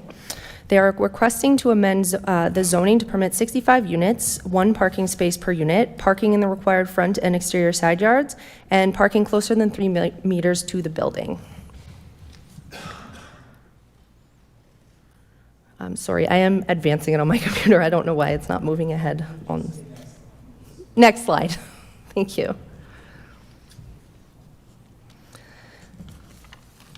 I will just continue and hope this, okay. Could you move ahead to, please? Thank you. The subject lands are 0.8 hectares in size and front onto Regent Avenue and Greenock Street West in Port Dover. They contain an existing 2-story apartment building. I note there was an error in my report that said 3 stories. It should have said 2 stories. I apologize for that. Next slide, please. The lands are designated urban residential in the official plan and are zoned R5 or urban residential type 5 with special provision 14.556 in the zoning bylaw. Next slide, please. The R5 zone permits 5 stories and relief is not requested for height as part of this application. Next slide. Haldeman Norfolk Housing Corporation hosted an open house and distributed invitations to area residents earlier this month. Feedback was mixed. Some was in support and some noted concerns, and written comments have been received as well. The comments received in public noting concerns were regarding height, privacy, parking, compatibility, garbage storage, groundwater impacts, traffic, and pedestrian safety. Next slide, please. Initial comments from circulated agencies can be addressed at the site plan stage. Next slide. Staff recommend that this report be received for information, and the recommendation report will follow later today. The timing is related to meeting funding application timelines for this project. Thank you, and I'd be happy to answer any questions. Okay, thank you very much. Are there any questions of committee on the report? Okay. Seeing none, we have 1 registered speaker for this item. 14.3.1, Carolyn Baker, applicant, 219 Regent Avenue, Port Dover. Welcome, Carolyn. You have 5 minutes. I will let you know when you have 1 minute remaining. Perfect, thank you, and good afternoon or good evening to members of committee and the chair. My name is Caroline Baker. I'm a registered professional planner with Baker Planning Group. I'm here today on behalf of the Haldeman Norfolk Housing Corporation with respect to this zone change. Certainly appreciate staff's report, so I may skip a few slides just for efficiency where material has already been covered. If I could kindly ask to go to slide 4. Perfect, thank you. So as noted, there is a zone change application for the proposed expansion to the existing housing facility on the site. There is an existing 2-story building with 30 dwelling units. They are seeking an expansion or a building addition that would add an extra 32 dwelling units, generally geared to older adults or seniors, and at this time a commitment to 13 rent-to-geared income dwelling units within the development. They generally be one bedroom, but there would be the potential for some two-bedroom units. The elevations you see in front of you were prepared by Martin Simmons Sweer, the project architects, as conceptual preliminary renderings that were shown at a neighborhood open house that was held on July 8th, and appreciate both members of the public and council and staff that attended that open house. This was really for illustrative purposes to demonstrate what the addition would look like. Next slide, please. We did provide a conceptual site plan showing the building addition of the 32-unit, 5-story building. The purpose of this graphic is just to put it in context of the neighborhood. So certainly to the south is a low-density residential neighborhood, primarily comprised of single detached dwellings. And when we look to the north, there is a large institutional recreational complex that includes a library, a school, and recreational facilities. Next slide, please.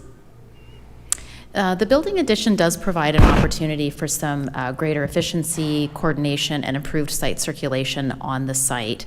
What you'll see is the 2 driveway entrances that exist today are being maintained, but we're providing some efficiency in the off-street parking area. Currently, there's 2 separate parking areas that are not connected, so this would allow for through movement of vehicles and pedestrians, ensuring that it meets requirements for accessible parking spaces, as well as interconnected walkways and amenity areas.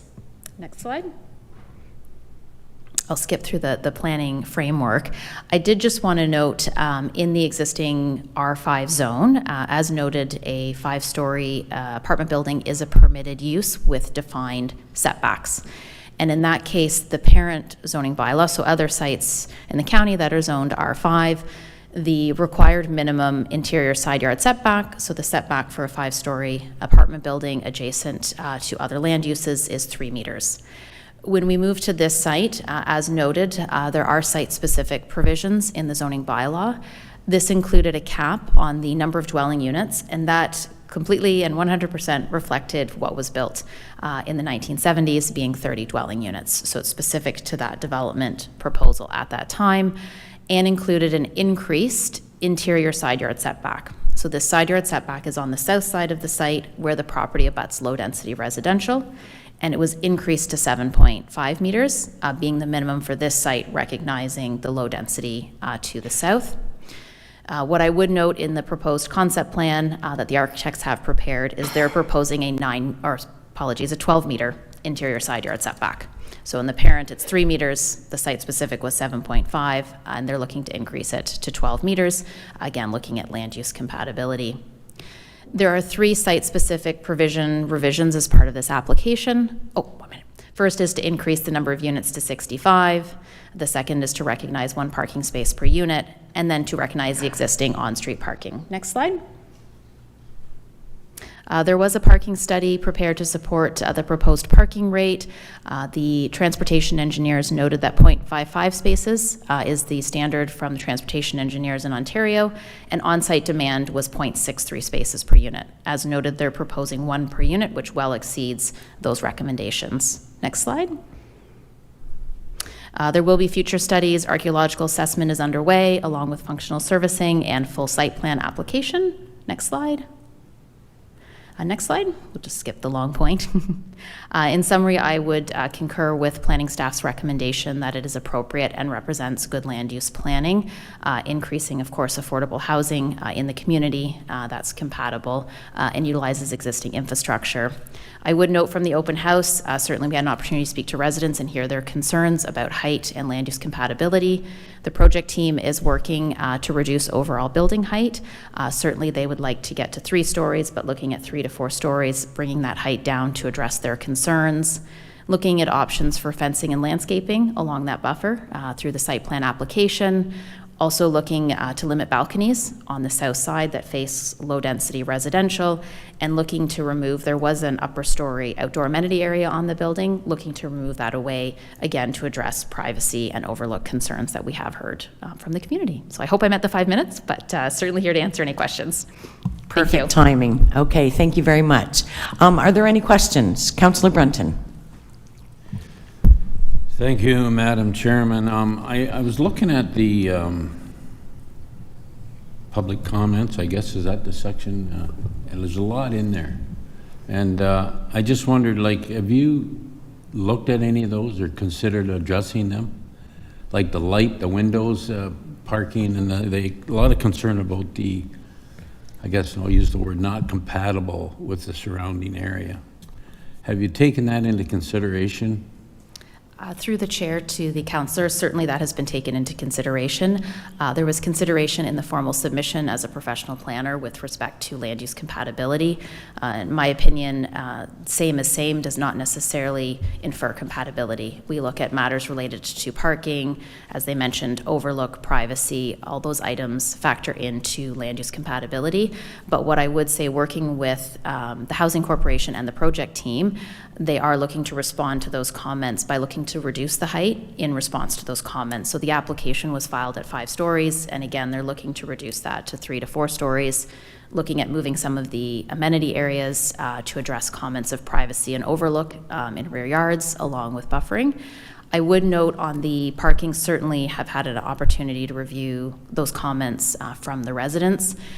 Certainly parking is always a challenging topic. I understand that from a number of projects, but based on not only the transportation engineer's guidance in terms of demand across the province, but also site-specific demand, the parking provided is well beyond the utilization they're even seeing on site. I'm not really questioning the parking. I read a lot about people concerned about the windows on the back and lighting, irregardless of how high it might be. And I just wonder, how would that be addressed, do you think? Through the chair, the main way that that's been addressed is, one, that they're not proposing any balconies on that side to prevent residents being out on their balconies and having that ability to overlook. The second thing is they are proposing significantly increased interior side yard setbacks. So if we look at the proposed building height to the physical horizontal setback in the separation, what we end up with is we try to look at a building height that is equal to the distance of the side yard, and it well exceeds that in terms of spacing, and that's one tool we use as planners in urban design to look at overlook, shadow, and privacy. Thank you. Thank you. Councillor Columbus. Thank you, Madam Chair. And Caroline, the second slide indicates 35 units, but you were mentioning 32 units, so I just wonder, is it 32 units then? That we're talking through the about? chair, thank you for that question. The current proposal is 32 units, which would bring the total site to 62 units. In the site specific, the request for 65 is to allow some flexibility in the final architectural design through site plan. I do sometimes have concerns as a planner when a site specific gets so specific, we don't want to be back to council for one unit. So the 65 was just to allow some flexibility if it's maybe more 1 bedrooms than 2 bedrooms, but keeping the same footprint. Councillor Michelli. Thank you, Madam Chair. Through you to the agent, Carolyn, just so I'm clear, it is still possible, are you suggesting, because I believe you did say this, that this could be 3, 4, or 5 stories, correct? So through the chair, as the zone change was applied for with the conceptual site plan, the building addition was shown at 5 stories. The project team has been working with their architect as well as Long Point Region Conservation Authority, because there is a regulated area on the site, to look at reducing the building height, but it would elongate the building. Certainly you would elongate it and reduce the building height.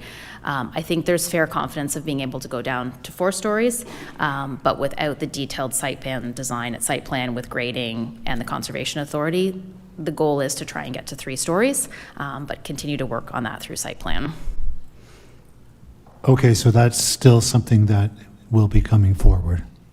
Through the chair, that would be addressed at site plan. The current zoning bylaw already permits 5 stories on the property. There isn't a request before council for consideration for building height as part of the application. Okay, thank you. Thank you. Okay. Councillor Van Den Rishi. Thank you, Madam Chair, and through you, thank you. Just concern over, there's thoughts of the garbage and keeping it in the, is it now or is it at a different timing that we do look at that you make arrangements for some sort of containing the refuge and things like that? Through the chair, certainly that would be detailed at the site plan application. Okay. There would be details required for garbage storage, garbage screening, but would note in the conceptual site plan there is a defined loading area that is on the opposite side of the low density residential. So it faces towards the institutional, not the adjacent residential. If I may, you had if I may. Oh, okay. You had one of the slides. How much distance is from the back of the building to where, it seemed like there was a lot of space there, to the first set of residential? How much room is there? Through the chair, just for clarity, do you mean, and I don't know if we want to bring the presentation If you back wouldn't up, mind. but looking at the bottom, which would be the south side, is that what you mean? In terms of the building addition to the southern property line, which is the abutting property line to existing low density residential, is proposed to be 12 meters. 12 meters? Correct. Okay, and that's above? The zoning bylaw requires 7.5 meters for a 5-story building, and the parent R5 zone, if it wasn't on this site, would require 3 meters. Okay, so there's sufficient space there. Okay, thank you. All right. Councillor Michelli. Thank you, Madam Chair. Through you to Caroline. I'm just, like, from a planning perspective, because this is one of the concerns that I think Councillor Brunt was also referring to, but could you just comment on the neighborhood compatibility of this project? Through the chair, certainly not a problem. Was included in the planning justification report. The site is pre-zoned for residential apartment buildings up to 5 stories. The way the site has been designed is to respect what is currently permitted on the site, being an apartment that is up to 5 stories, but provide considerations on land use compatibility, particularly I know compatibility can be the institutional as well, of course, right? Not just the low density residential. And in my view, as a planner, land use compatibility has been addressed in several ways. One, land use compatibility can relate to parking, right? Not creating a parking issue in a neighborhood. In my view, that's been addressed through the parking study and utilization. Compatibility can also be between land uses. So certainly we would have more concerns if this was commercial or industrial, so an interface with residential. In this case, this is residential abutting residential. In my view, those are compatible adjacent land uses. Then we look at things like privacy, overlook, screening of headlights from cars that might disrupt rear yards. In this case, the off-street parking is located to the north of the site, away from the residential, and there is proposed fencing, so concerns related to light overspill or parking headlights has been addressed. As noted, the physical separation of the building to the height generally complies with urban design best practices for minimizing privacy and overlook in terms of somebody looking out their balcony into an adjacent rear yard. That additional separation provides that protection of privacy and overlook. And then just adding, as I noted before, that they're proposing to not include balconies, again, to minimize new residents that are out on their balcony that might overlook low-density rear yards. All right, Councillor Veary. Yeah, thanks, Chair. So I understand, okay, so today we're approving the zoning, we're presumably going to approve the zoning change. When will residents know what the plans for the actual building are going to be? Like, that's not going to be today. So my concern is that we're going to approve the zoning change, and what I don't want to have happen is we come back later and say, geez, we couldn't make any adjustments after all. So when will everyone know if it's going to be 3 stories or 4 stories or 5? Through the chair, certainly the application was filed with the 5-story concept. I think the challenge to recognize is the applicant is not requesting council to approve 5 stories. There isn't a site-specific. It's permitted as of right. I think they're looking to best efforts. They've already drafted concepts working with Long Point, and I think are intentionally very committed to trying to reduce the building height through site plan. Certainly, there is an option. I can speak with them to update the neighborhood when site plan goes ahead, so they're aware of what that building height and that information is communicated to them. That certainly I don't think would be a problem. Yeah, I understand that. I guess what I'm saying is, you know, residents are going to leave here today saying, well, it might be 3, and it might be 4, and it might be 5, but there's no timeline on when there's going to be some clarity on that?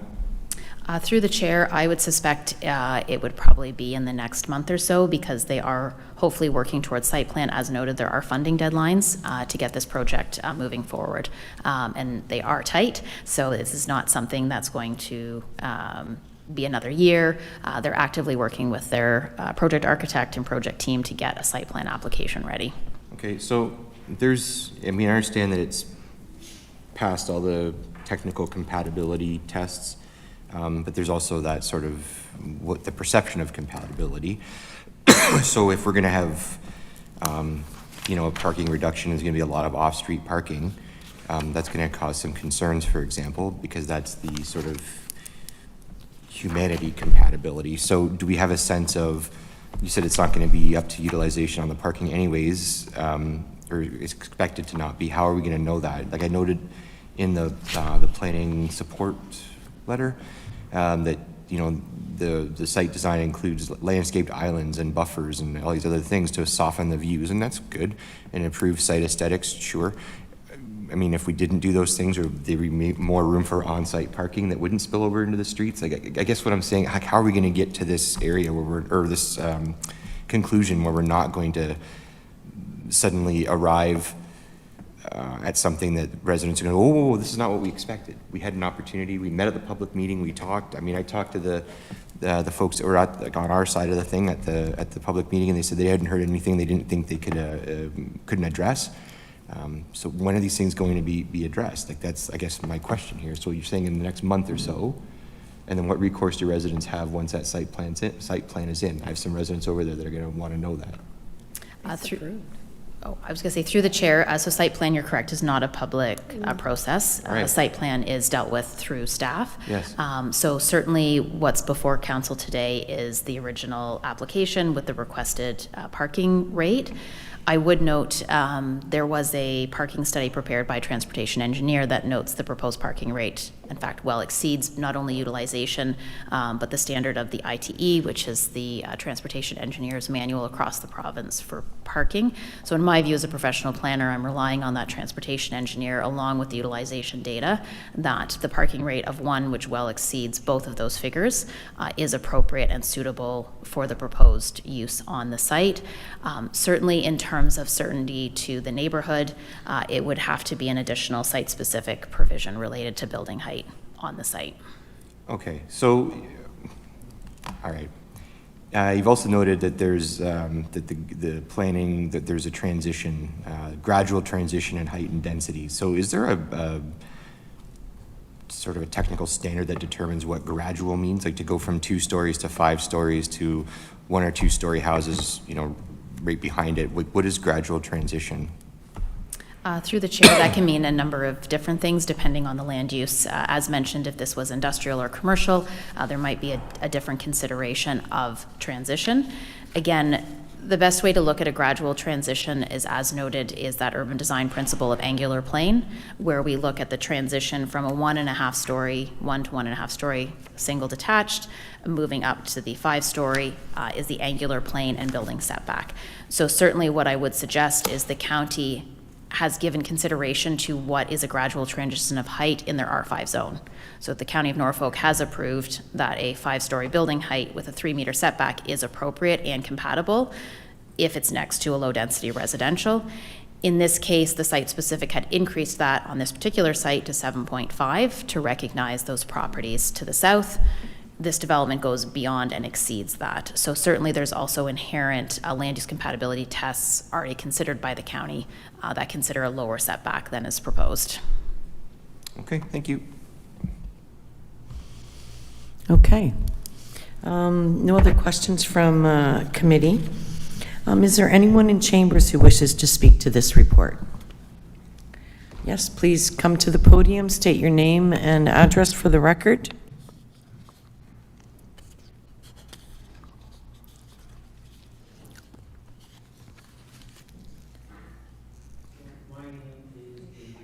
Microphone, please.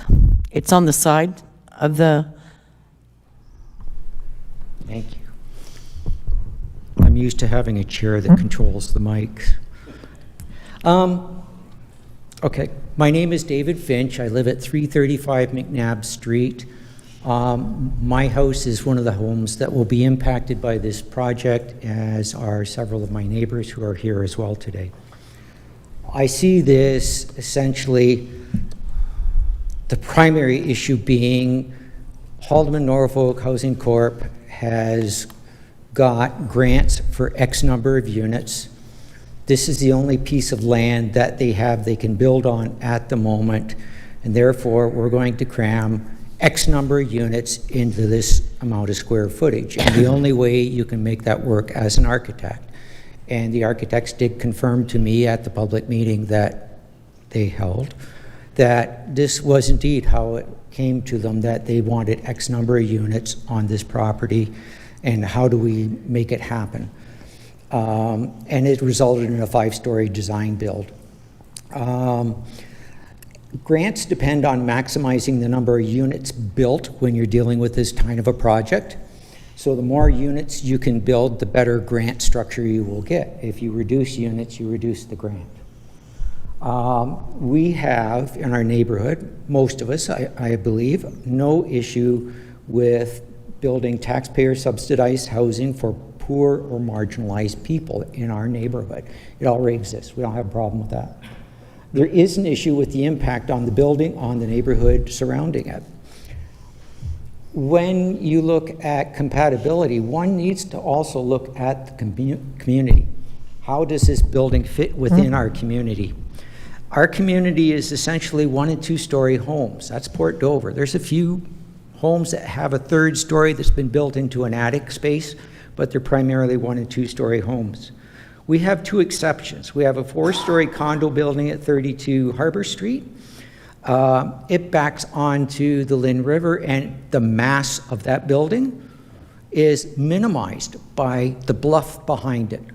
When you look at it from other angles, it's overlooking commercial properties, it's overlooking the harbor, it's overlooking the Lynn River, and the impact of that large building really is not that much.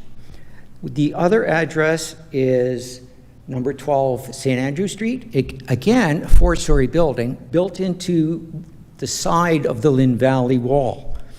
And as you look at it from the east side, the building is 4 stories high. It's big. When you come, or sorry, the south side, I guess. When you come from St. Andrew heading south and you're looking down towards the building, it looks like another 2-story building. And in fact, you can't even see it until you get upon it because it's set in the valley and the surrounding 1- and 2-story homes are not impacted by this huge, massive a building.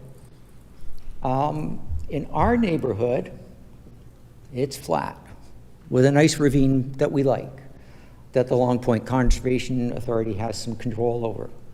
Sticking a 5-story building there, a building that is taller than anything else in Port Dover, is a bit of a problem for me. To me, it's going to become a landmark because you'll be able to see it for quite a distance. I believe the only other structures taller than this will be the spire on St. Paul's Anglican Church and the town clock tower, the very top of it. And to me, also the mass of the building, it doesn't have anything to reduce its impression on the people looking in the area and on its feel to what it does to the area. It doesn't have anything that mitigates its size. And so that is a problem. The proposed 5-story building is just way too imposing.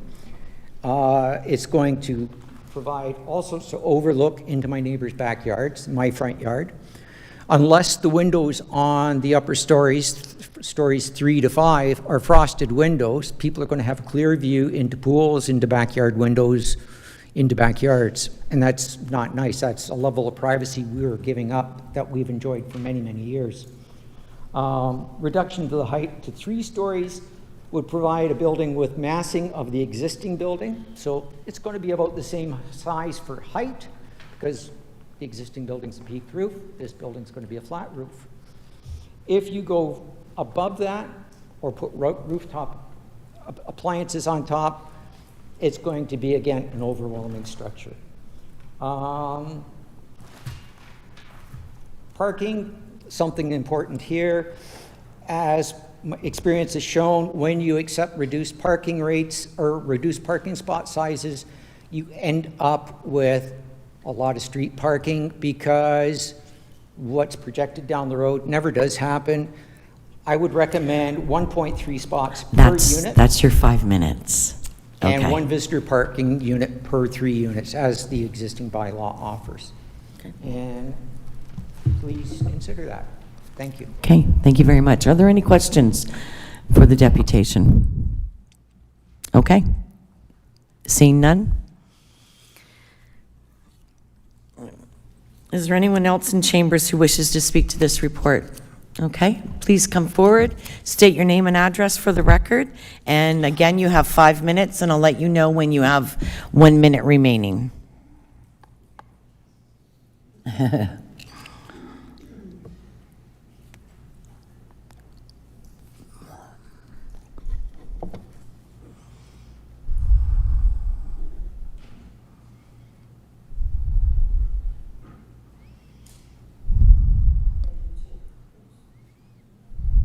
Right there.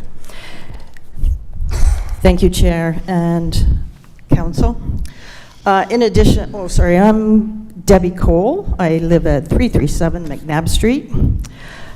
In addition to my letter I've submitted regarding the privacy, water, and parking issues, I've recently learned of recurring criminal activities that are ongoing at the current building.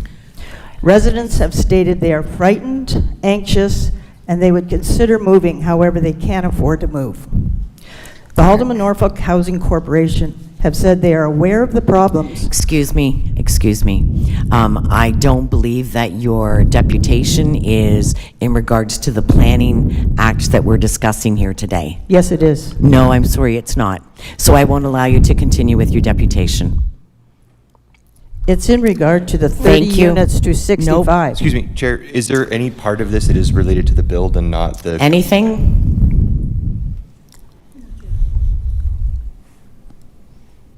It's about the 30 units to 65 units, doubling in size of the building that has the potential to double the problems that are currently there. Okay, and thank you very much.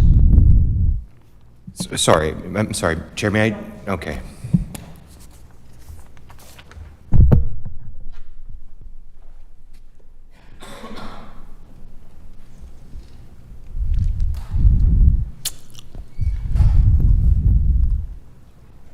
Sorry. Are there any other questions or any other, sure, go ahead.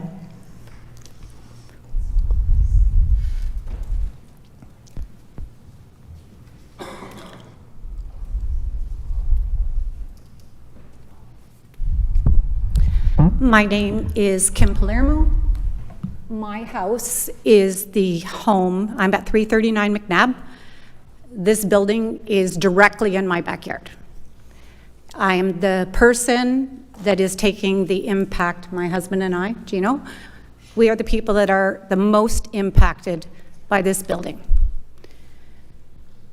This building will be 20 meters from the back wall of my home to the back wall of a 5-story, 60-foot wall. 65 feet wide, 60 feet tall. 20 meters from the back wall of my home. It has 26 windows looking into my property. Beside it is the parking lot.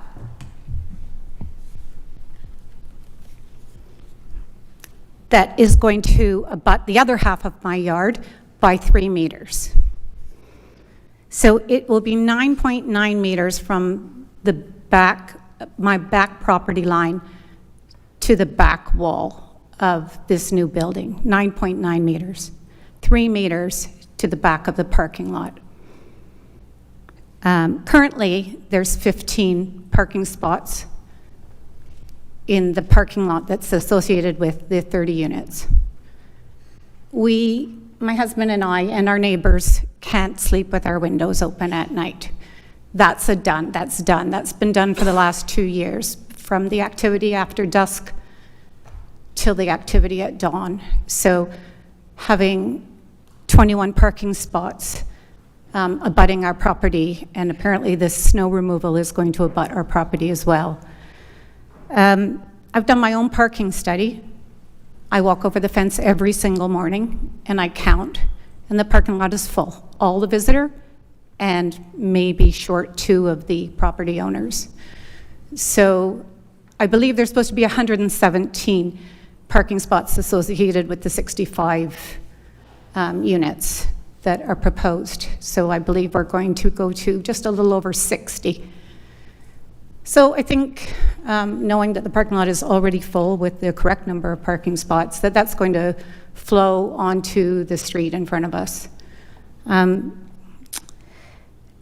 They talk about mature trees and fencing. There's no room for mature trees in 9.9 meters. In fact, the only mature trees that are on that property are going to be removed. One has already been removed. It's not possible to build the building without removing the mature trees that are already there. I picture, taller than this. This is probably the distance from here to that wall that's going up in my yard, taller than this, with 26 windows that will be lit up most of the evening, looking into my property. I just don't know how anyone can believe that this is appropriate for my husband and I. We've been there 39 years. We have worked well with the residents that are behind us. We've closed our windows at night because of the activities. I don't know any other way to tell you that this is just a wall of windows and lights overlooking our property. And if there's any spaces that the 65 residents will be able to use at the back of that building, that will also impact us. That's all I have to say at this moment. Okay, thank you very much for your deputation. Are there any questions? Oh, stay at the podium. Got a question? Sorry, thanks. Yeah, Okay. thanks Go ahead, Councillor No, thanks Berry. for coming in, Kim. Just to clarify, so, yep, 5 stories has got you uncomfortable, or however the word is you want to say it, but what would you be comfortable with? I'm comfortable with the 2 or 3 stories that are there. I think that, and maybe not as close to our property line. I don't know why the new design is set back on the property when setting it forward would also create some distance between our property and another building. I'm comfortable if the windows are removed, because it's actually the side of the building that faces. The front of the building faces 219 Regent. It is the side of the building that is actually facing our property. And so the windows are going to have a huge, and the lighting from the windows, and the lighting currently from the hallways that are always lit. The hallways, the lights never go out. So this is how we're going to see the night sky from our backyard, and this would be approximately the same distance. Yeah, so the current building and is fine. It's 2 stories. We work well with the residents. My husband and I, we visit with the residents. They lean over our back fence. They say hello. We talk to them. They ask us for help. We're good with that. But just ruining something that we work for our whole lives, and to think that we will never be able to use our backyard again. I'll never be comfortable sitting outside with 26 windows directly over my property. I mean, I think I've got photos if anyone wants to see. We've done an aerial view. I don't think anybody can realize how close that wall and how imposing the massing of that wall is on our property. It would be no purpose to us even going and seeing right inside our home as well, because the lower levels are going to see right inside our home if there's windows. Okay, thanks very much. You're welcome. Are there any other questions? Councillor Michelli. Thank you, Madam Chair. Kim, thanks for coming. Appreciate your comments and your concerns. Kim, it sounds, and you'll have to tell me this, but would you say that this is going to have a detrimental impact on the quality of you and your husband's life living there? It already has. We're having a lot of difficulty with this. This will be, it's just hard for me to believe that the people in my community will allow this to happen. And yes, we talk about it constantly. It's overshadowing our entire life right now. It's all encompassing. It's just more than we can believe is happening to us. Thank you, Kim. Okay, thank you very much, Kim. You're welcome.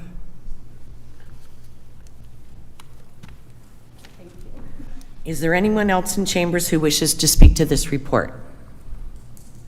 Okay, seeing none. Is there anyone online who would like to speak to this report? No one. Okay. Sorry.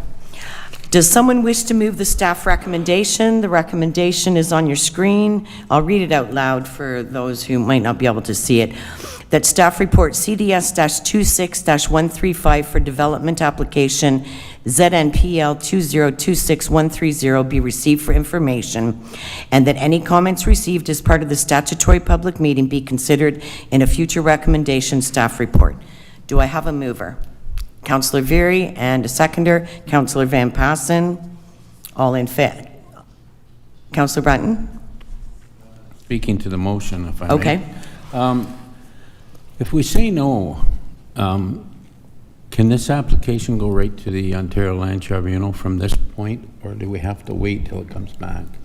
Actually, I can let staff take that question, but I believe that we can't say no at this point. Can we? Through the chair, this is just the public hearing component, so I'm not sure what you'd be saying no to, I guess. Like, receiving it for information is the recommendation. Well, I understand that, but that's not my question. My question is, let's start with this. To me, it's not compatible. So if we say no now, what's the point of going to the next step? If we say no now, will it go to the Ontario Land Tribunal? That's their prerogative? Through the chair, I do have a recommendation report coming today still. That would be the time to make the decision, I would suggest. I guess I can't answer whether you can say yes or no right now, because there's no recommendation before you just, like, you could make a motion that says. I understand what comes next, but if we say no now, that's my question. Does the applicant still have to come back with a different plan, or can they go right on to the OLT? That's my question. That's what they may want to do. That, am I correct? We have to wait for the staff report. This is just getting this information as a recommendation. We're not saying yes or no in this. Like, this is just the public hearing meeting. Well, we are. Just for information only, that's it. I understand that, Madam Chairman, but we are approving it to the next step. That's what we're doing, in my mind. No, we're not. We're just receiving it for information. All right, I'll live with that for now. Okay. Thank you. All right. All those in favor of the staff recommendation? Okay. And that is carried. Thank you. Yes. Yes. Okay. So at this point in time, we're going to adjourn the public hearing meeting. May I have a motion to adjourn? Councillor Mashali, seconded by Councillor Van Riesche. All those in favor? And that is carried. So we are now back to the council meeting. Thank you for bearing with this very interesting meeting today. Okay. Where am I? Oh, geez. Yeah, we're back there. That's Okay. where we left off. So we have that motion that I can put up on the screen. Okay. Okay, so we'll just let staff get settled.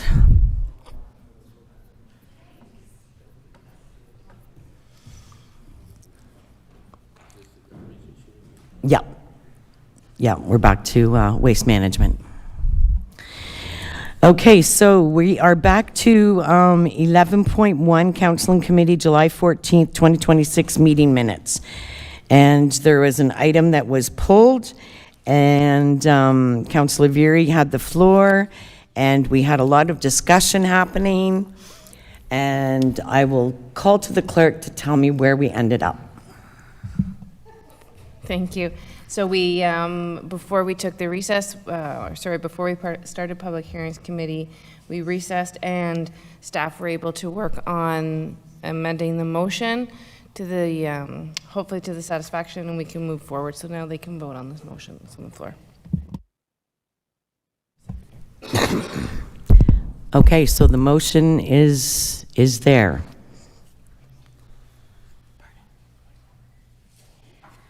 I'm going to read it out loud for transparency purposes, that staff report PW-26-039 be received as information, and that condominium waste collection continues with the council-approved program of option 1. Maintain 2026 approved technical guidelines unless boulevard collection is determined to be feasible as an exception through the application process, including approval by the General Manager of Public Works. That seasonal area waste collection continues with the council-approved program of option 1, new curbside waste program, bi-weekly garbage and weekly green card and recycling collection, and that private, narrow, and unmaintained roads noted in the report continue with common collection using front-end bins where applicable.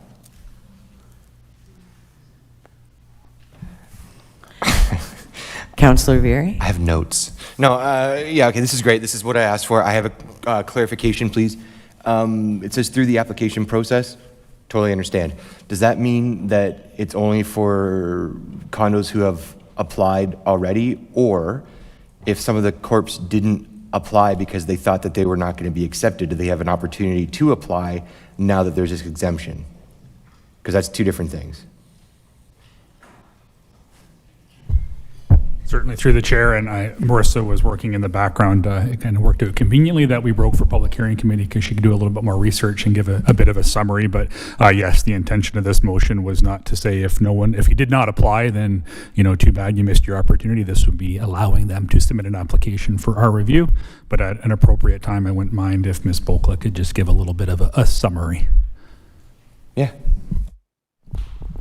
So in addition to Councillor Van Passen's comments regarding service levels and property taxes, boulevard collection would introduce a number of operational challenges that do not address the broader issues outlined in the report. This includes impacts to snow removal along the boulevard to accommodate waste collection carts, potential parking restrictions, and changes to winter control operations. It would also require additional bylaw enforcement resources, and increased staff time to respond and manage complaints related to waste collection concerns. All of these add complexity and could create new challenges for existing municipal services. There's also the financial consideration that the cost of the carts are tied to resin pricing, which has increased since the original estimates were prepared. As a result, the costs outlined in the report would likely need to increase. The technical guidelines for condos were developed to provide a consistent and fair approach while evaluating condominium eligibility for municipal waste collection. Introducing boulevard collection as an exception would move away from that consistency and could set a precedent for similar requests from other property types and developments, making it more difficult to apply the guidelines evenly. And finally, based on a quick aerial review completed during the break, Boulevard collection would only address collection issues for approximately 5 condominium corporations, specifically the 4 on Richardson Drive in Port Dover and 1 other within the county. This is a very limited solution that does not address the majority of properties that do not meet the technical guidelines. All right, Councillor Veary? Sure. Thanks, and thank you, Marissa and Andrew and everybody for indulging this. Yeah, fair enough. And Richardson was, to be fair, Richardson was the only one that came forward, so it all kind of works out in the finish that if that's the only cost, then it all worked out.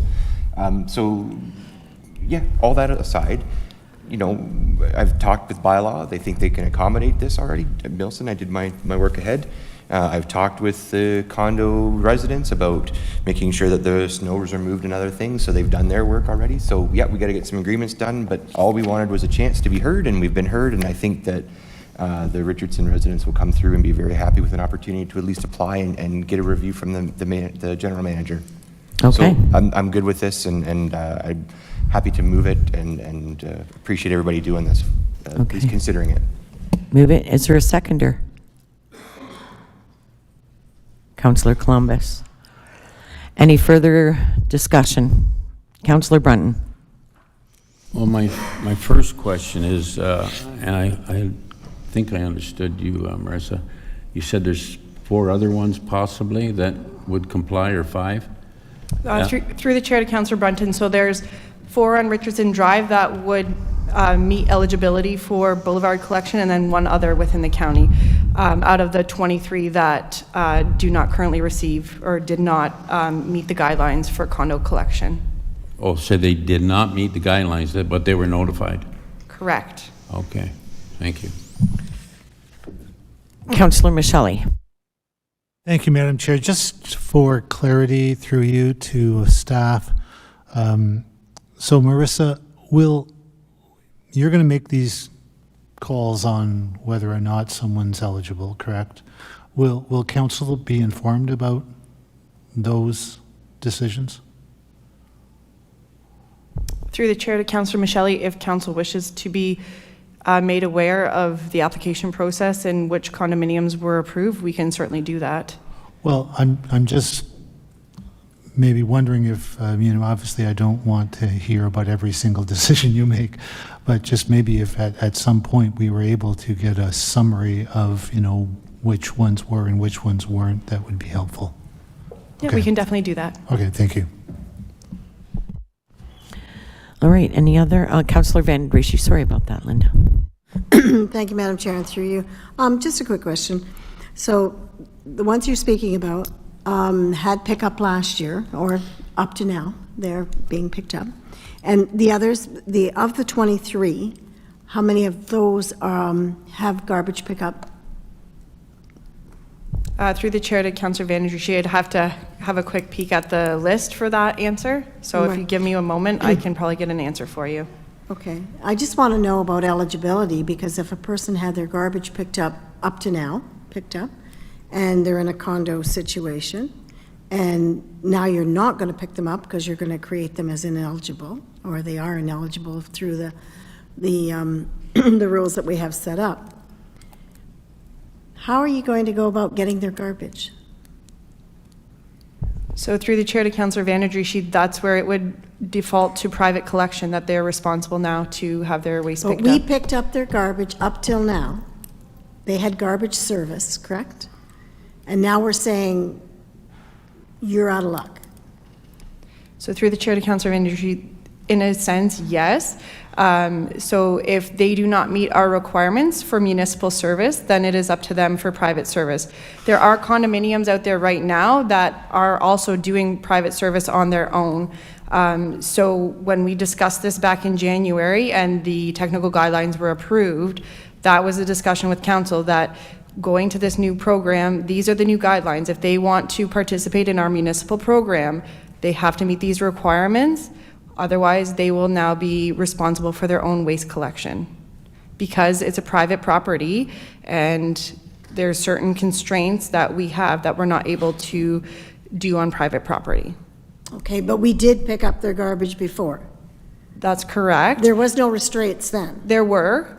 So that's why there were some condominiums that did have private collection before that. So there were guidelines that initially existed from 2017 that they had to apply and were approved upon, and some didn't meet those guidelines then and had to have private collection. Right, but so then the biggest change where we're finding some of the tension with the condominium corporations is they were putting it out as a common collection point, so at the municipal street in a big pile, all their garbage. Whereas with the new cart-based system, we can't accommodate that because the carts have to be spaced a certain amount apart. And it's only cart-based system. We don't have someone getting out of the truck to put bags manually into the truck anymore. So that's where some of these condos that were receiving collection before were doing it through the common collection point, and now are not able to do so. Okay, and there's no, and there's no compromise, and there's no trying to figure out how we're going to remove their garbage. We're just, and I understand your point, and I understand where you're going, but we picked up their garbage up to now, and come the new system, we won't pick them up, but yet we've always picked them up. So to me, it's just leaving them out in the cold sort of thing, and I don't like the idea of it. Is there any other ideas we could have to make some sort of communal, you know, those big ones we've got? Can they not put it in there? Like, you know, I don't think they generate that much garbage, do they? So the challenge is that the cart spacing. So if you have a condo corporation of 50 units, each unit essentially would get its own cart. Even if you shared carts with 2 units, for example, that's 25 garbage carts and 25 organics carts. They each need to be spaced 2 to 3 feet apart. Some of the condos do not have the spacing to allow for that. So that's where the challenge is that our program is now cart-based and some of their facilities do not accommodate that. It'd be no different than a commercial building that is potentially generating more waste than what's allowed through our waste bylaw. They have to get private collection. So if your business all of a sudden expanded beyond our 8 bags that you're allowed, you're no longer meeting our guidelines under the bylaw, you then need to go to private collection or find a solution that meets your needs. Similar with the condos. They don't meet our guidelines and how our program runs, so they have to find something that meets their needs. Okay, okay. I can understand and appreciate it, but it seems, in a sense, quite difficult knowing you've picked up their garbage and now you're not going to pick up their garbage. So I think it'd be pretty distressful for many of those people. Thank you. Councillor Brunton? Thank you, Madam Chairman. Certainly would have been easier to just rule out condominiums, wouldn't it? Anyways, my question, you have 4 or 5 other ones that are eligible. Will you be notifying them that they can maybe participate in this program? Through the chair to Councillor Brunton, we can notify them depending on the direction of council today, as if they wish to make this exemption, then we could notify them, or we would open it back up for all to reapply and then we could reassess them.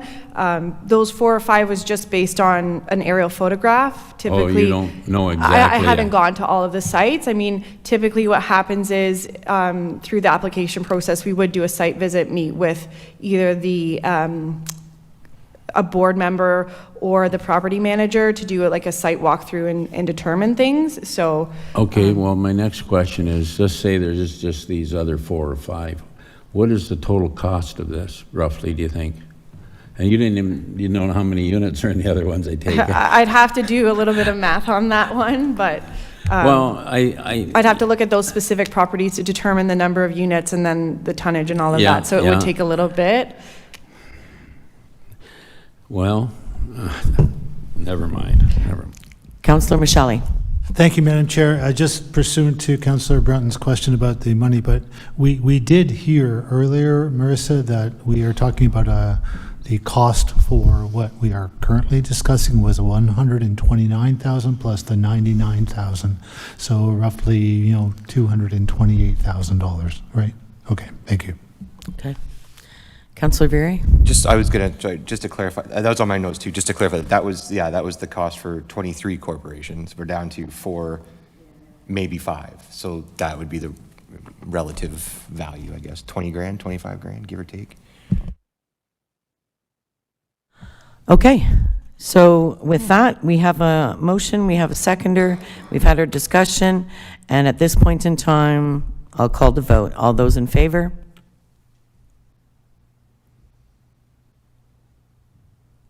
All opposed? You're opposed? Okay. All right.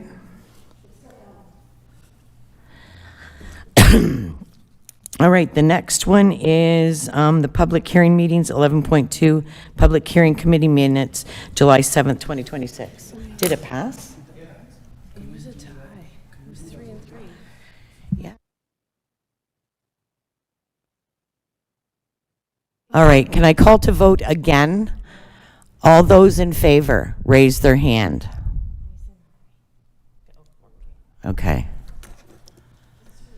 Who's opposed? 1, 2, 3. Okay.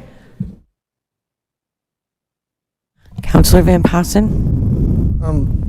Just a question maybe to the clerk. Would we be allowed to amend the agenda and deal with that one Regent Street planning application now? Because I think the majority of the room is waiting for that. Okay. Like, would that be possible to Yeah. amend the agenda in the middle? Yeah. I'll second, is that a motion? I'll second that, yeah. Okay, just, So we just, okay, so that, we need to approve the PHC, no, sorry, the, Move that planning report up. and do PHC it from now, July 7th, yep. Instead of an hour from now. And then the room would be just about empty. Okay, I'm just going to finish off with these just quickly before we go to that, Right. so that we can tidy this up. So we've got 11 okay, so here we are. If the minutes are amended, may I have a motion to approve agenda item 11.1 as amended and 11.2 as presented? Council and Committee, July 14th, 2026 meeting minutes, and Public Hearing Committee minutes, July 7th, 2026. Mover? Councillor Veery, seconder? Councillor Van Passen? All those in favor? And that is carried. Okay, so now what we'll do is with a 2/3, we've got a mover, we've got a seconder, so with 2/3 majority, we will go to the Regent Street report. Okay? All those in favor? And that is carried. So we will now go to Regent Street.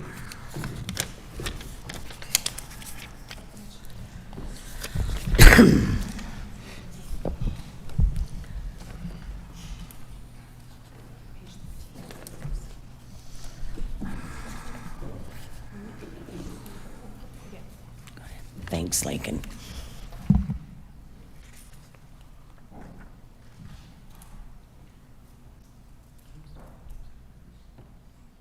Sorry, Alicia. Welcome. All right, Alicia Cole, could you present your report on the Regent Street project? Thank you very much. So through the chair, as discussed earlier this evening, this is an application proposing to construct a 5-story addition to an existing apartment building in Port Dover that is owned and operated by Haldeman Norfolk Housing Corporation and provides affordable housing. It was presented at today's PHC meeting, and an open house was held earlier in July to obtain feedback. And as previously mentioned, the reason why both reports are being heard today was to meet funding application timelines for the development. It is the opinion of planning staff that the subject application is consistent with the provincial planning statement and conforms to the intent of the official plan. Further assessment is included as an attachment to the staff report. Staff support this application and recommend that it be approved. Thank you. All right, are there any questions from council? Okay. Okay, Councillor Vanden Rishi? Thank you, Madam Chair, and I apologize. Passen. Yes, thanks, Madam Chair. That was sort of going to be my question. Like, what we are dealing with is under the Planning Act, they are asking to reduce the parking ratio from 1.5 to 1, and those parking spaces can be a little closer to the property line than what is allowed by the bylaw. We're not dealing with how many floors it is, and the increase in the number of units on that property, right? So, all right, Through the thank chair, you. that's correct. That is correct. Councillor Michele, and then Councillor Berry. Thank you, Madam Chair. So through you to staff, so Alicia, I just still want to get clarification. So when you say when they come back with, could be 3, could be 4, could be 5, I'm still not clear about what recourse the residents will have at that point regarding the height. Through the chair, there is no recourse because 5 stories is permitted. So they're not asking for that. They'd have to ask for something like a maximum of 3 stories as part of the special provision, which was not applied for. So it's 5 stories is just what's permitted, and they didn't ask to change that at all. So if it's approved today, it could be built with 5 stories. Okay, so they would really, they will have no recourse, correct? Okay, thank you. Councillor Berry. Thanks, Chair. So I have a text from our friends saying that they can commit to 4 stories today if that's helpful to get this passed, just to sort of put a bow on this. I don't know if they're allowed to come back up and talk about it because they don't have a deputation registered, but they said, hey, if it's... Well, that's okay. So anyways, that's the information I have, is that they can commit to 4 today and just put it on the floor. I wasn't sure if that was 4 today final or 4 today and maybe still 3. I didn't really get clarity on that, but well, I don't know if this is allowed, whatever. It's out of my hands. Yeah, no, just leave it at that. Okay. Yeah. Okay, so we've got, okay, so there is some confusion, obviously, is that the zoning is for 5, and it might be 4, it could be 3. Well, they're saying 4 today. They're saying 4 today. Okay, so to the residents, that's one answer, but I know that the residents were looking for 3. But the issue remains, it's not up for our debate. We can't say yes or no to this because it's zoned for 5 stories. This is a very difficult position to be in because we understand where the residents are coming from, but this isn't, I don't mean to, it's not going to come out right, but it's not our decision to make, which is the most frustrating part of it. And theoretically, so there isn't even anything for us to say yes or no about. We're here for parking. Yeah, no, I just was putting the information on the table. I'm not saying that we can say yes or no. I just wanted everyone to know that that is what the update is. Yeah. That it's now down to 4, which is, I guess. Okay. Councillor Michele. Thanks, Madam Chair. Aren't we actually here to approve a zoning change? Okay, but it is a zoning change. It is, happens to be for parking, but it is a zoning change. Okay. For parking, yep.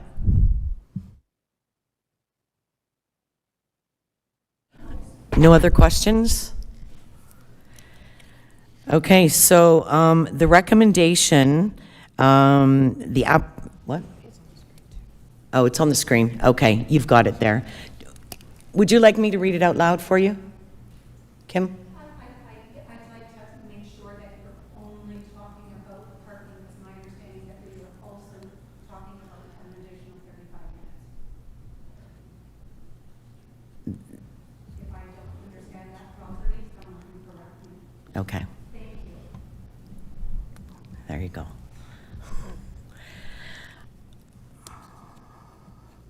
Can we just get Alicia to just spell it all out just one more time before we read the motion? Is that fair enough?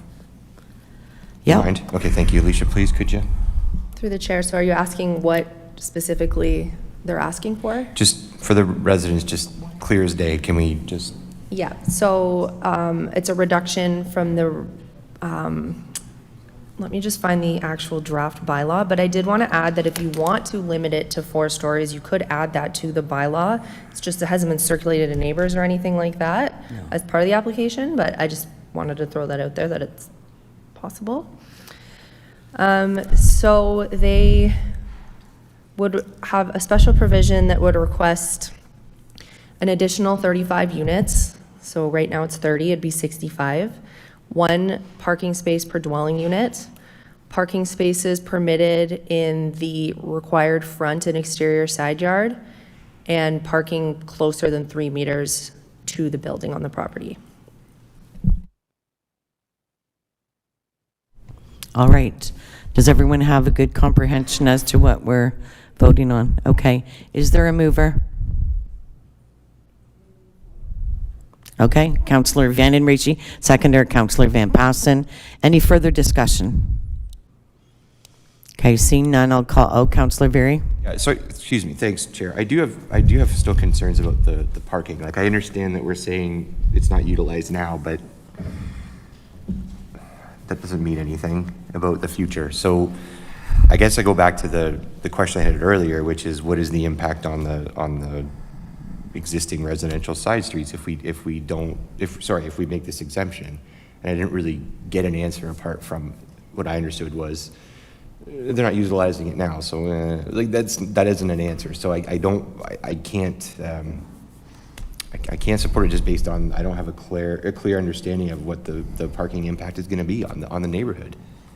And we've had other developments where we've had parking reductions that we've said no, or we've said yes but not by that much. And so I'm looking at a situation where I can't imagine filling those side streets with all these extra cars in the future is going to be a problem that we're going to be able to manage. So I'm stuck on the parking. Well, it is only about the parking, so you're okay, Councillor Michelli. Yeah, thanks, Madam Chair. Further to Councillor Very's comments, and it is about the parking, but it's about not only the parking spaces, it's about the spillover onto the parking onto the streets. It's all those parking things, and it just seems to me that we are making a lot of parking adjustments for some unknown consequences or results, and so I'm going to have a very hard time supporting this as well. All right, any other comments and discussion? Councillor Van Passen. Thank you, Madam Chair. It's 5 stories high. They want to limit the parking. If you want to reduce the height, you don't. If you set the parking rate at like 1.1, 1.2, 1.3, I'd have to do the math. That would not allow them to build that 5th floor because they wouldn't have enough parking. So if you want a solution that sort of works in the middle, maybe the planner could do some quick math, and what would the ratio have to be to limit the current plant to 4 floors?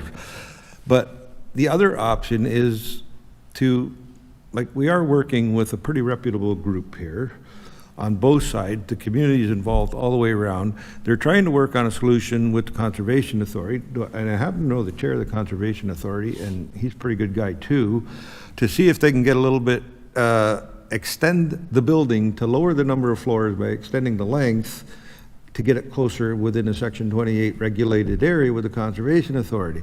So do we try to wiggle the rules around to make it work, or do we trust that our staff, the Housing Corporation staff, everybody's going to work to come to that solution that keeps everybody happy, and it does provide as much possible housing for the needed, that we need in this county, right? So which way do we want to go? Do you want to redo some math and force them to only make 4 floors high, and that takes away the possibility of them worrying about dealing with the Conservation Authority and end up with three floors that extend out farther?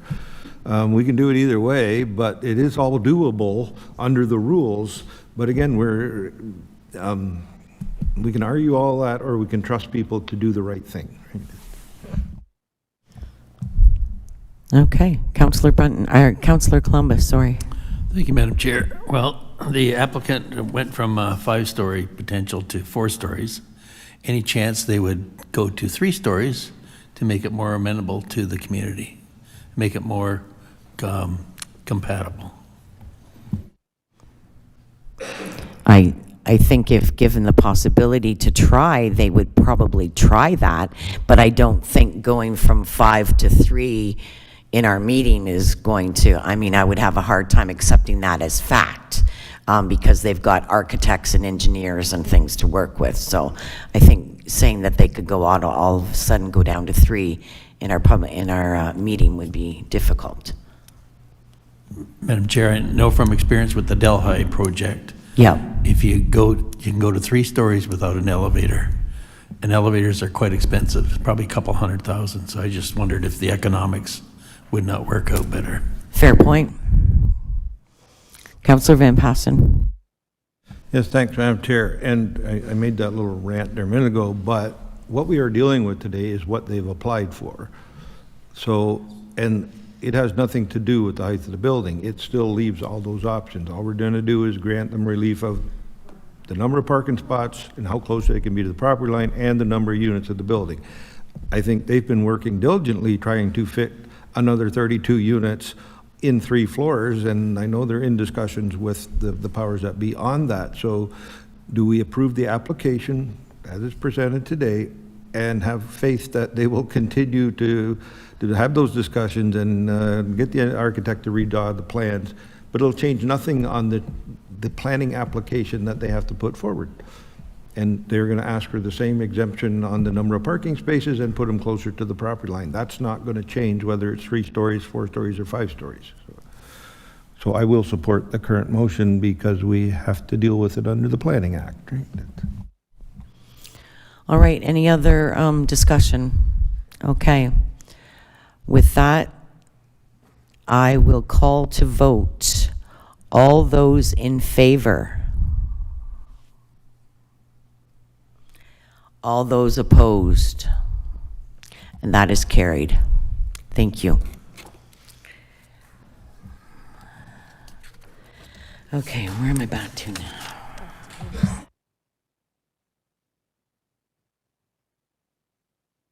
We'll take a short break for everybody to clear out.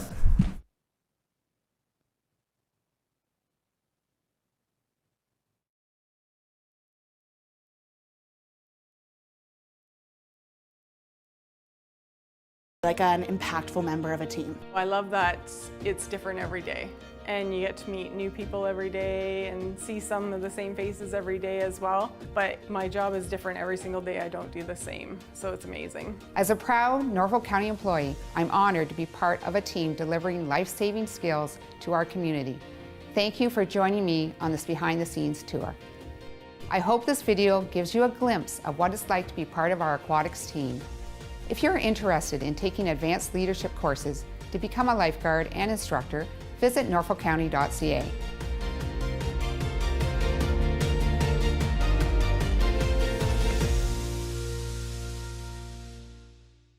Hey Norfolk County! Whether you're a longtime resident, new to the area, or simply visiting, do you know about the many services provided by Norfolk County? As a single-tier municipality, we provide services that our community uses every day, including water and fire protection, curbside garbage and recycling, road and sidewalk maintenance, and so much more. We also provide services needed at unique times in life, such as a marriage or business license, or a dog tag for your new companion. And the unique geographic features in Norfolk County, from farmland and forests to lakes and wetlands, means we also provide specialized services ranging from drainage applications to tree inspections. Wondering how to contact Norfolk County? Start with Service Norfolk. Our friendly team of agents is here to help. Reach us by phone at 519-426-5870 or 226-NORFOLK from 8:30 to 4:30, Monday to Friday. Calling about an issue after hours? No problem. We have you covered. Prefer online? Email askus@norfolkcounty.ca anytime, or use our customer service portal at service.norfolkcounty.ca and get a reply right to your email inbox. Want to visit us in person? Come to one of our friendly customer service counters in Simcoe, Monday to Friday, or Delhi, Tuesday to Thursday. Service Norfolk, connecting you to Norfolk County services. Meet Captain Clean, the toilet paper superhero, here to protect Norfolk County's pipes and keep everything flowing smoothly. Remember, only flush the 3 Ps: pee, poop, and toilet paper. Flushing anything else can cause big trouble. Things like wipes, hair, or grease can create sewer blockages. These blockages restrict flow, combine with other debris, and cause costly damage, overflow, and even water pollution. By sticking to the 3 Ps, you can help prevent clogs, reduce repair costs, and keep our water clean. For items you can't flush, proper disposal is key. Throw regular waste in the garbage. Do not believe claims on packaging that products are flushable. Take it from Captain Clean, they are not. Household hazardous waste can be dropped off at Norfolk's temporary depots during spring and fall. For things like medication and sharps disposal, take them to your local pharmacy or the health unit. And remember, grease belongs in the trash, but let it cool and store it first. Don't pour it down the drain. Be a flushing hero like Captain Clean. Together we can protect our pipes, our homes, and the environment. Remember, only flush the 3 Ps. Norfolk County is counting on you.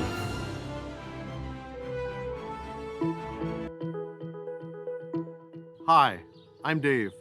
I'm here to take you behind the scenes for a quick look at what we do at Norfolk County's water treatment facility. Here in Port Rowan, the water treatment process starts by pumping water from Lake Erie up into the water treatment facility. Back in the treatment facility, I inspect large clarification tanks where the lake water enters the plant. Here we add coagulant, a chemical that attracts dirt particles together. These form into larger particles called flock, which eventually sinks and is sent to waste. Next, the water enters the filtration system where any remaining dirt particles are trapped by the filters. The water is then chlorinated and sent into a 113 cubic meter underground storage chamber.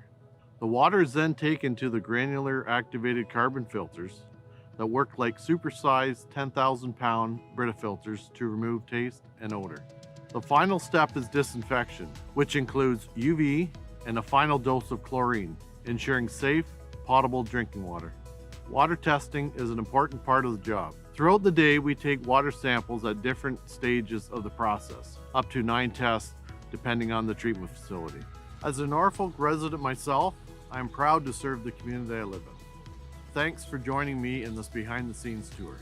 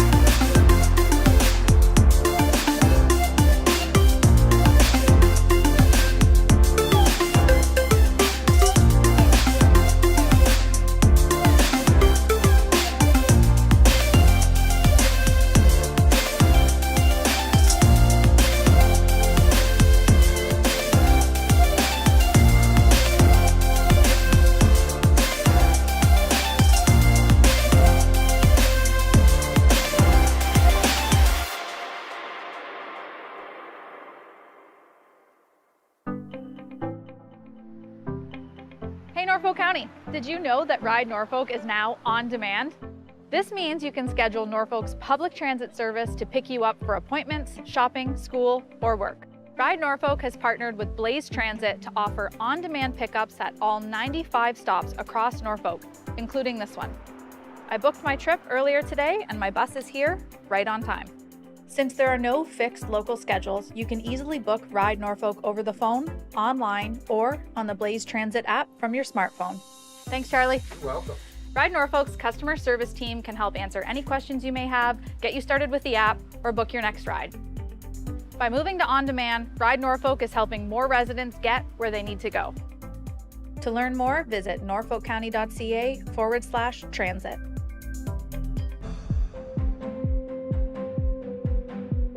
Hi, I'm Marissa, and I'm here to take you behind the scenes for a quick look at what we do at Norfolk County's waste and recycling operations. Here at the transfer station in Simcoe, residents can bring a variety of waste materials for disposal. Norfolk operates 2 transfer stations, welcoming about 27,000 customers every year, and accepts material ranging from bulky items, wood, metal, and yard waste. Norfolk also provides curbside waste programs. Recycling from your home arrives at this facility where it is manually sorted by the type of material. You can see why it's important to separate materials into the correct bin rinse recyclables, and remove items from bags. This facility processes 4,600 metric tons per year. That's equal to about 20 tons per day. Once items are sorted by material type, they are baled and ready to be shipped across North America to be made into new material. About 8 to 10% of the material that arrives here shouldn't have been put in the recycling bin. Residents can use our Recycle Coach app to confirm if an item can be recycled.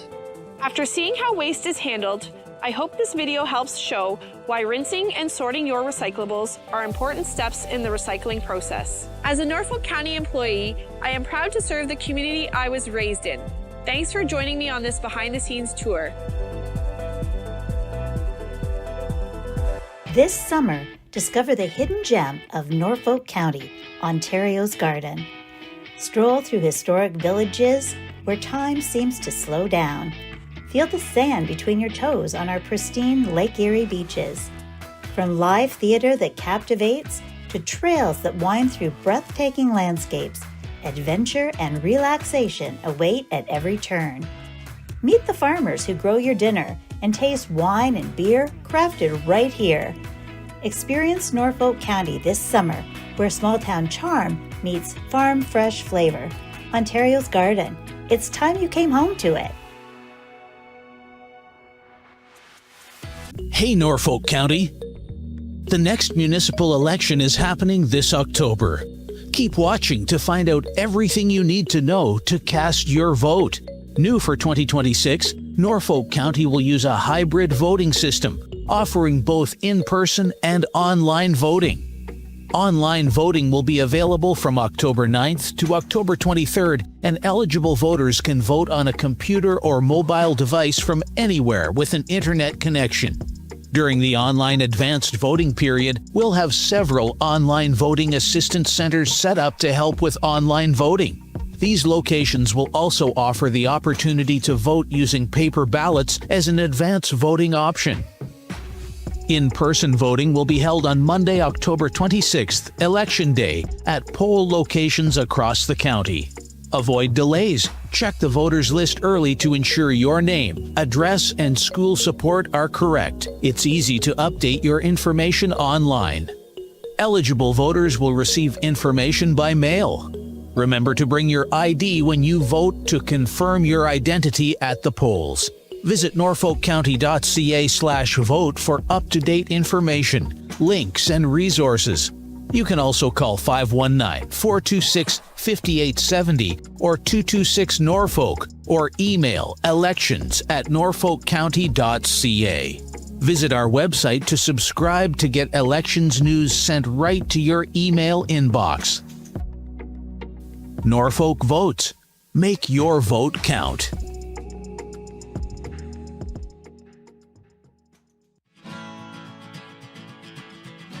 Hi, I'm Marissa with Norfolk County. As you've probably heard, we're making some exciting changes to waste collection in our community, and we want to ensure you have everything you need to know. Starting this August and September, every residential household in Norfolk County will receive 2 new waste carts along with a small kitchen container right at your home. For reference, I'm 5'6", and this is what the carts look like in comparison to me. First, we have a 240-liter garbage cart. That's enough space for 3 to 4 bags of garbage. And a second 120-liter green cart for your organic waste. And inside, you will find the kitchen container to make sorting easy. Garbage will be collected every other week, and organics will be collected weekly. Collection on the new carts begins September 28, 2026. We know every household is different.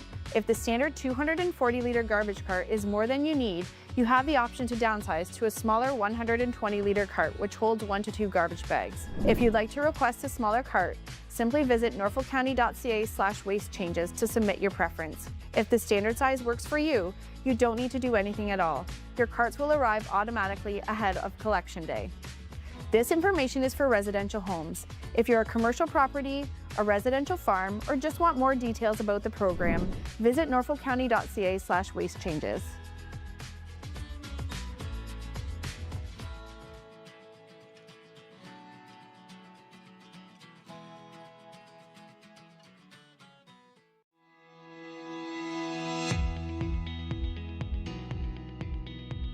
Hey Norfolk County, I'm Chris, and I'm here to take you behind the scenes to show you how Norfolk County manages stormwater in our towns and communities. Stormwater isn't just rain or melted snow. It's any excess water that runs off hard surfaces like roads, driveways, and rooftops. But where does that water go? And why is managing it important? Norfolk's stormwater systems include pipes, ditches, catch basins, and ponds that work together to manage this runoff. Stormwater systems like ponds slow the flow and allow dirt and pollutants to settle and release cleaner water into the environment. Without proper management, stormwater can flood basements, damage roads, and carry contaminants like oil, garbage, and salt into our rivers and lakes. That's why Norfolk County created a dedicated stormwater team in 2024 to better understand and maintain what we already have while planning for the future. This stormwater pond in Port Dover helps to reduce flooding and improve water quality. Over time, sediment and pollutants build up within storm ponds, limiting their ability to hold water. This creates an ideal environment for algae and invasive plants like Phragmites to flourish. This fast-growing species can block out the flow of water and crowd out native vegetation, reducing the habitat that local wildlife depends on. To restore this pond, we're removing the excess sediment and transporting it to a licensed site. We're also clearing invasive plants, reshaping the pond's banks, and upgrading the outlet that controls the flow of water. This work will improve water quality, allow the pond to hold more water, reduce flooding risks, and provide a healthier habitat for plants and wildlife. Stormwater management isn't just about what you see on the surface. It's also about the infrastructure underground. We use special tools to locate, map, and inspect the pipes and infrastructure that connect the ponds to the wider stormwater system. This helps us to understand how water moves through our communities and identify issues that need our attention. It's likely that you or someone that you know has been impacted by flooding, erosion, or drainage issues. All of that connects back to stormwater. Stormwater management isn't just about pipes and ponds. It's about protecting the communities and the nature that surrounds us. As Norfolk County grows, so does our responsibility to manage stormwater, and that's our job. With smart planning, hard work, and community support, we're building a cleaner, safer, and more resilient future together.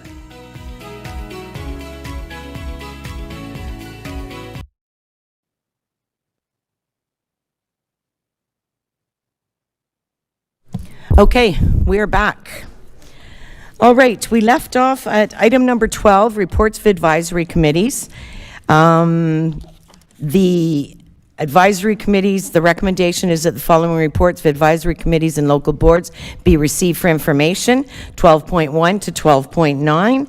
May I have a motion to receive the minutes from the advisory committees and local boards for information? Councillor Vanden Rishi, second it by Councillor Brunton. All those in favor? And that is carried. Staff reports, item number 13. 13.1, emergency and social services. There are no reports today. 13.2, public works, no reports. 13.3, community and development services. 13.3.1, repeal of bylaw 2006-191, 841 Norfolk Street North, Simcoe CDS-26-118. Morgan, Manager of Planning Services, will you please introduce the report? Thank you, Madam Chair. Good evening, Madam Chair, members of council, and members of the public. I'm here today to introduce report CDS 26-118, repeal of the Heritage Designation Bylaw 2006-191 for the lands municipally known as 841 Norfolk Street North, Simcoe. The applicant owner of the property has applied to repeal the designation bylaw, which would remove the current heritage protections afforded under the Ontario Heritage Act. Next slide, please. Located at the corner of Norfolk Street North and 14th Street West, the McKay Black residence was designated in 2006 for its historic interest due to its architectural features, and has maintained its protection under the Ontario Heritage Act since that time. The property has been under the ownership of the Black family since the 1960s and has remained as such to present day. It is staff's understanding that the heritage designation was initiated by members of the Black family in 2006. The building's original historic features appear to remain unchanged, with no new building extensions or alterations, causing loss of its character-defining elements that made it worthy of designation in 2006. Staff notes that the Ontario Heritage Act does include a process for de-designation, a provision of the Act that has been utilized for buildings that have lost their historical significance through irreparable deterioration, fire, neglect, demolition, or other significant loss of historic fabric. This is not the case in this instance. The applicant owner's request for de-designation largely centers around maintenance of the property, the age of the owner, and financial considerations. It should be noted that in a recent Ontario Land Tribunal appeal, OLT 2500386, Hillier versus Municipality of Bluewater, financial considerations were raised as part of a request to repeal a heritage designation, and the tribunal's findings were that financial hardship was not a criterion for assessing cultural heritage value or interest under the Act. Next slide, please.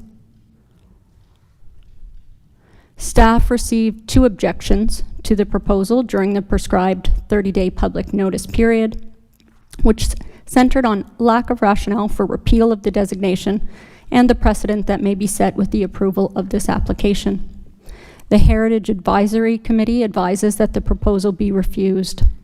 Staff are of the opinion that the information provided as part of this application to repeal the heritage designation does not meet the standards of the Ontario Heritage Act or the policies of the planning framework, which provide for the long-term conservation and protection of cultural heritage resources. Therefore, it is the professional opinion of staff that this application be refused, as outlined in Staff Recommendation Report CDS 26118. Thank you, and I'm happy to take any questions at this time. Thank you very much. Are there any questions from council? Okay. Councillor Van den Rieching. Thank you, Madam Chair, and through you. So if this building, or if any building, ran into disrepair and it fell, in disarray or whatever, can they appeal then? Because you had indicated that if it is of that fact, they could appeal that. How deteriorated would the home have to be? Well, I suppose that's a very difficult question, isn't it? Through the chair. So what we would be looking for is a submission of a study alongside the request that was able to demonstrate that the original criteria that led to its initial designation was in a state that met that sort of disrepair piece, but that would be coming from a qualified professional. When I reviewed the one that was in London, there was a couple of them in London, and they did approve it to de-designate because of financial hardship, and the condition, I suppose, of the building was one of the other factors as well. So we do not consider financial hardship a reason to de-designate. Through the chair, I think the test of financial hardship would have to be demonstrated sufficiently so. In this case, there hasn't been a demonstration as such. Okay, thank you. Councillor Michelli. Thanks, Madam Chair. And just further to Councillor Van den Rieching's question about the financial hardship, that's what that OLT decision indicated. And typically, those decisions do act as precedents for other decisions. I'll confirm that with staff, with Morgan. But there are a lot of OLT decisions, obviously, like many, quasi-judicial hearings, do rely a great deal on precedent, correct? Through the chair, that is correct, that they do look to the Ontario Land Tribunal's cases, and where a decision has been opened, they will look to that for reference for any future applications that have been appealed to the tribunal.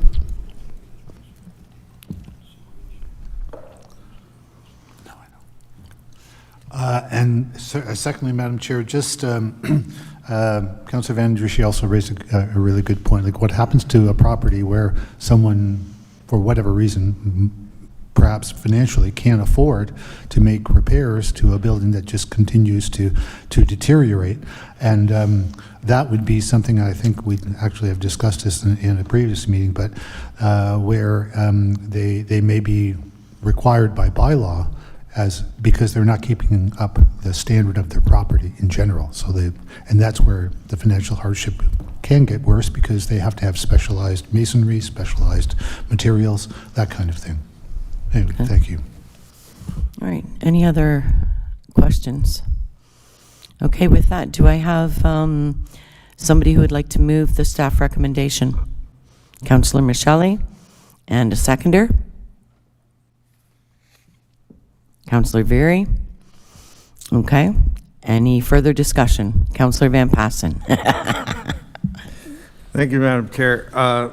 This might sound like you've heard it before, but I'm not going to be supporting this. And I think I've made the same sort of statement. At the time that these houses and buildings were designated, there was programs that offered funding for repairs. It gave them a break on their taxes. So they entered into an agreement in good faith. And now the years have gone by, and it's the municipalities and the government levels have broken the rules of the game. They're the ones who no longer provide the funding. They're the ones who no longer provide the special tax category. So if it's the municipality who's broken the rules, now these people want to get out of the game they were playing because they don't like the new rules that somebody imposed on them. So they're asking to have it withdrawn. And I think that's fair and legitimate, and they should be allowed to do that. So I'm not going to be supporting this. You know, we're the ones who are changing the rules of the game, not them. Okay, Councillor Michele. Thank you, Madam Chair, and certainly Councillor Van Passen's remarks notwithstanding, and I do certainly very much take that argument when we are talking about something that was done in the 1970s and 80s when the legislation called the LAC Act was in place and that kind of thing. In this case, I do maybe take a little bit of exception to that, because this wasn't even designated until 2006 by the owner, and I know this is 20 years later, but for a heritage property, that's like yesterday. Thank you. Yeah. Any other comments? Okay, with that, I will call to a vote. All those in favor of the staff recommendation? And those opposed? It is defeated. Councillor Van Passen. If that's been defeated, could I put an alternate motion on the floor that we direct staff to go through the process as required under the Heritage Act to request the designation of this property? All right. Is that fine with staff?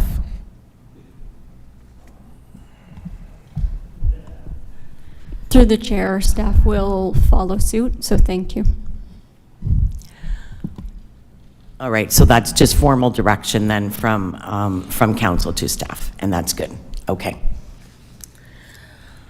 All right, next on our agenda is item 13.3.2, zoning bylaw amendment, ZNPL 2026096, Silos of Waterford, CDS-26-112. Alicia Cole, Acting Director of Planning and Realty Services, will be introducing the report. Thank you. Through the chair, this is an application to amend the zoning bylaw to establish a 118 semi-detached and townhouse unit development and a related amenity building in the urban area of Waterford. This application was presented at the July 7th Public Hearings Committee meeting, and no public feedback was received at that time. One letter has been received since then, which was circulated to council and has been addressed directly by the applicant. It is the opinion of planning staff that the subject application is consistent with the provincial planning statement and conforms to the intent of the official plan. Staff support this application and recommend that it be approved. Okay. Thank you very much. Any questions from council? All right, seeing none, do I have a mover for the staff recommendation? Councillor Van Passen, seconder, Councillor Columbus. Any further discussion? I just want to put a note through that, or a comment through that there seemed to be a good uptake of community members who were very pleased with the change in the direction of this project for the silos of Waterford.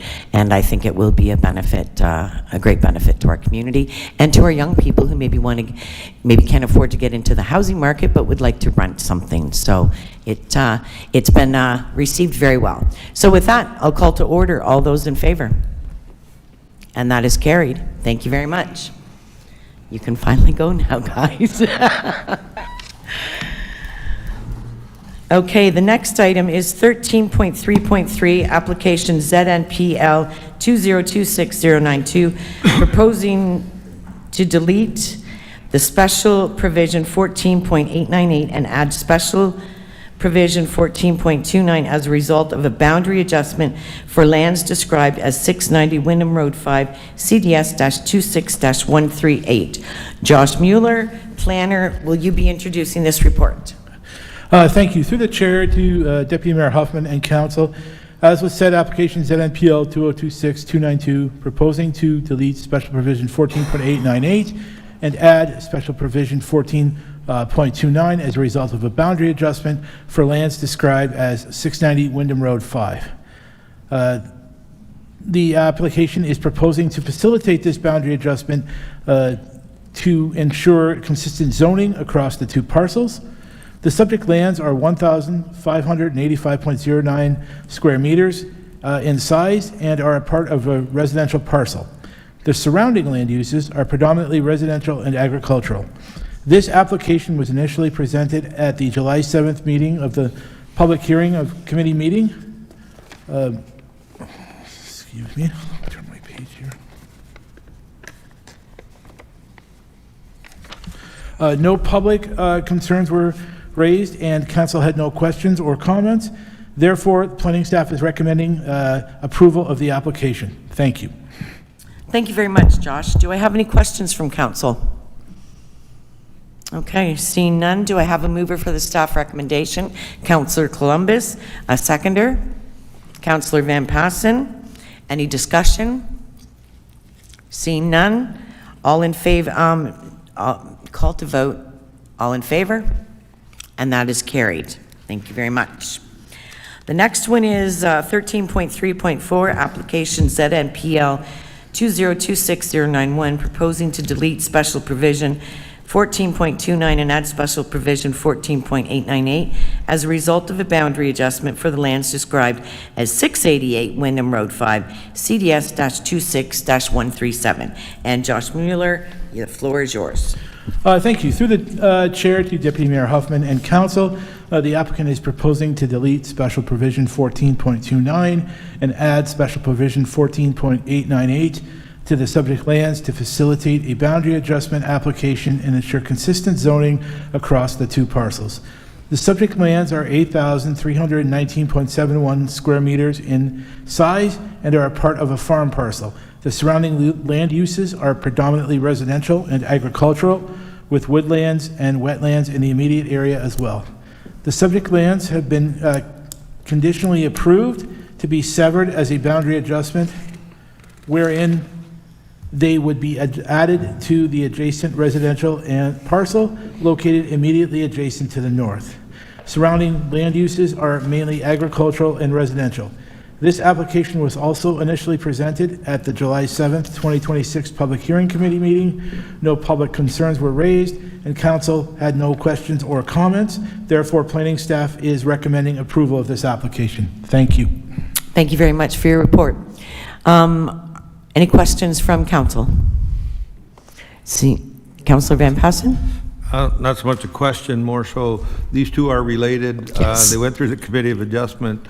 We had a couple odd-shaped lots that they did a little land swap and to do something that makes sense. So I'd be happy to move the approval of the staff recommendation. Perfect. Is there a seconder for that? Councillor Vanden Rishi. And any further discussion? Seeing none, all those in favor? And that is carried.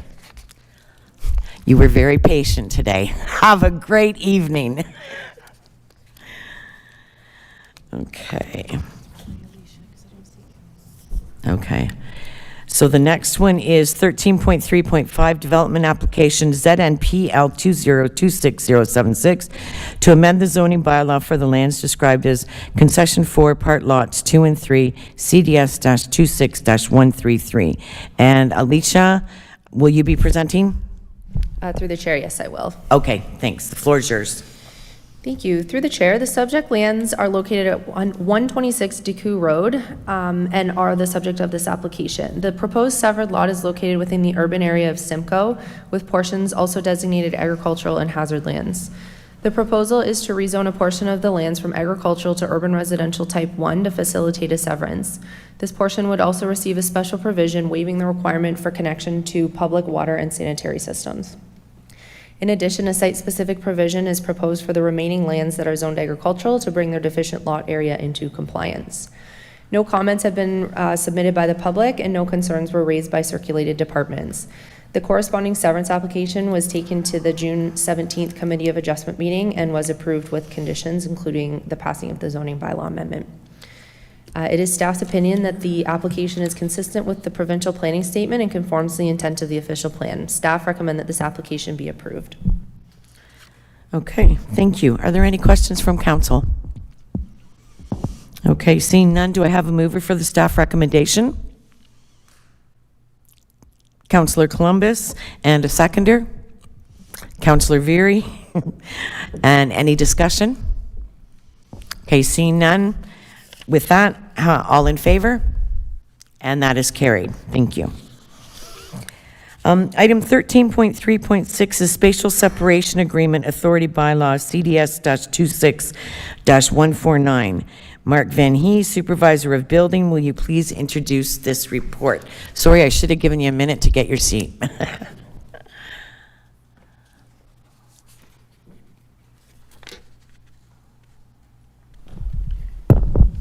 Hello, thank you for having me. Good evening, Council. The report is before you with regards to a spatial separation bylaw. This is an administrative bylaw. It does not change the technical requirements of the Ontario Building Code. The Ontario Building Code already allows for spatial separation agreements where limiting distance is measured beyond the property line, provided the affected owners and the municipality enter an agreement registered on title. The issue is that Norfolk County needs clear authority for who can approve and execute these agreements on behalf of the municipality.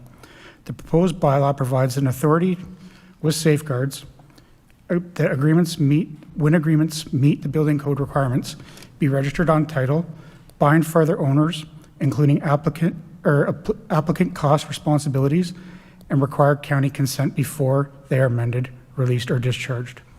This will allow routine technical agreements to be processed consistently in a timely manner without bringing each individual agreement to council, while still providing council review upon their own lands.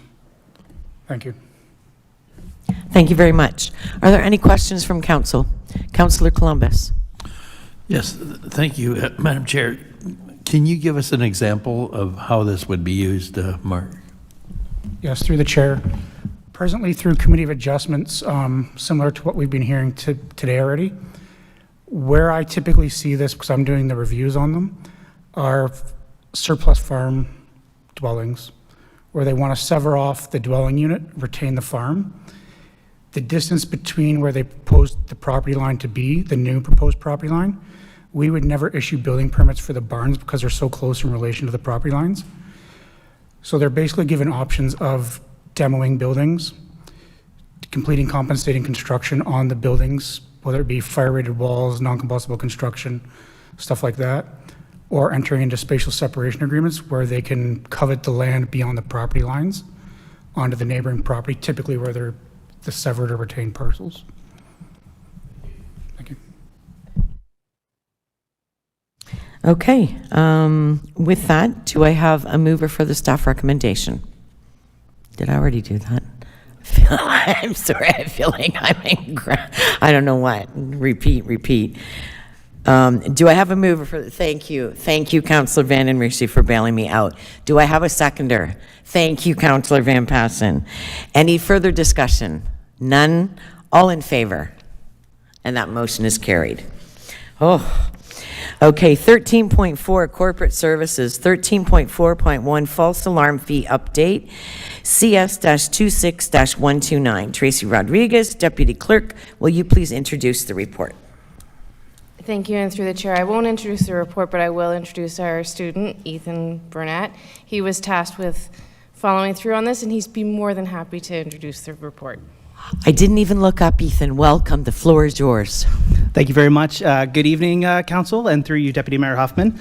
At the July OPP Detachment Board meeting, an increase to the at-fault false alarm fee was approved from the previous $200 fee to the current $240 fee.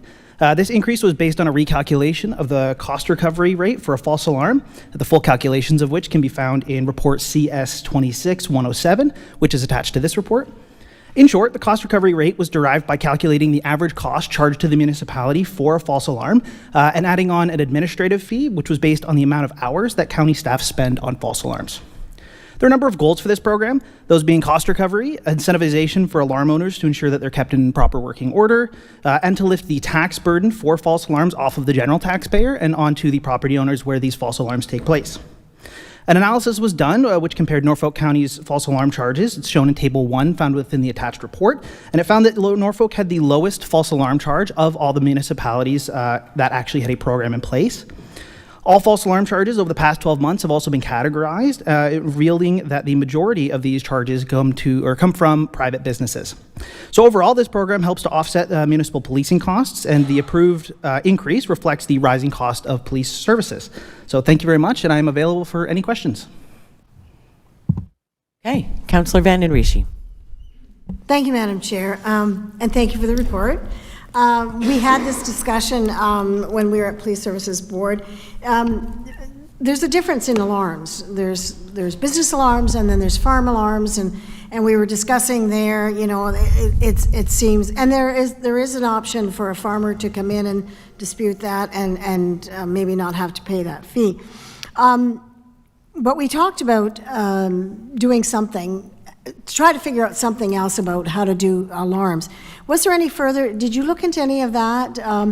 Like, say for instance, an alarm, a kill alarm has a different sound than, and yet the public can turn around and call it in and things like that. Was there any discussion about speaking to those who provide the alarm systems, that they could do something, and what did we say, a silent alarm of some form? Yeah, so through you, Deputy Mayor Huffman, absolutely.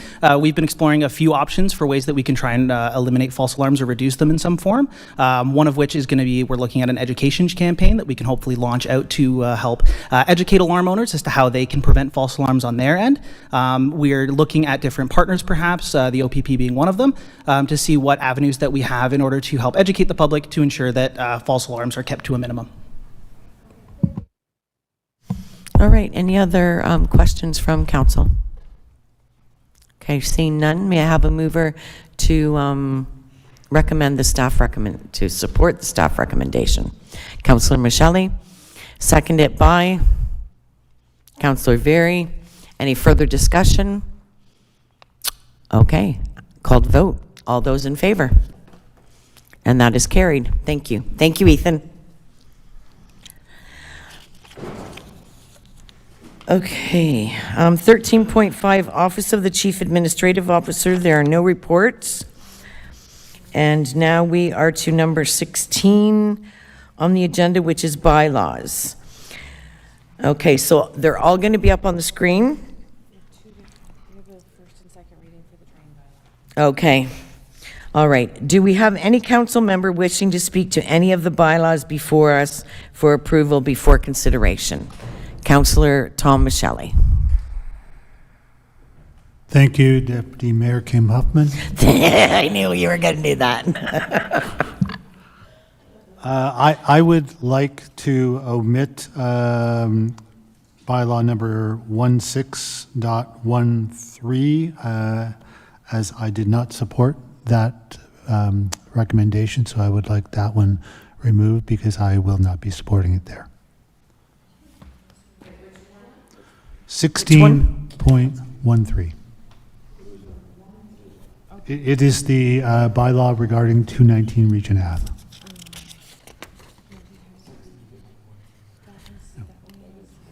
Oh, okay, there we are. Yep, got it. Okay. We have to pull it off? No.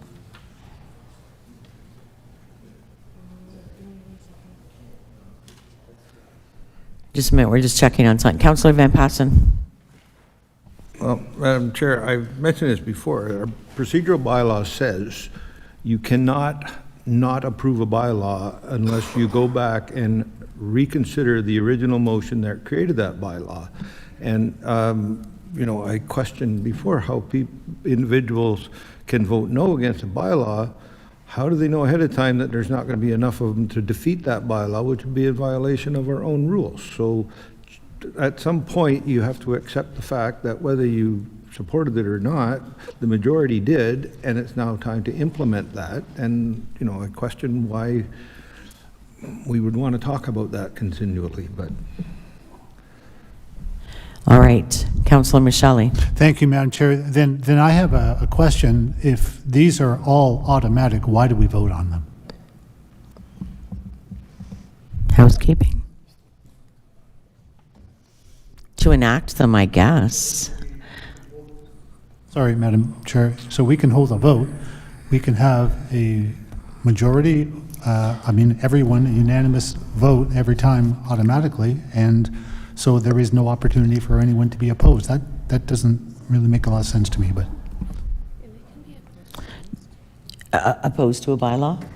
Yeah. Yeah, the deputy clerk is saying you can just vote against it. Yeah, so, all right, Councillor Brunton? Thank you, Madam Chair. I've been through this before. What we passed was not a motion. So now we're voting on the bylaw, and I understand you can vote against the bylaw. Mm-hmm. That's my understanding of it. Okay. Councillor Van Passen?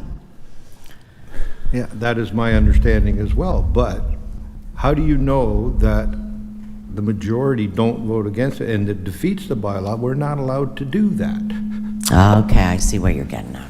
Okay. So if all of a sudden everybody says, yeah, I'm not supporting that bylaw. Well, yeah, but no, let's not. You know, it becomes a little bit of political grandstanding to say, you know, I voted against it because I didn't support it, but you have to implement what the majority agreed to ahead of time, and this is the implementation of that. You don't like it, then let's revisit the original motion and under reconsideration. Okay. Councillor Michelli? Thank you, Madam Chair. With respect, we have done this on a number of other occasions, so that I'm just curious about why today we have issue. Yes, and I appreciate, but we have had a ruling by the clerk. I would like to follow it. Okay. All right, we do have a ruling. Okay, so we have one person who's spoken up about one of the bylaws. Now, do I do the bylaws, then the drainage? We have the drainage one listed first. Okay. All right. May I have a mover for the following bylaw for the first and second reading only? And that is on your screen. And that is the drainage report. Do I have a mover? Councillor Van Passen. A seconder? Councillor Brunton. Is there any discussion on that drainage report? Seeing none, all in favor? And that motion is carried. Okay, next on the agenda, moving forward is, may I have a mover to approve the following bylaws 2026-61 to 2026-62 and 2026-64 to 2026-78 consecutively be read a first, second, and third time and finally passed in open council. Okay, but you want to pull, did I do 16.3 in there? 1.3, okay. Okay, so we'll vote on all but 16.13. We'll do that one separately. Okay, all right. Got a motion, a seconder, Councillor Columbus, moved by Councillor Van Den Riesche. Any further discussion? on the bylaws? Seeing none, all those in favor? Okay.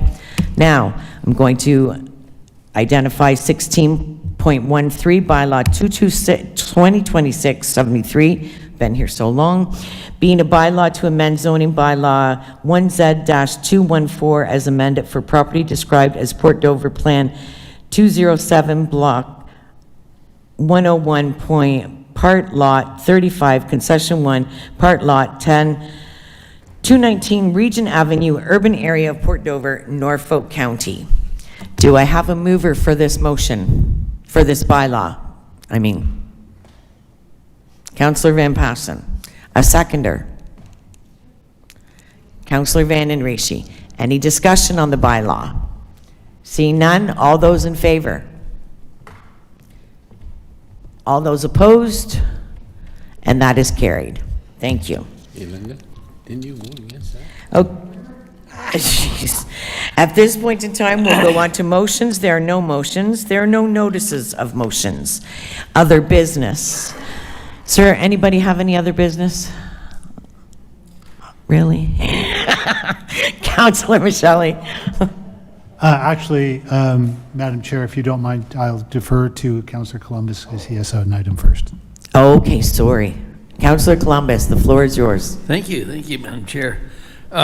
We are all aware that there's been a number of serious accidents at the corner of Fertilizer Road and Highway 3 between Simcoe and Delhi. And some time ago, I did send a request off to the MTO about this concern because it's MTO jurisdiction. And they gave me a reply just recently. It says, thank you for sharing concern regarding the intersection of Highway 3 and Fertilizer Road. I appreciate the opportunity to respond on behalf of the ministry, that's MTO. Ministry staff have reviewed the intersection to determine what improvements can be made. The ministry will be installing a flashing beacon on the stop signs located on Fertilizer Road at the intersection with Highway 3. We anticipate this work to be completed by September 25th, 26. So that's good news. Good job. Hopefully that helps keep the residents in that area safe. All right, Councillor Michele. Thank you, Madam Chair. I just want to update Council. The SWIFT board, the Southwest Integrated Fiber Technology Board, recently held their annual general meeting, and I just want to update Council as to the fact that SWIFT is now in what is known as SWIFT 2.0. There will be much greater emphasis, almost frankly exclusive emphasis now on cell phone coverage, which is an area that the west end of Norfolk is still sorely lacking in. So a project has been approved through SWIFT to conduct a cell phone coverage study. So over the next 6-8 weeks, residents may see a SWIFT vehicle traveling around all of our roads with a whole bunch of technology in the back seat of the car, and it will be identified as a SWIFT vehicle, but they will be at some points driving very slowly, conducting the tests and using their monitoring equipment to determine the level of cell phone coverage in Norfolk County. So if you get any questions about that, that's what that is. Thank you. Okay, perfect. Councillor Van den Riche. We still, there's many areas that have not yet received the coverage from the high speed that we were promised, and we still don't have it. You're still working on that. Councillor Michele. Yes, thank you very much, Madam Chair, through you to the councillor. That area is not a SWIFT project area. Just so everybody understands, the SWIFT project areas were in Normandale, Turkey Point, and Long Point. Or sorry, in Waterford, Normandale, and Turkey Point, and Long Point. I believe you were referring to the Rogers broadband project, through which Norfolk County contributed a sum of money to aid in their application to the Universal Broadband Fund. And yes, the commitment was that Rogers would have every possible servable location in Norfolk County covered by the end of 2025. We are now in the second half of 2026. I have been sort of getting regular updates from them. They are getting way behind. They claim to have a lot of areas, especially in Western Norfolk, on their mapping, but there is no drilling going on for the line. So I continue to lobby them to find out if there are any changes to those days. There are even some of the original project roads are still not complete. So they are apparently working on it. I'm not impressed, frankly, with the speed at which it's getting done. But we will. They have told me now that they are aiming at the end of 2026. Knowing how much road distance they have to cover, I'm a little bit skeptical of that goal, but it is on their map. What it is they go down, straight down the road, but they forget to turn left to go down concession roads. But they are both. If I had known that, Councillor Van den Driesche, I would have saved myself a lot of time. Thank you. Okay, anybody else with any other business? Okay, 20 on our agenda, general announcement. Does anybody have a general announcement? Okay. I think this was already said maybe a couple weeks ago, but I just wanted to remind everybody that it is I believe it goes by the Friendship Festival again. That's what they call it, right? I believe. It is on this weekend in Wellington Park. So there are a lot of great events for the family, for the kids, and the community. Oh, go ahead, Councillor Micheli. I'm sorry, Madam Chair. Are we on announcements now? Yeah. Okay, sorry, thank you. I mean, sorry, announcements. General Okay, announcements. Okay, very good. So I'm sorry, may I go or? Yeah, go ahead. Okay, just to let everybody know that on Saturday, the Sandpines concert series is continuing, and we are hosting Tim Hicks at the Port Rowan Marina Park, and there are still tickets available if anyone's interested. Thank you. Thanks. Okay, at this point in time, we're entering the end of our day. It's closed session. We have 5 late closed session items today. We have an agreement for negotiations, property, I say all this, right? All of a sudden I'm panicked. Property matter, Ward 6, Port Dover, 21.2, acquisition, disposition of land, unsolicited offer to purchase property, Ward 5. 21.3, acquisition, disposition of land, Ward 3, unsolicited offer to purchase a parcel of land. 21.4, potential donation of a forest parcel in Ward 1. And 21.5, an ombudsman report regarding closed meeting investigation. Could I have a mover for the following motion? That council enter closed session at approximately 7:13 p.m. to discuss items pursuant to section 239 2B, C, and K of the Municipal Act 2001 as amended, as the subject matter pertains to personal matters about an identifiable individual, including municipal or local board employees. C, a proposed or pending acquisition or disposition of land by the municipality or local board. And K, a position, a plan, procedure, criteria, or instruction to be applied to any negotiations carried on or to be carried on by or on behalf of the municipality or local board. 2001 C25S 2392 2017 C10 Schedule 1S 26. Do I have a mover? Councillor Veary, and a seconder, Councillor Columbus. All in favor? And we will be going into closed.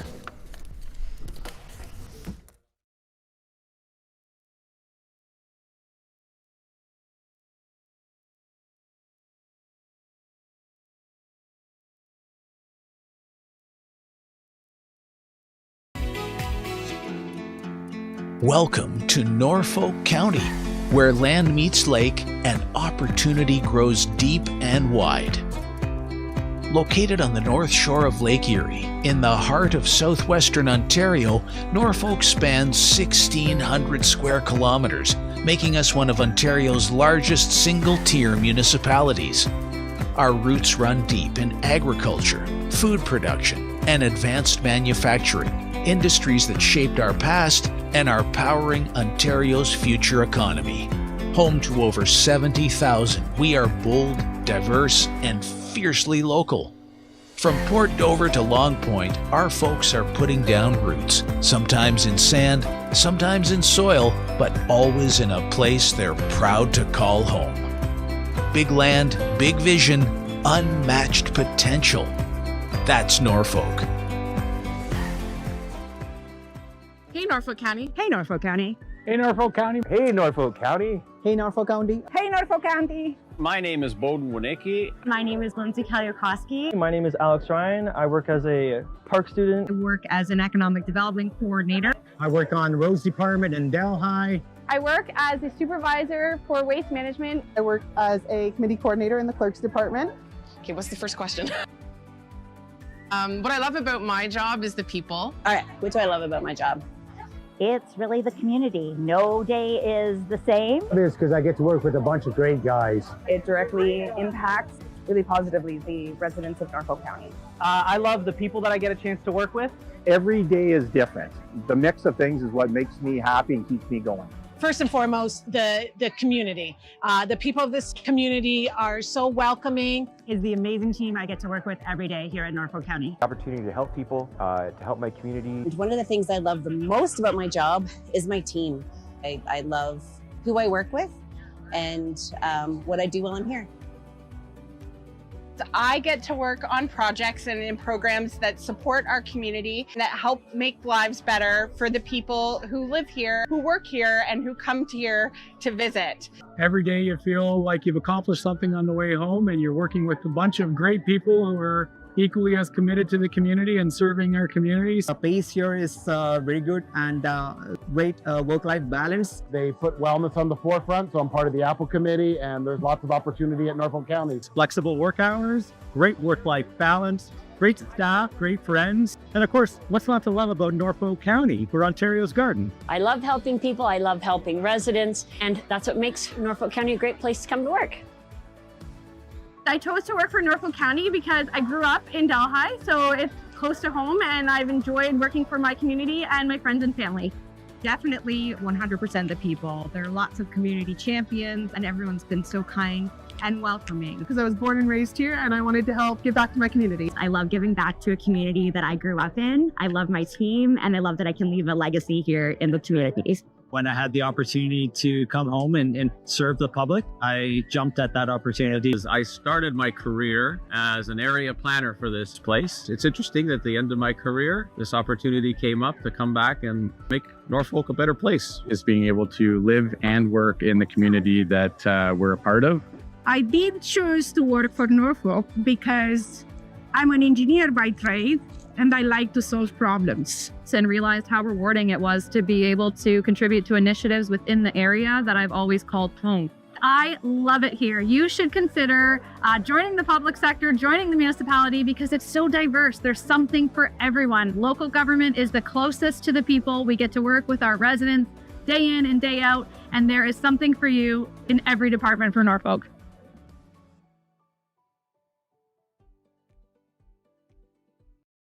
Hey, Norfolk County. Do you know how your property taxes are spent? Let's take a look together. First, we need to start with Norfolk County's budget. Every year, staff and council confirm the funds required to be collected from the property taxes paid by you and 35,000 other Norfolk County taxpayers. These funds contribute to Norfolk County's levy and capital budgets, which lay out how your tax dollars are used. The capital budget is also funded by the rate budget, the funds paid by residents known as ratepayers for water and wastewater services through their monthly water bill. The levy budget is used to deliver programs and services for residents ranging from emergency services like fire and EMS, waste services like garbage collection, recreation services like arenas, trails, and parks, maintenance services like snow removal and road repair, and human services like homelessness prevention and health education programs. Our levy budget also supports our libraries and museums, administrative services for council, and the many staff who keep Norfolk County operating.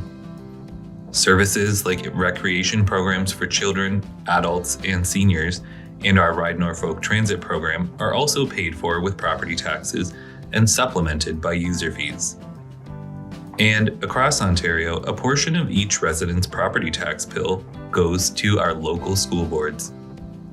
About a third of the property taxes collected are allocated to the capital budget or reserves for future capital spending, which includes other funding sources like the federal and provincial government, reserve funds, grants, debt, and development charges, as well as funds from the rate budget.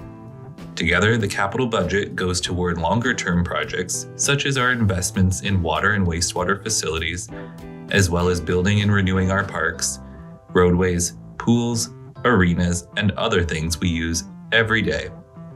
So the next time you hear someone ask, "Where are my property taxes going?" you can tell them to look down, look up, and look forward. Your tax dollars are at work all around you every day. When you visit your local park with your family, drive to work on cleared roads, register for swimming lessons, get rid of that old couch you've outgrown, or contact Service Norfolk about that pothole on your street that needs to be fixed.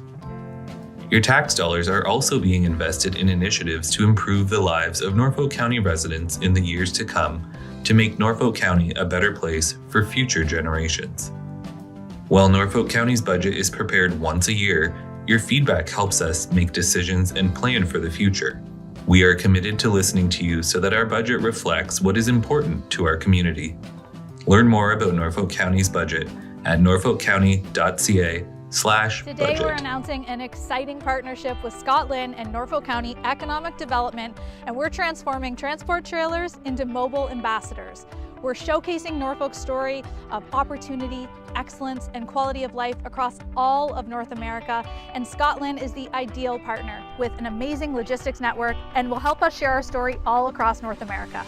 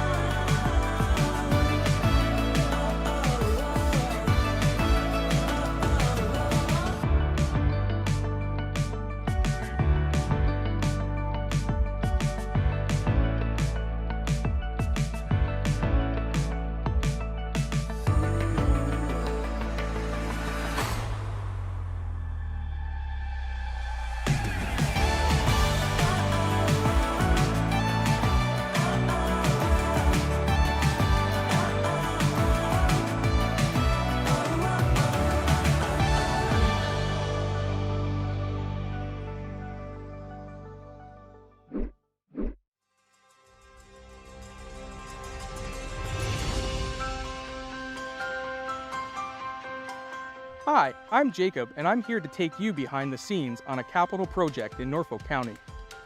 We begin planning capital projects by analyzing our infrastructure needs related to roads, water mains, storm and sanitary sewers, as well as bridges. We assess their overall condition, age, and servicing requirements. This provides a solid foundation to ensure Norfolk has the hard infrastructure for current and future needs. Once a project is determined and approved by Council, we retain an engineer to complete the design. During this stage, we engage the public through public information centers or postings on the county website to inform them of the upcoming project and provide an opportunity to share feedback. After the design is completed and all approvals are in place, we hire a contractor through a public bidding process. During the construction phase, we track progress, budget, and continue to engage with the public. We also work with other departments to ensure the overall success of the project. Once complete, we report and track any warranty issues for 2 years. We measure a project's success by its ability to enhance infrastructure and positively impact residents. As a Norfolk County employee, I enjoy building the community that has given me so much. Thank you for taking the time to join me on this behind-the-scenes tour.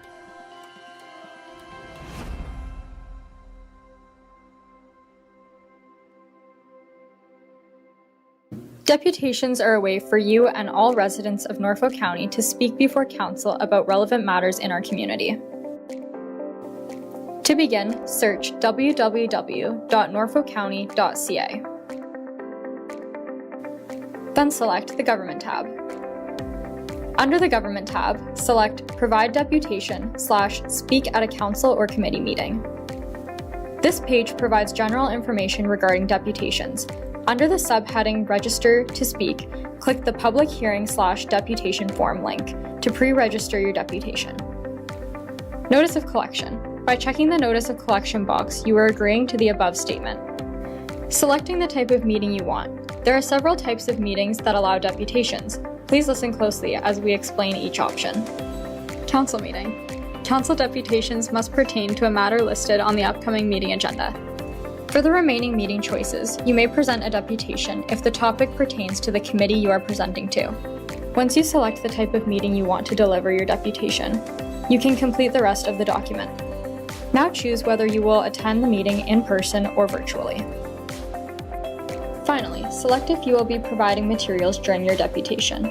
If you have materials for distribution during the council meeting, please bring 15 hard copies for council and staff. Now click Next to move to Step 2. In Step 2, please fill out your personal information. Once your personal information is completed, click Next. Lastly, review your information and select Next to submit your form. You have now completed the deputation request form. You will receive a confirmation email from the Clerk's Department that they've received your request. Next, we will talk about what to do on the day of your deputation. So, you've received your approval and the day of your deputation is upon you. For starters, Council is located here, at 50 Colburn Street.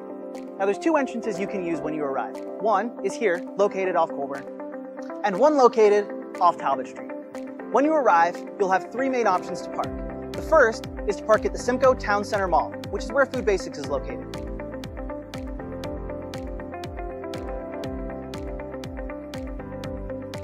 Your second option is 2-hour street parking on Court Street.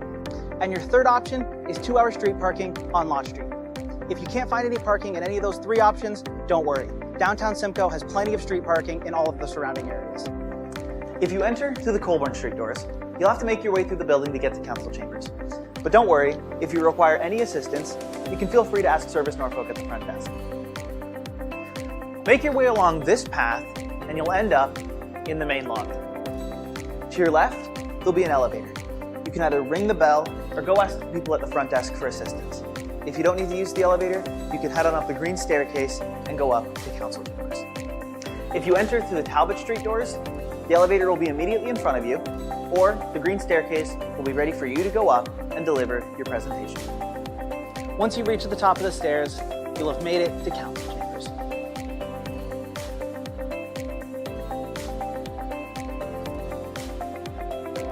Feel free to take a seat here or here and wait for Council to call your name when it's time to present. When Council calls your name, make your way to the podium and ensure that you don't walk between the railing and the chairs on your way there. When you arrive at the podium, adjust it to your desired height using the arrow buttons and turn the microphone on using the button on the right. If you're giving your deputation in front of Council, begin by saying, "Through the Mayor." If you're giving it in front of a committee, begin by saying, "Through the Chair." Then, clearly state your name and address, and you'll have 5 minutes to give your presentation. Upon having 1 minute remaining, the chair will give you notice. When you're finished your presentation, Council may have questions for you. Ensure that you always begin your answer by saying "through the mayor" or "through the chair" to Councilor and their last name. If you can't answer the question, that's okay. Inform Council that you'll gather more information and get back to them. After that, Council will have heard out what you've had to say and they'll take appropriate action as they deem necessary. And now you've finished your deputation. You can either have a seat and watch the rest of the meeting, or you can leave through the door that you came in and ensure that you leave as quietly as possible.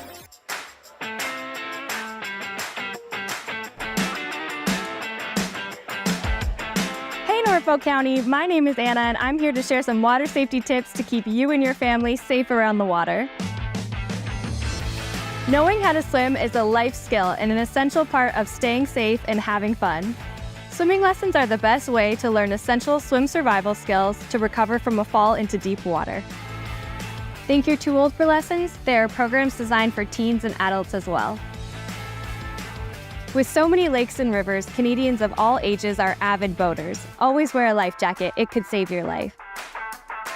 Never swim alone, regardless of age and skill level. Always swim with a buddy. A buddy can throw you a buoyant aid if you get into trouble. When possible, wade into unknown waters to prevent injury. Backyard pools are a great place to make family memories. But remember, if you are not within arm's reach of your child in and around the water, then you've gone too far. Drowning can occur in as little as 10 seconds and it is silent. Every drowning death is preventable. Take time to educate yourself and those around you to ensure you're staying safe and having fun around the water. For more information, visit norfolkcounty.ca/watersafety.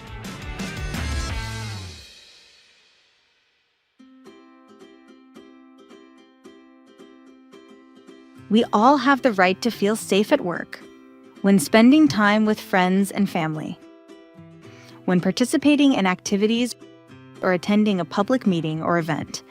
Norfolk County is committed to ensuring our spaces and workplaces are safe. Our respect and responsibility policy outlines the code of conduct for employees, patrons, contractors, volunteers, coaches, and spectators. This code of conduct also applies to phone calls, emails, and virtual and social media platforms. We all play a part in fostering a respectful and safe environment. Inappropriate behaviors such as swearing, name-calling, verbal and physical threats, physical violence, harassment, and vandalism will not be tolerated. Staff have the right to take action when incidents occur. This may include denying service, asking individuals to leave, contacting the police, or, if necessary, suspending them from county programs and facilities. Those responsible for damaging county property will be required to cover the cost of repairs, fees, and lost revenues. We are committed to providing high-quality customer service and a safe and respectful environment for all. For more information about our respect and responsibility policy, visit norfolkcounty.ca/RNR.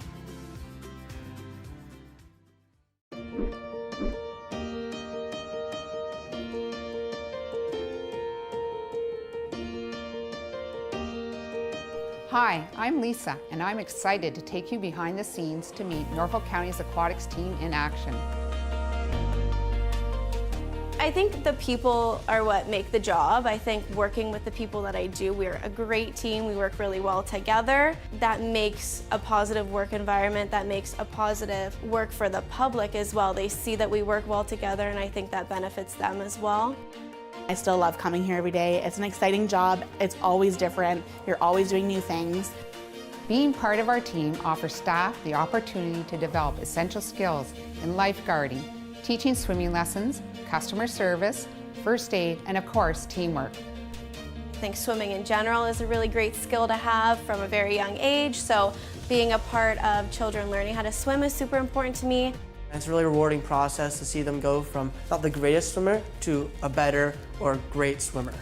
It's a really good stepping stone to what I want to do in the future. It's just a nice variety, and everybody brings something different and special to the team. Our aquatics team is dedicated to educating the community on water safety and drowning prevention.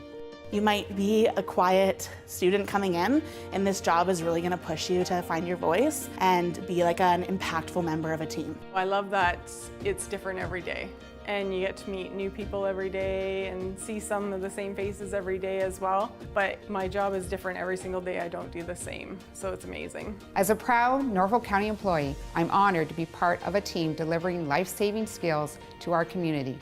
Thank you for joining me on this behind the scenes tour. I hope this video gives you a glimpse of what it's like to be part of our aquatics team. If you're interested in taking advanced leadership courses to become a lifeguard and instructor, visit norfolkcounty.ca.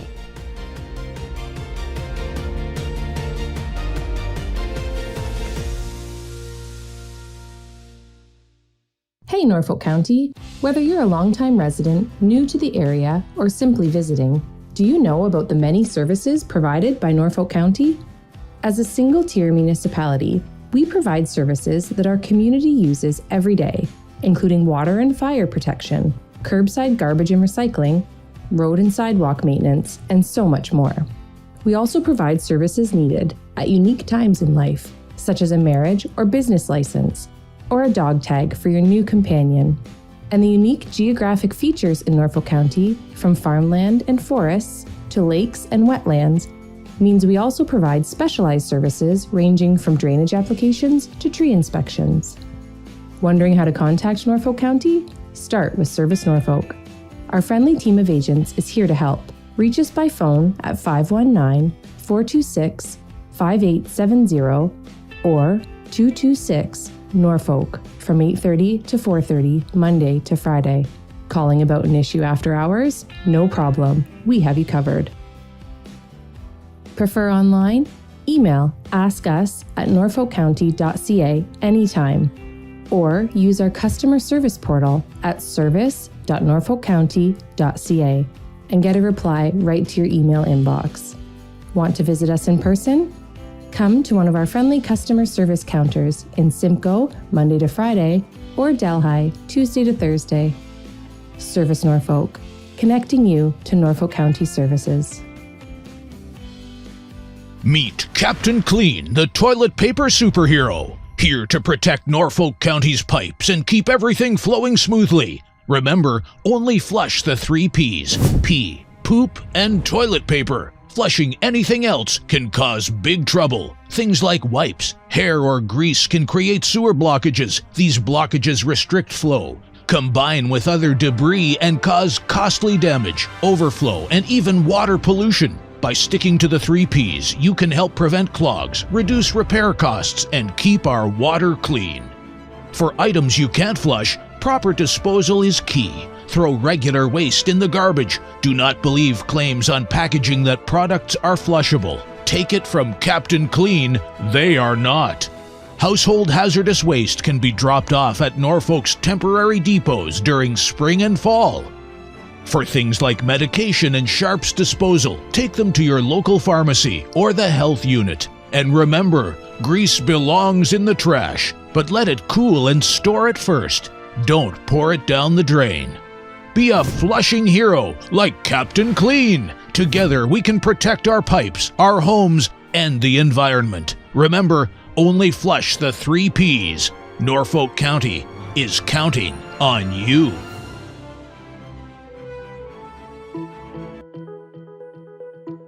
Hi, I'm Dave. I'm here to take you behind the scenes for a quick look at what we do at Norfolk County's water treatment facility. Here in Port Rowan, the water treatment process starts by pumping water from Lake Erie up into the water treatment facility. Back in the treatment facility, I inspect large clarification tanks where the lake water enters the plant. Here we add coagulant, a chemical that attracts dirt particles together. These form into larger particles called flock, which eventually sinks and is sent to waste. Next, the water enters the filtration system where any remaining dirt particles are trapped by the filters. The water is then chlorinated and sent into a 113 cubic meter underground storage chamber. The water is then taken to the granular activated carbon filters that work like supersized 10,000 pound Brita filters to remove taste and odor. The final step is disinfection, which includes UV and a final dose of chlorine, ensuring safe, potable drinking water. Water testing is an important part of the job. Throughout the day, we take water samples at different stages of the process, up to 9 tests depending on the treatment facility. As a Norfolk resident myself, I am proud to serve the community I live in. Thanks for joining me in this behind the scenes tour.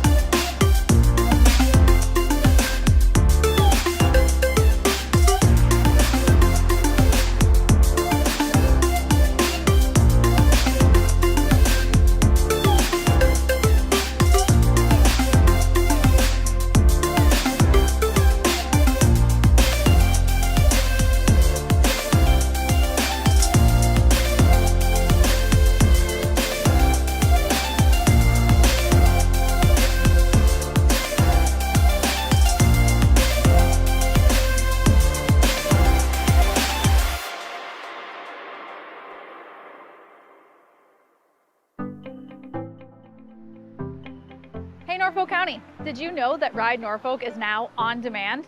This means you can schedule Norfolk's public transit service to pick you up for appointments, shopping, school, or work. Ride Norfolk has partnered with Blaze Transit to offer on-demand pickups at all 95 stops across Norfolk, including this one.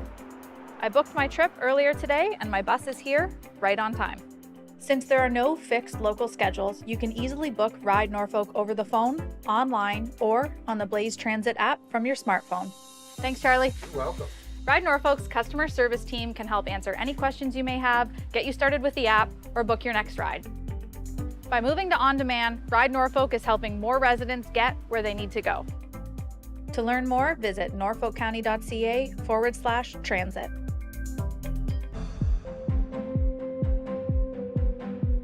Hi, I'm Marissa, and I'm here to take you behind the scenes for a quick look at what we do at Norfolk County's waste and recycling operations. Here at the transfer station in Simcoe, residents can bring a variety of waste materials for disposal. Norfolk operates 2 transfer stations, welcoming about 27,000 customers every year, and accepts material ranging from bulky items, wood, metal, and yard waste. Norfolk also provides curbside waste programs. Recycling from your home arrives at this facility where it is manually sorted by the type of material. You can see why it's important to separate materials into the correct bin, rinse recyclables, and remove items from bags. This facility processes 4,600 metric tons per year.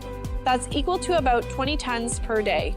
Once items are sorted by material type, they are baled and ready to be shipped across North America to be made into new material.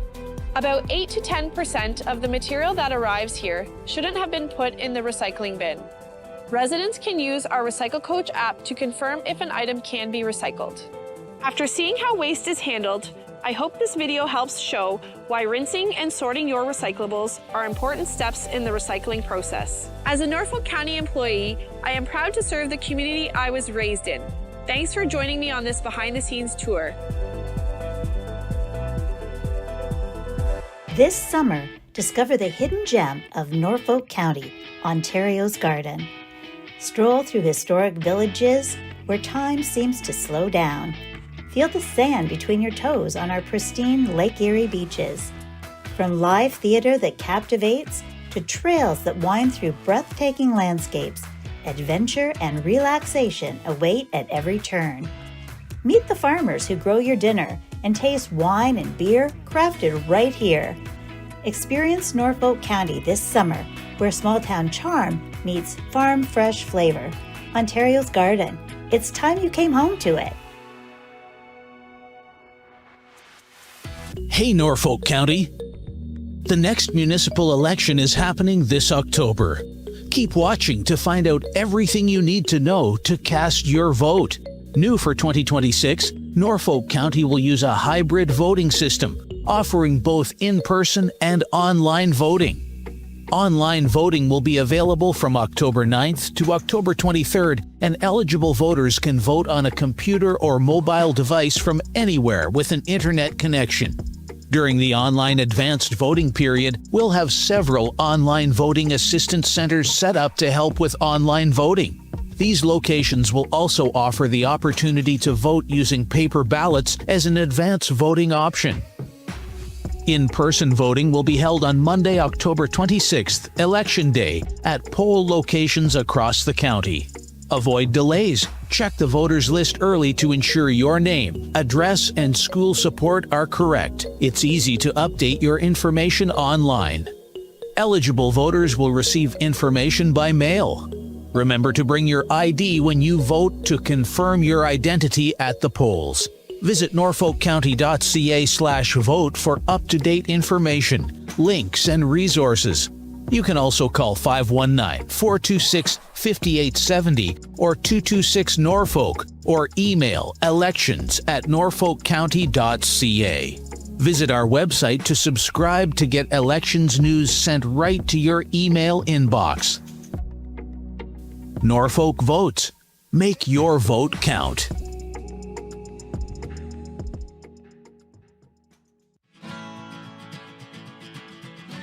Hi, I'm Marissa with Norfolk County. As you've probably heard, we're making some exciting changes to waste collection in our community, and we want to ensure you have everything you need to know. Starting this August and September, every residential household in Norfolk County will receive 2 new waste carts along with a small kitchen container right at your home. For reference, I'm 5'6", and this is what the carts look like in comparison to me. First, we have a 240-liter garbage cart. That's enough space for 3 to 4 bags of garbage. And a second 120-liter green cart for your organic waste. And inside, you will find the kitchen container to make sorting easy. Garbage will be collected every other week, and organics will be collected weekly. Collection on the new carts begins September 28, 2026. We know every household is different. If the standard 240-liter garbage cart is more than you need, you have the option to downsize to a smaller 120-liter cart, which holds 1 to 2 garbage bags. If you'd like to request a smaller cart, simply visit norfolkcounty.ca/waste changes to submit your preference. If the standard size works for you, you don't need to do anything at all. Your carts will arrive automatically ahead of collection day. This information is for residential homes. If you're a commercial property, a residential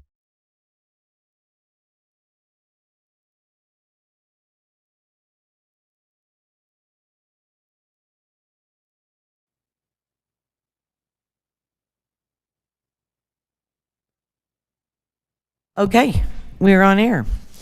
I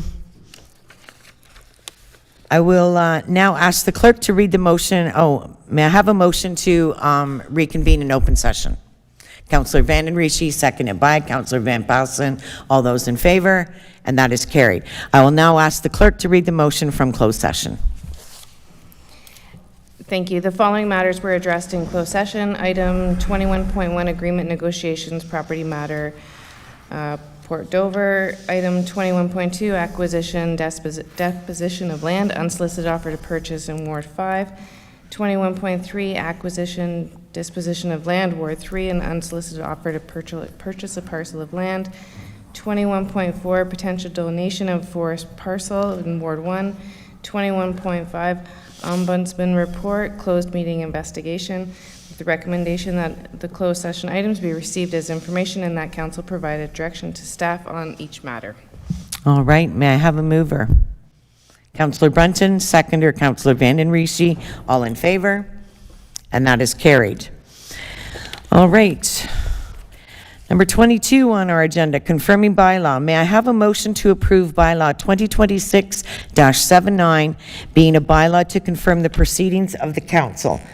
The recommendation, the bylaw 2026-79 being a bylaw to confirm the proceedings of the Council of Norfolk County at this regular council meeting held on the 28th day of July 2026 be read a first, second, and third time and finally passed in open council. May I have a motion? Mover, Councillor Van Passen. Seconder, Councillor Columbus. All in favor? And that motion is carried. Councillor Michelle, may I have a motion to adjourn at 7:48 p.m. and a seconder? Councillor Veery, and the recommendation is that council be adjourned at 7:48 p.m. All right. All in favor? 2 hands up. All right. Have a great night, everybody. Thanks for your patience today. It was greatly appreciated.